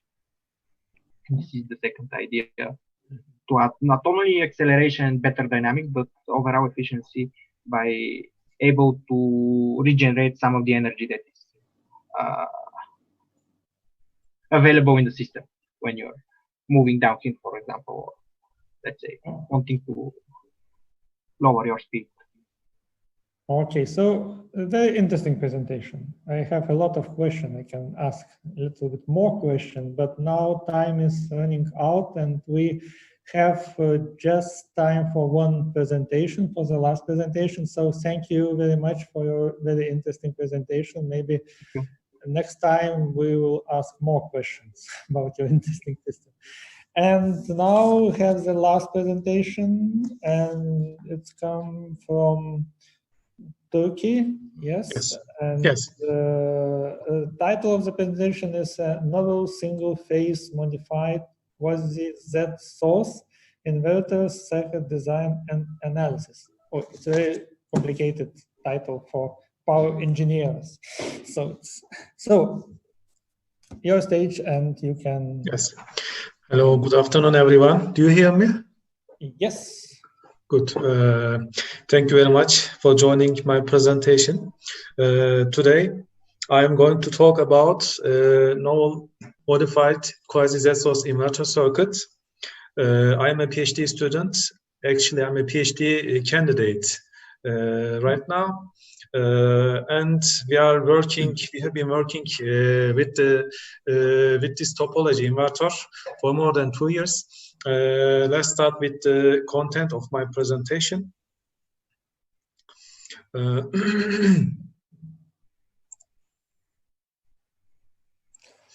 Okay. I will talk about, first of all, I will take a look, take a look at the inverter background. Then I will talk about the principle of the Z-source inverters and quasi-Z-source inverters. They are also called impedance source inverters. And I will talk about then I will talk about the additional switch boost and modified unipolar PWM technique that we have implemented in our circuit. This is actually the novelty part of our circuit. At the end of the presentation, I will show you the simulation results.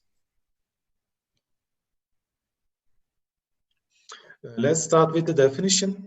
A power inverter is an electronic device, as we already know, that changes DC power into AC power, and that can be used for many devices. For example, home appliances, power tools, electric lights, AC motor, speed control units, UPS, and PV systems. The input source, DC voltage source, can be a 12-volt battery or several connected batteries, full cell stack, diode rectifier circuits, supercapacitor, or PV module. All can be a voltage source of our inverter. Conventional inverters can be classified as voltage source inverter and current source inverter. They operate either in buck or boost mode. The switches, the power switches in the inverter bridge of the same leg cannot be triggered at the same time. This could be very dangerous for the inverter general purpose. Therefore, that time should be located between the top and bottom switches of the same leg, and this causes output distortion. This is also a drawback. Furthermore, they have two-stage power conversion.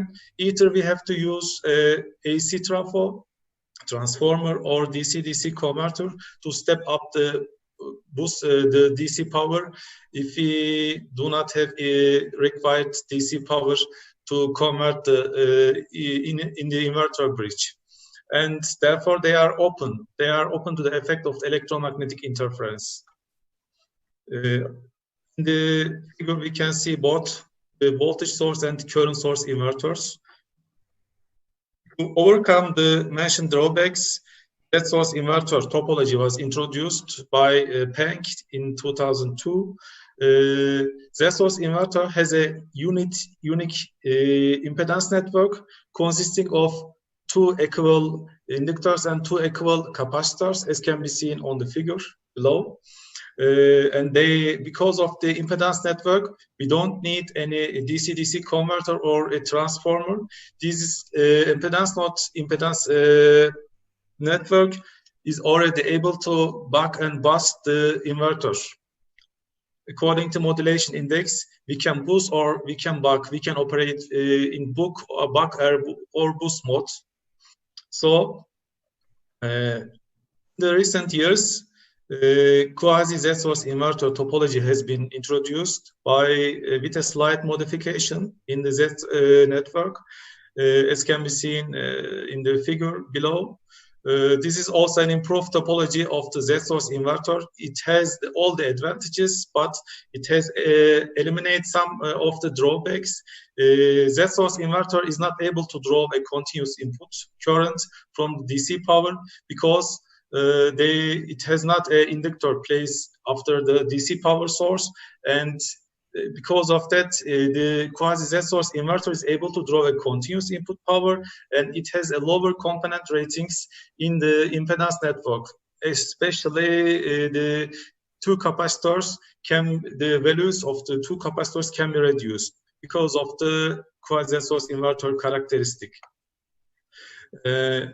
To summarize the principles of Z source and quasi Z source inverter, normally single phase inverters or three phase inverters have either 4 or 8 vector states, active states and zero states. Together with these states, Z source inverters have an additional state defined as shoot-through state, during which the switches are short-circuited, which is not allowed by the voltage source or current source inverters. So we can short-circuit the switches in the same phase leg, in the two same phase leg or in the three phase leg.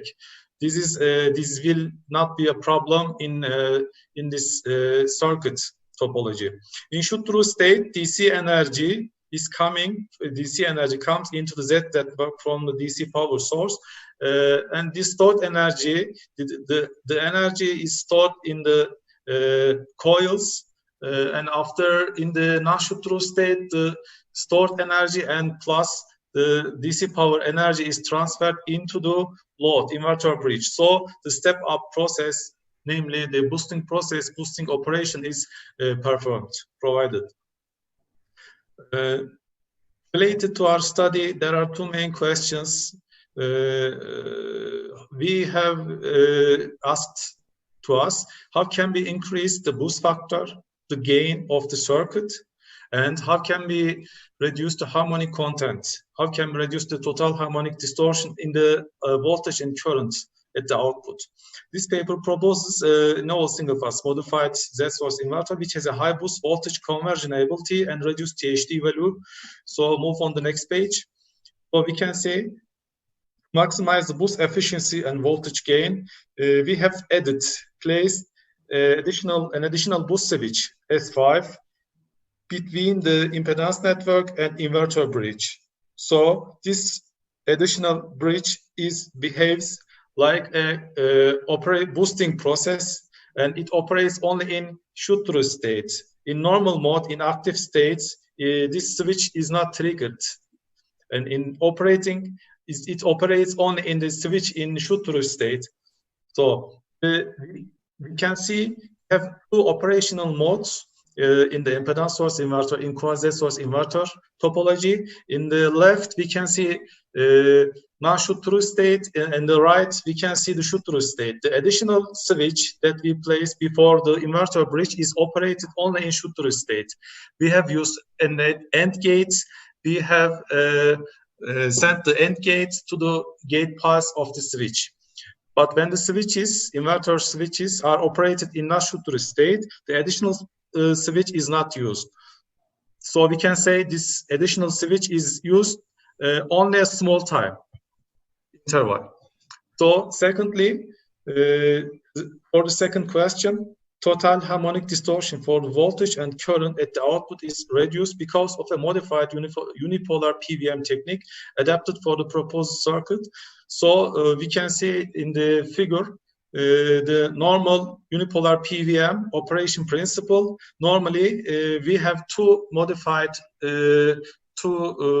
reference modulated waves and one carrier waves, triangular waves, to generate the required pulses for the switches. But in our study, in the unipolar PWM study, we have applied it differently from the usual way. The diagonal switches are driven at the same time. In the previous page back, we can see as the first switching signal is generated here, and the second signal is inverted using NOT gates, is generated here. But in our study, we don't have any AND gate signal, AND gates. So we are using as diagonal. The first generated pulse signal is sent to the S1 signal and S4 signal.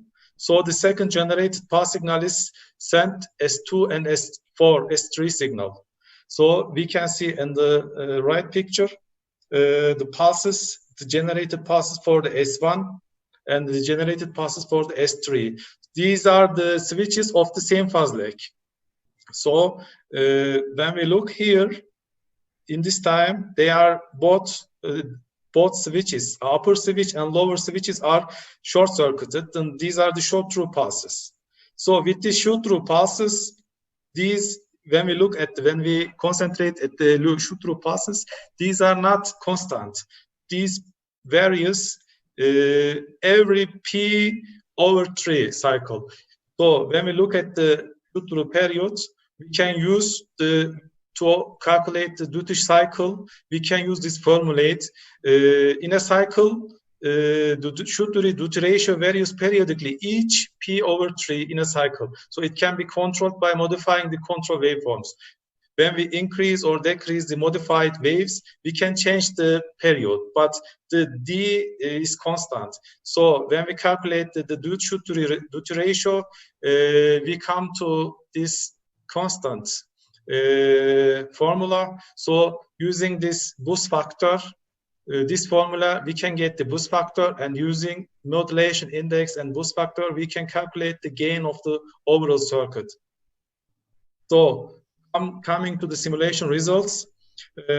All the simulations were performed using MATLAB Simulink, and we have selected parameters according to our circuit switching frequencies, input source, etc. So we have took capacitors 160 microfarad, 470 microfarad, and inductors are 160 microhenry. The switching frequency is 2.5 kilohertz, and the inductance and capacitance values of the output filter are 1 millihenry and 100 microfarad.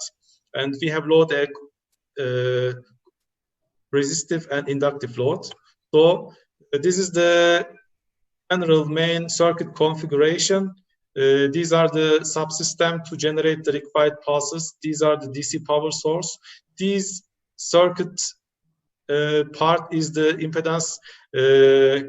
impedance network. There are two inductors, equally same inductors, and two capacitors to boost the voltage.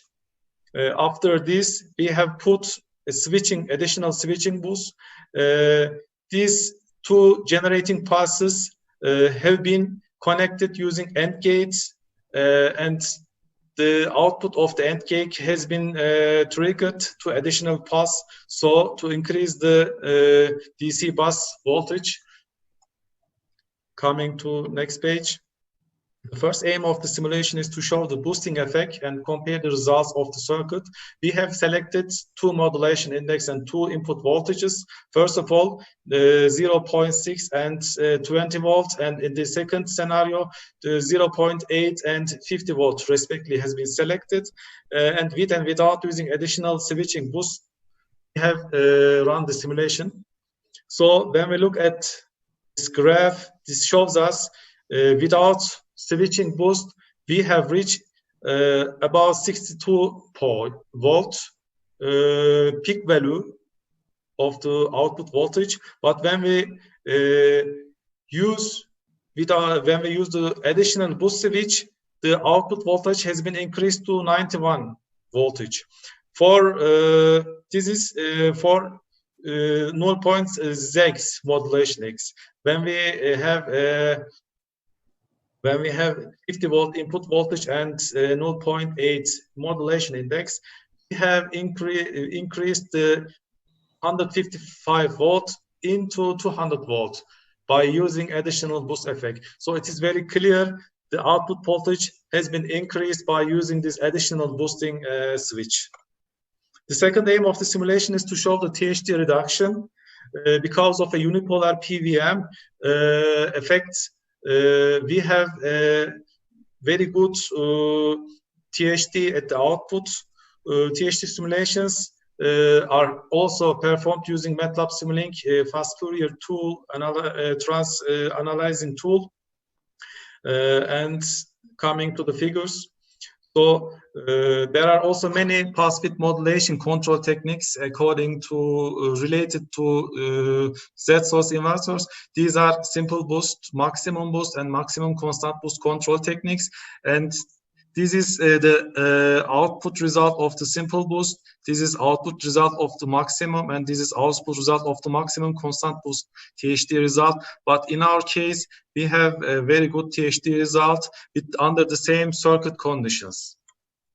So coming to conclusion, for each modulation technique, the same filter circuit has been used with the equal inductors and capacitors. Using modified unipolar PWM technique, we have acquired 2.33 THD, which is very under the IEEE standard harmonic limits.